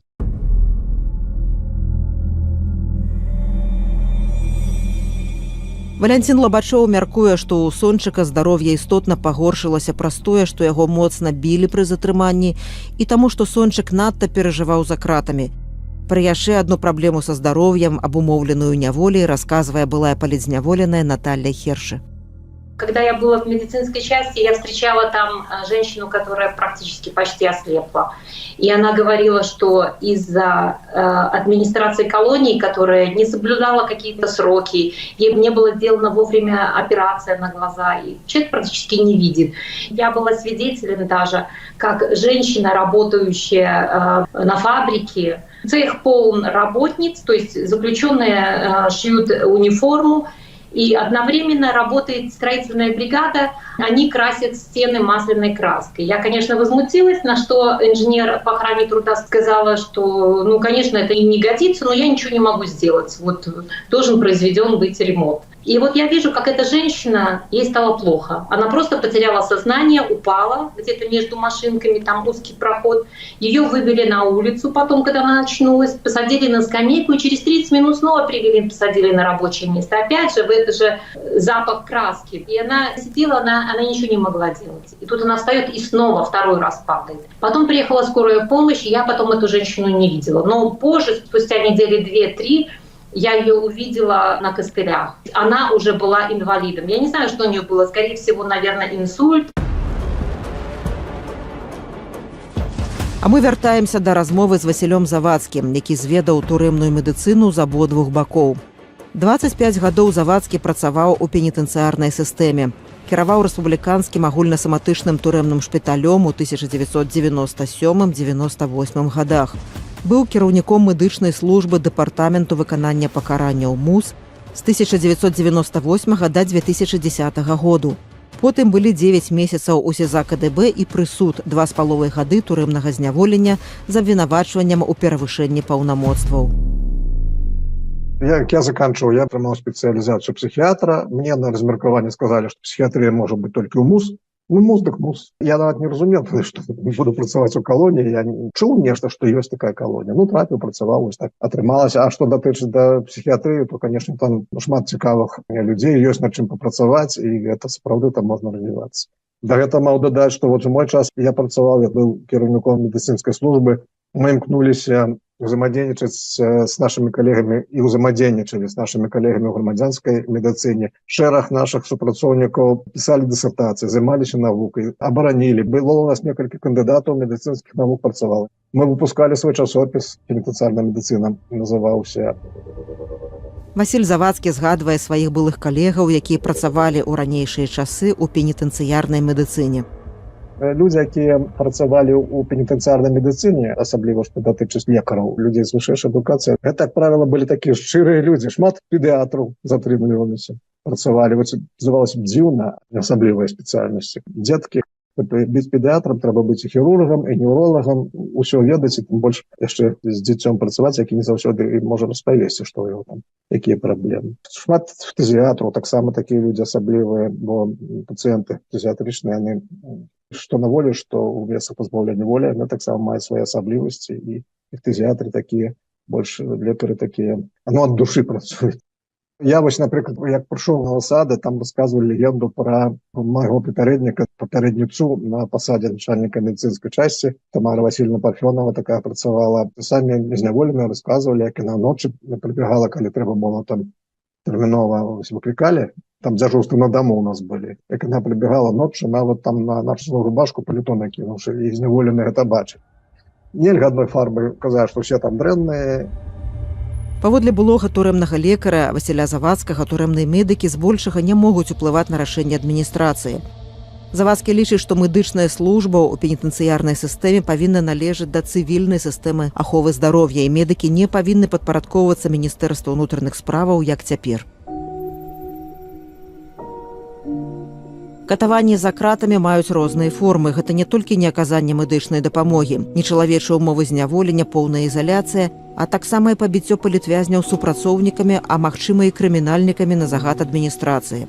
Што, паводле крыніцаў былога палітвязня Александра Кабанова, магло адбыцца з Віктарам Бабарыкам, былым прэтэндэнтам на кандыдата ў прэзідэнты у Новополоцкай колонии. Среди заключенных надо понимать, что там много есть людей неадекватных, реально неадекватных, которым, в принципе, место где-то в лечебнице. Эти люди зачастую, именно они и используются для каких-то провокаций, для каких-то там... Как это было с Бабарыкой, я точно не знаю. Достаточно посадить на какой-то период в камеру с одним, двум, тремя такими людьми, агрессивными, невменяемыми, и может возникнуть конфликт. Как раз задача администрации колонии, непосредственно оперативного отдела, сделать так, чтобы избежать всех этих моментов. Ну, они знают, у них есть психологический портрет заключенного. Я думаю, что с Бабарыкой произошел именно такой случай. Дело в том, что там команду этим заключенным давать не надо. Надо просто знать, кто он есть. У меня было 2 таких случая, когда ко мне садили таких людей. И я с ними сидел достаточно длительный срок, но обошлось без этих провокаций. А в случае с Бабарыкой, вернее, все, что нашли людей, опять же, это мои мысли, которых могли поместить в ШИЗО в одну камеру. Это один из методов давления вообще на человека, когда ты сидишь месяц, допустим, 2 месяца с дураком, ты с ним не разговариваешь, ты с ним не общаешься вообще, и ты не знаешь в любой момент, что может произойти, что у него там в голове стрельнет, как он на что может отреагировать. Невядомая дакладная колькасць палітвязняў, якія загінулі за кратамі, ці іх смерць стала наступствам зняволення. Праваабаронцы называюць 11 загінулых пасля 2020 году ў месцах пазбаўлення волі. Александр Вихор, Вітольд Ашурак, Зміцер Дудоец, Алена Амеліна, Сергей Шчацінка, Мікалай Клімович, Алесь Пушкін, Зміцер Сарокін, Вадзім Храсько, Ігар Леднік, Александр Кулініч. Александр Вихор загінуў у Гомлі пасля пабіцця ў міліцыі. 25-гадовага Александра Вихора сілавікі затрымалі вечарам 9 жніўня 2020 году. 12 жніўня міліцыя паведаміла родным, што Александр памёр у рэанімацыі. Следчы камітэт адмовіў у завядзенні крымінальнай справы. Як сцвярджаюць родныя і сведкі затрымання, Александру было блага ад моманту затрымання, ён прасіў аб дапамозе, а ў адказ атрымліваў ад сілавікоў шматлікія ўдары. Вітольд Ашурак, актывіст партыі БНФ з Бярозаўкі. У студзені 2021 году яго асудзілі на 5 гадоў калоніі паводле абвінавачання ў арганізацыі пратэстаў і гвалце над міліцыянтам. 21 траўня 2021 году Вітольд Ашурак памёр у Шклоўскай калоніі. Афіцыйная прычына – спыненне сэрца. Яму было 50 гадоў. Аднак, калі сваякі атрымалі цела на пахаванне, дык выявілі, што яно знявечана. Былы палітвязень Віктар Пархімчык трапіў у калонію праз 3 месяцы пасля смерці Ашурка. Я чуў пра яго раны, што наогул невядома адкуль, які можа быць характар вось такіх вось рваных ран. Розныя меркаванні, можа быць, ці то сабакі яго пагрызлі, але там няма сабак. Ці то, можа, гэта нейкая арматура, ці нешта такое, там жорстка было там. Што магу яшчэ пра Ашурка сказаць? І ён быў прынцыповым, і такія людзі апасныя для гэтага рэжыма. Абставіны гібелі Вітольда Ашурка каментуе былы турэмны лекар Васіль Завадскі. Калі казаць пра той выпадак з Вітольдам Ашуркам, для мяне тое, што я бачыў відэа, я раблю такі вывод, што медык там неправільную тактыку абраў, это так мякка кажучы. Канешне, калі чалавек страціў прытомнасць, і гэта ведаеш, это там паказвае, што яму нейкую павязку накладае. Страціў прытомнасць чалавек, яго абавязкова трэба стацыянар класці, разбірацца, што там здарылася, чаму ён страціў прытомнасць. А тое, што яго пакідаюць у камеры ШИЗа, гэта неправільная тактыка, і мы вось, на жаль, ведаем, такіх трагічных наступстваў яна прывяла. Мікалай Клімович. У траўні 2023 году у віцебскай калоніі нумар 3 памёр блогер і палізняволены з Пінску Мікалай Клімовіч, яму быў 61 год. У яго была інваліднасць у сувязі з хваробай сэрца. Ён перанёс інсульт і складаную апарацыю на сэрцы. У лютым 2023 году пінскі суддзя Андрэй Бычыла вырашыў, што Клімовіч вінаваты ў абразе Лукашэнкі і пакараў яго годам зняволення за смайлік у аднакласніках пад карыкатурай на Лукашэнку. За кратамі Клімовіч вытрымаў некалькі месяцаў. Ці можна было выратаваць палітвязня? Разважае былы турэмны лекар Васіль Завадскі. Вядома, гэта інструкцыя, пастанова аб магчымасці вызвалення па стане здароўя. І яна тут не працуе. Бо суд ведаў, што яго група інваліднасці, суд яго прагаварыў, і весці размову пра магчымасць вызвалення можна, на жаль, толькі ў тым выпадку, калі стан здароўя настолькі пагаршаецца, што відавочная адмоўная дынаміка, ну і тады можна нешта казаць пра прадстаўленне на эту спецыяльную медыцынскую камісію, якая будзе абследаваць, але гэта патрабуе і часу, і іншых высілкаў, і абследаванняў дадатковых. Это немагчыма зрабіць за дні, тыдні, нават это патрабуе месяцаў, і нават у самых лепшых акалічнасцях, я бачу, адносіны да Клімовіча, гэта не спрацавала. Мы можам зараз сказаць, што лепш бы, каб ён там у стацыянары медчасці быў, ці ў яго гарадскую бальніцу паклалі.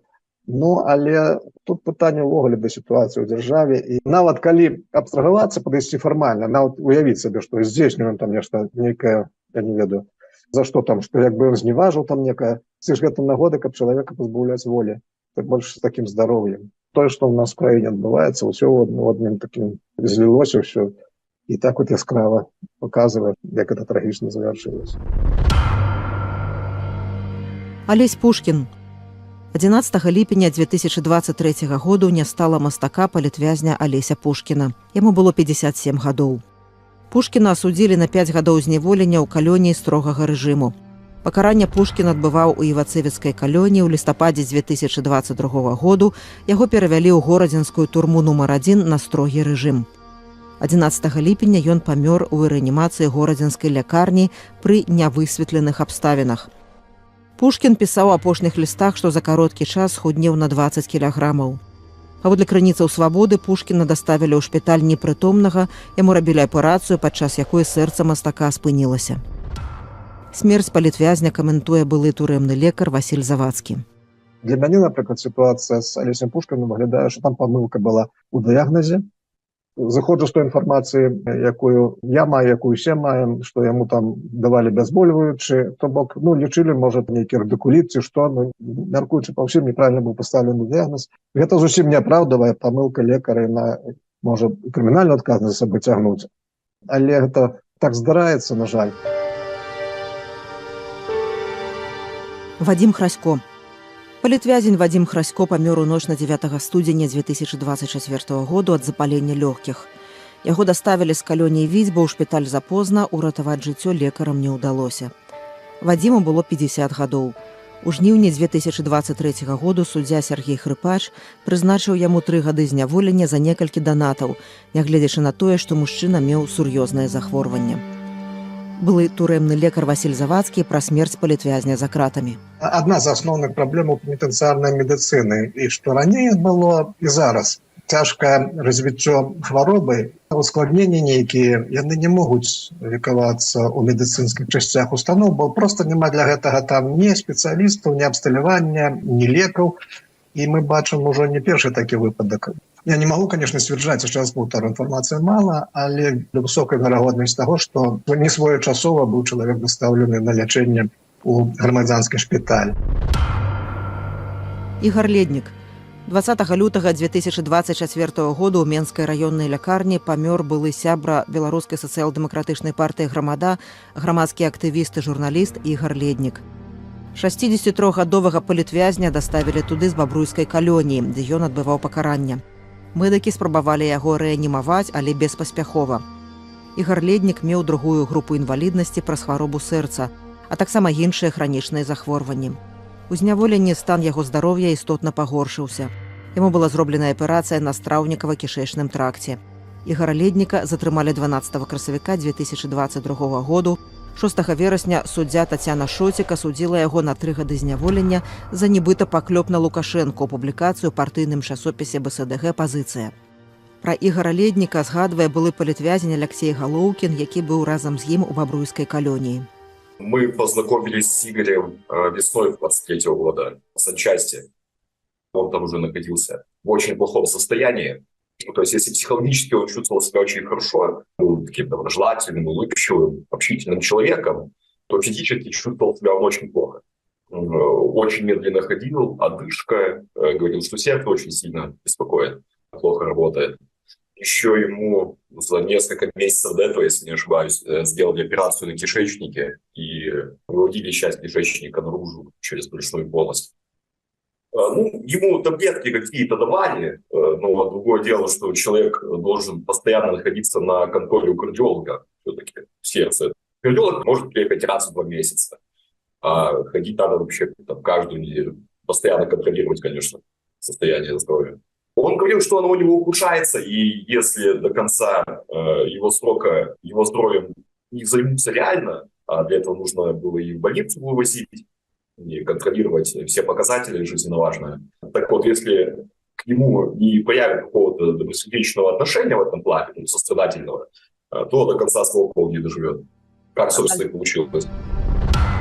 Александр Кулініч 9 красавіка 2024 году памёр у берасцейскім СІЗА.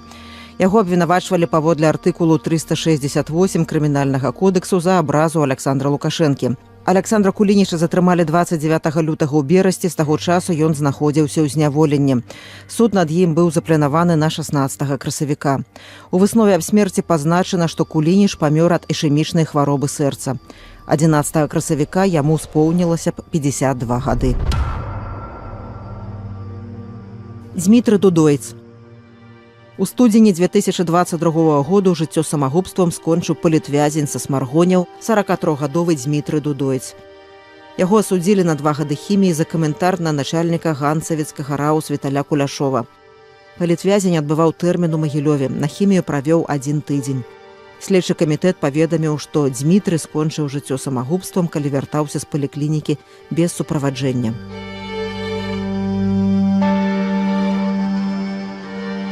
Яшчэ 3 смерці, як заяўляюць праваабаронцы, звязаныя з нечалавечымі ўмовамі ўтрымання ў ізалятарах. У 2021 годзе ад наступстваў COVID-19, на які вязні захварэлі ў зняволенні, памерлі мянчанка 53-гадовая Алена Амеліна і 57-гадовы жыхар Асіповічаў Сергей Шчацінка. Абое адбывалі пакаранне паводле палітычных артыкулаў. У чэрвені 2023 году ў цэнтры ізаляцыі правапарушальнікаў на Акрэсціна памёр затрыманы 56-гадовы Андрэй Макарэвіч. Яго затрымалі за дробны крадзеж, але адправілі ў камеру да палітычных, бо знайшлі ў тэлефоне падабайкі пад матэрыяламі незалежных медыя. Макарэвіча была астма, яму патрэбен быў інгалятар, але атрымліваў ён яго не заўсёды. Памёр ад прыступу ў перапоўненай камеры, не атрымаўшы своечасовай медычнай дапамогі. Прадстаўніца аб'яднанага пераходнага кабінету былая палітзняволеная Вольга Гарбунова кажа, што прынамсі 200 палітвязням тэрмінова патрэбная медычная дапамога. Калі мы гаворым пра так званы гуманітарны спіс палітвязняў, якім экстрана патрэбна меддапамога, мы разумеем, што ўсё гэта штучнае дзяленне. Насамрэч, ва ўсіх здароўе паехала, ва ўсіх вялікія праблемы. Сярод усяго пераліку палітвязняў ёсць велізарная колькасць людзей з уразлівых сацыяльных груп. Гэта і людзі пажылога ўзросту, і людзі з інваліднасцю, людзі з цяжкімі фізычнымі хваробамі і ментальнымі дыягназамі. Намі выяўлена ўжо болей за 200 чалавек, якім экстрана патрэбна медычная дапамога. Гэта людзі, якія трапілі ў месцы несвабоды, і пры гэтым у іх былі цяжкія дыягназы. 4-я стадыя анкахваробы, растучая пухліна галаўнога мозгу, тэрмінова неабходныя аперацыі, у тым ліку па трансплантацыі органаў. Гэта рэальныя прыклады рэальных палітвязняў, якія цяпер знаходзяцца ў лапах рэжыма. Важна разумець, што практычна ўсе палітвязні прайшлі досвед катаванняў і гвалту, нечалавечых умовах утрымання ў турмах, СІЗА. У нас насамрэч няма ніякіх дадзеных, у якім стане яны цяпер знаходзяцца, які іх стан здароўя. Медычныя прэпараты немагчыма перадаць у СІЗА, пачынаючы з красавіка. У калонію практычна не прабіцца з лекамі. Гэта ўсё, безумоўна, павышае рызыку для палітзняволеных. Няшмат вядома пра выпадкі, калі палітвязням дапамагаюць за кратамі. Прычына зразумелая, публічнасць можа пашкодзіць тым, хто ставіцца да палітвязняў па-людску. Працягвае былы турэмны лекар Васіль Завадскі. Я по свайму опыце ведаю, што даволі шмат лекараў, дактароў у месцах пазбаўлення волі з душой ставяцца да пацыентаў, перажываюць за іх. Я такіх ведаў, і я ўпэўнены, што такія зараз працуюць. І не толькі, дарэчы, пра лекараў, але і пра іншых супрацоўнікаў. Вось да нас даходзіць такая інфармацыя, што людзі там і імкнуцца дапамагаць, і дапамагаюць. Але, канешне, пра гэта казаць не выпадае зараз ні пра лекараў, на жаль, ні пра іншых супрацоўнікаў, таму што у сённяшняй сітуацыі гэта можа ім нашкодзіць, што гэтыя людзі, калі стане вядома, не будуць ужо больш працаваць, і тады яшчэ менш будзе магчымасцяў дапамагаць людзям. Я ўпэўнены, што шмат такія медыцынскія работнікі, не толькі лекары, сярэдні медыцынскі персанал, яны імкнуцца зрабіць усё, што ад іх залежыць нават у тых складаных умовах. Вольга Гарбунова кажа, што ёй вядомыя выпадкі завядзення крымінальных справаў на супрацоўнікаў пенітэнцыярнай сістэмы, якія дапамагалі палітвязням. Але ўлады максімальна хаваюць гэтую інфармацыю, кажа былая палітзняволеная. Працягвае прадстаўнік аб'яднання былых сілавікоў «Байпол» Александр Ракіцкі, які служыў пракурорам аддзелу па наглядзе за законнасцю выканання крымінальных пакаранняў. Исходя из своего жизненного опыта, скажем, моральных уродов, садистов, они в меньшинстве. Но они, скажем так, более на виду и более определяют условия, быт, содержания осужденных. Но большая часть, наверное, все-таки, мне так думается, хотя бы половина более или менее адекватно и более-менее по-человечески должны относиться. Александр Ракіцкі быў знаёмы з многімі кіраўнікамі пенітэнцыярных установаў. Паводле яго ў сістэме даслужваюць самае большае да 50 гадоў. Гэта гранічная выслуга ў сістэме МУС. Пасля 50 гадоў можна служыць толькі са згоды Лукашэнкі. Паводле Ракіцкага, пасля 2020 году звальненні закранулі всю сістэму МУС, пракуратуры, дзяржаўных установаў. И увольняли, и сами уходили. То есть нет широкой огласки этому, и мало кто об этом заявляет, но такие случаи, я уверен, это практически на 100%, что это в любой системе, в любой, скажем, сфере государственной службы, в любой деятельности МВД, знаю примеры непосредственно. Ну, конкретно по пенитенциарной системе таких примеров лично я не знаю, но уверен, что они будут.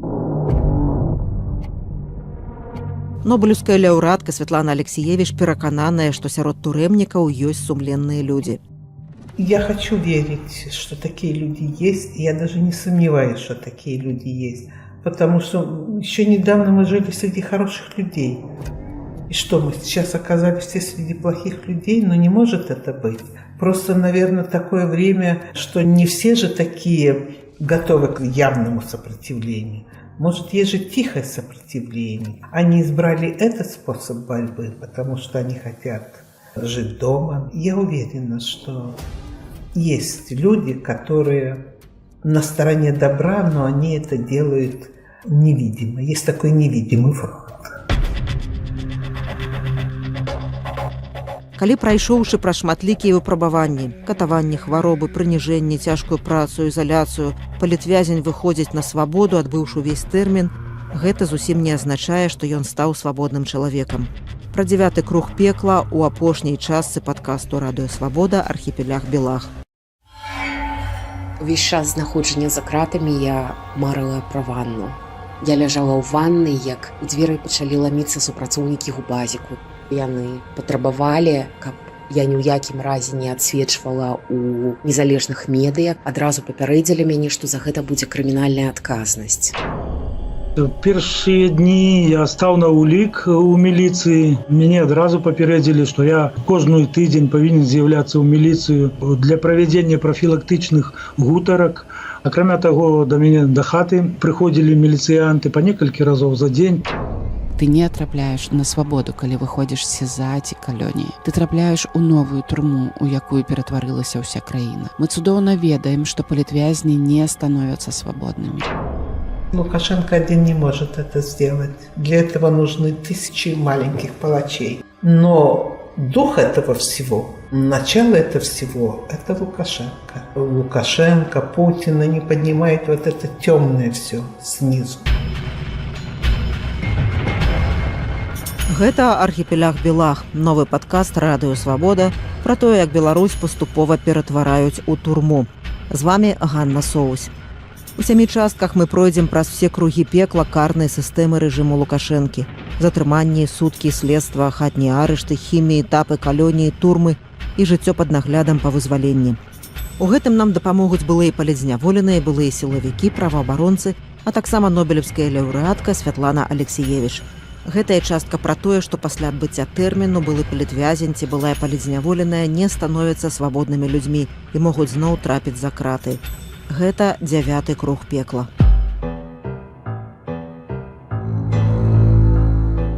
Архіпелях Белах, 9 круг пекла. Жыццё пад наглядам па вызваленні. 1400 былых палітзняволеных. Паводле прадстаўніцы аб'яднанага пераходнага кабінету ў сацыяльнай палітыцы Вольгі Гарбуновай, у лістападзе 2023 году менавіта столькі было былых палітзняволеных. Гэта людзі, якія цалкам адбылі тэрмін, і тыя, хто здолеў уцячы з краіны, напрыклад, з хатняй хіміі. Ці адчувае сябе свабодным палітвязень пасля таго, як адседзеў увесь тэрмін? Чаму вялікая частка былых палітвязняў пасля адбыцця тэрміну пакідае Беларусь, як гэта зрабіў праз 2 тыдні пасля вызвалення праваабаронца Леанід Судаленка? Былы палітвязень расказвае, якія ўмовы паставілі яму міліцыянты. Калі я мусіў бы з'ехаць, напрыклад, з гораду звыш на 3 дні, а павінен быў дазвол папрасіць. І так цягам 2 гадоў, калі ў мяне будзе пагашана гэтая судзімасць. Я ім і кажу, што ў мяне есть даведка, што я адбыў увесь тэрмін, я не па амністыі выйшаў, я не па умоўна датэрміноваму вызваленню, а я адбыўшы тэрмін. Таму я і назваў гэта з адной турмы ў другую турму. Калі мяне затрымлівалі ў 21 годзе, то я казаў, я не пакіну Беларусь, няхай яны пакідаюць. Але зараз уже іншы час. Я бачыў і ведаў справы тых людзей, які заязджалі ў лагер за каментары ці за лайкі, напрыклад, у інтэрнэце, так, і за іншыя актыўнасці у сацыяльных сетках. Я разумеў, што прад'яўленне мне новых абвінавачванняў крымінальных – гэта справа часу.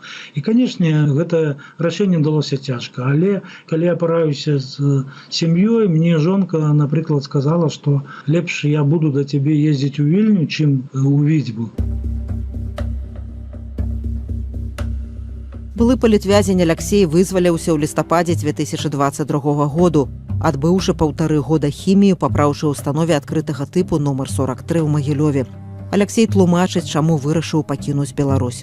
Я освободился, да, поставили меня на учет на 2 года, каждую неделю отмечаться, каждое воскресенье, но все равно 2-3 раза в неделю приходили менты, дома, не дома, как состояние, пьяный, не пьяный, вопросы-расспросы, покажи телефон, где был, что делал, работаешь, не работаешь, на какие средства существуешь и так далее.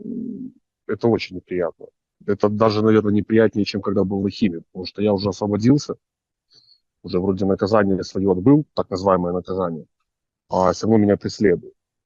И если на химии это происходило, да, там есть расписание, встаешь в 6 утра, ложишься в 10, там какие-то новости, там какие-то мероприятия, это, ну, ты к этому привыкаешь, оно всегда в одно время.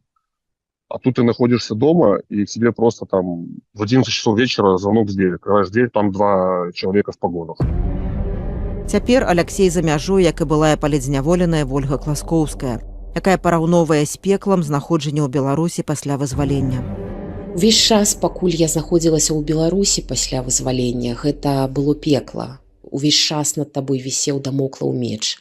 Сілавікі прыходзілі да хаты, выклікалі ў РУС, у тым ліку крымінальны вышук, І падчас апошняга такога выкліку, гэта быў люты 2023 году, сілавікі вельмі зацікавіліся маім тэлефонам. І калі я адмовілася паведамляць ім пароль ад двухфактарнай аўтэнтыфікацыі, яны сказалі, што будуць яго ламаць і што ўсё роўна яны знойдуць усю інфармацыю, якую я знішчыла. У іх гэта не атрымалася, яны даслалі запыт з майго тэлеграму аб тым, каб скінуць пароль, але атрымалі адказ ад тэлеграму, што гэта станецца магчымым толькі праз тыдзень. Яны доўга вагаліся, што са мной рабіць, але ўрэшце выпусцілі і сказалі вярнуцца праз тыдзень з тэлефонам. Я зразумела, што спакойна жыць мне ў Беларусі не дадуць, і я адчувала, што гэта толькі пытанне часу, калі я зноў апынуся за кратамі. Я прыняла рашэнне аб тэрміновай эвакуацыі з Беларусі. Жыхар Магілёва Валянцін Лабачоў цалкам адбыў тэрмін за нібыта абразу Лукашэнкі ў наваполацкай калоніі. Па вяртанні да хаты быў пад наглядам міліцыі. Былы палітвязень мусіў наведваць камісію ў пытаннях працаўладкавання, у якой яго паставілі перад канкрэтным выбарам. На наступны дзень я приехал там у Могилев, пришел у инспекцию эту, мне там инспектор сказал, что я там буду там раз в месяц там на отметку ходить и, может, там на лекцию. Оказалось, что треба еще ходить там на некие комиссии, там на вот там 2 раза на месяц там некая комиссия по працаўладкаванню, хотя не працуешь, и там некая там наглядальная комиссия, там назиральная. И они там на этих комиссиях еще кажут, что ты отковывался на працу. Ну, як ты на працу откуешься, когда у тебя судимость, ты же экстремист, никто не возьме. И она вот и никуда кажется, не спробовал отковываться. Плюс до ўсяго сакавіку быў дзень волі. За тыдзень до дня волі мне увогуле сказали ходить каждый день на эту размову профилактичную. Такой канчатковой кропкой стало то, что я пришел там на одну комиссию. Мне старшыня комиссии кажа, что калі ты чего-то не запытываешь, чего я не отковываюсь на працу, я ему отказываю, что я собираюсь съезжать. И он мне кажа, у тебя месяц есть, как съехать и отковаться на працу, ты поедешь снова на зону. Ну, там, конечно, там робить нема чего, пришлось съехать. Былога палітвязня Олега Груздзіловіча ў дзень вызвалення на міліцэйскім аўтамабілі сілавікі адвезлі да мяжы.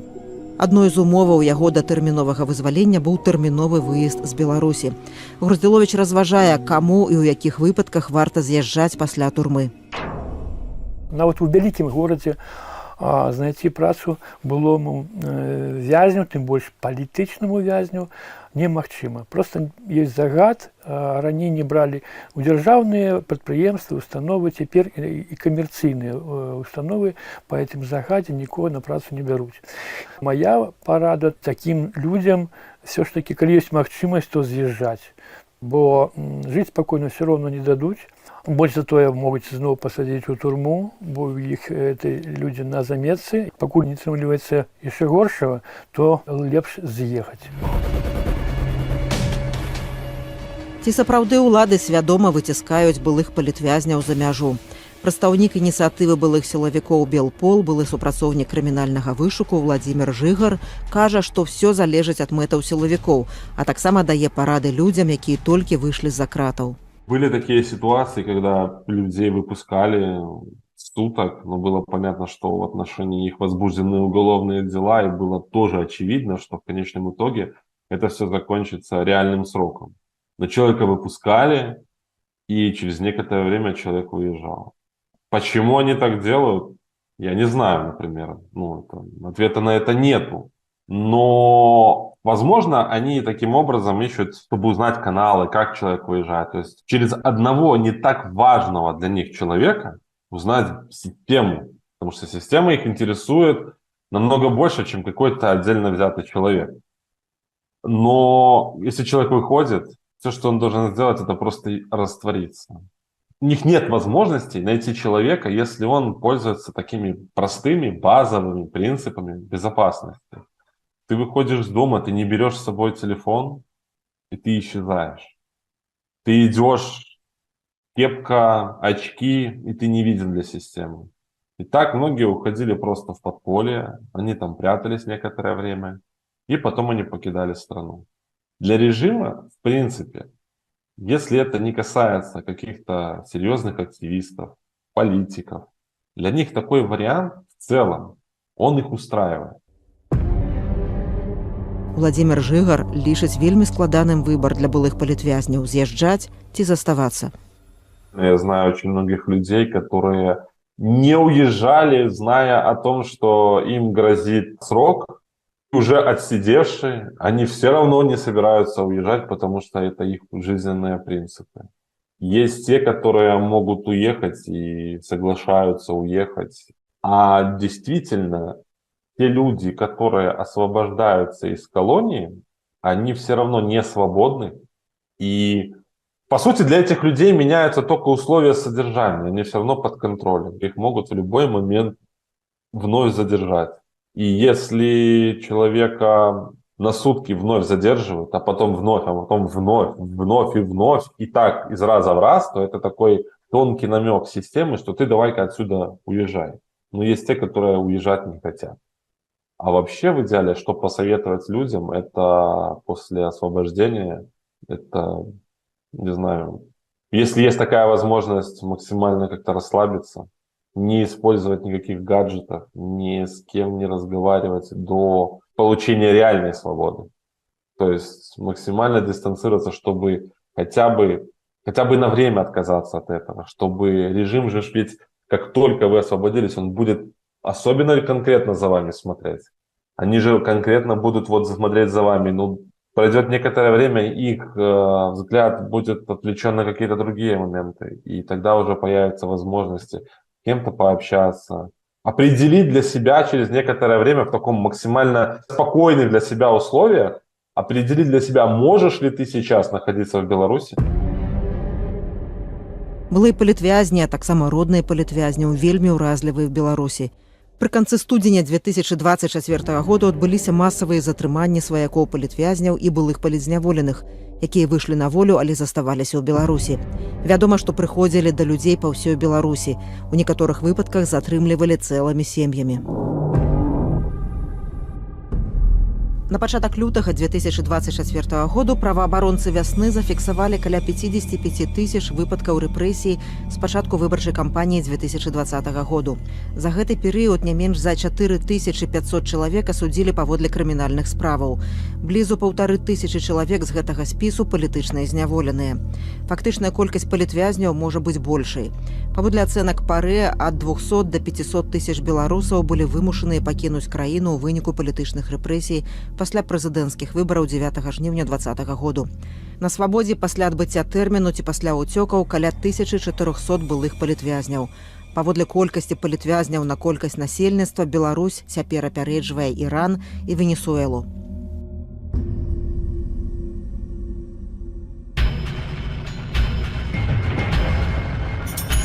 Гэта архіпеляг Белах, новы падкаст Радыё Свабода пра тое, як Беларусь паступова ператвараюць у турму.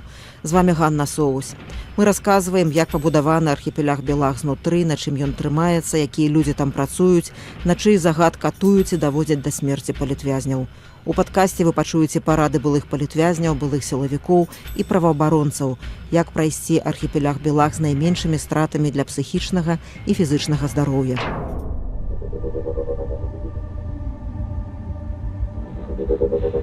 Журналістка Яніна Мельнікава, якая прайшла праз суткі на Акрэсціна, вельмі доўга вагалася і прыняла рашэнне з'ехаць з Беларусі толькі летам 2023 году. Жыць на валізах і жыць з адчуваннем, што у цябе пад рукой павінны быць твае дакументы, нейкая там наяўнасць, нейкія грошы, нейкі план дзеянняў. Гэта вельмі цяжка. З аднаго боку, з іншага боку, гэта план, які ты трымаеш заўсёды ў галаве, і з ім ты неяк пачуваешся болей спакойней, хоць гэта, конечно, такое спакойства вельмі ілюзорнае. Што тычыцца мяне, то план пабегу, ён быў не літаральна распісаны па крокам, але ўсё ж такі ён быў. Я перш за ўсё разумела, што мне трэба трымаць тыя самыя дакументы, паперы свае пад рукою, трэба мець тыя самыя грошы, трэба мець пашпарт свой і трэба мець пашпарт дзіцяці ў нармальным стане з адкрытую візаю. І таму вось магчымасць мець візу, магчымасць мець хоць нейкую падтрымку калегаў з таго боку, якія казалі, што заўсёды гатовыя прыняць, заўсёды гатовыя пачуць твоё тэлефанаванне ў любы час дня ці начы, яно вельмі моцна падтрымлівала, калі ты ўсярэдзіне. З іншага боку, канешне, я спадзявалася, што я не буду гэтым карыстацца, што я працягну жыць і працаваць у краіне, бо і да сёння у мяне няма разумення, што гэта было варта рабіць на ўсе 100%. Я маю на ўвазе з'ехаць. Бо кожнага разу з'яўляецца ілюзія, што можа яшчэ не час, можа яшчэ сёння не прыйдуць, калі прыйдуць, то можа гэта ўсё будзе просто некалькі сутак ці нейкі штраф, як са мной было першы раз. І ўсё роўна ты хапаешся за нейкія такія спадзевы, што ўсё яшчэ будзе добра. Але добра не было, добра не ёсць.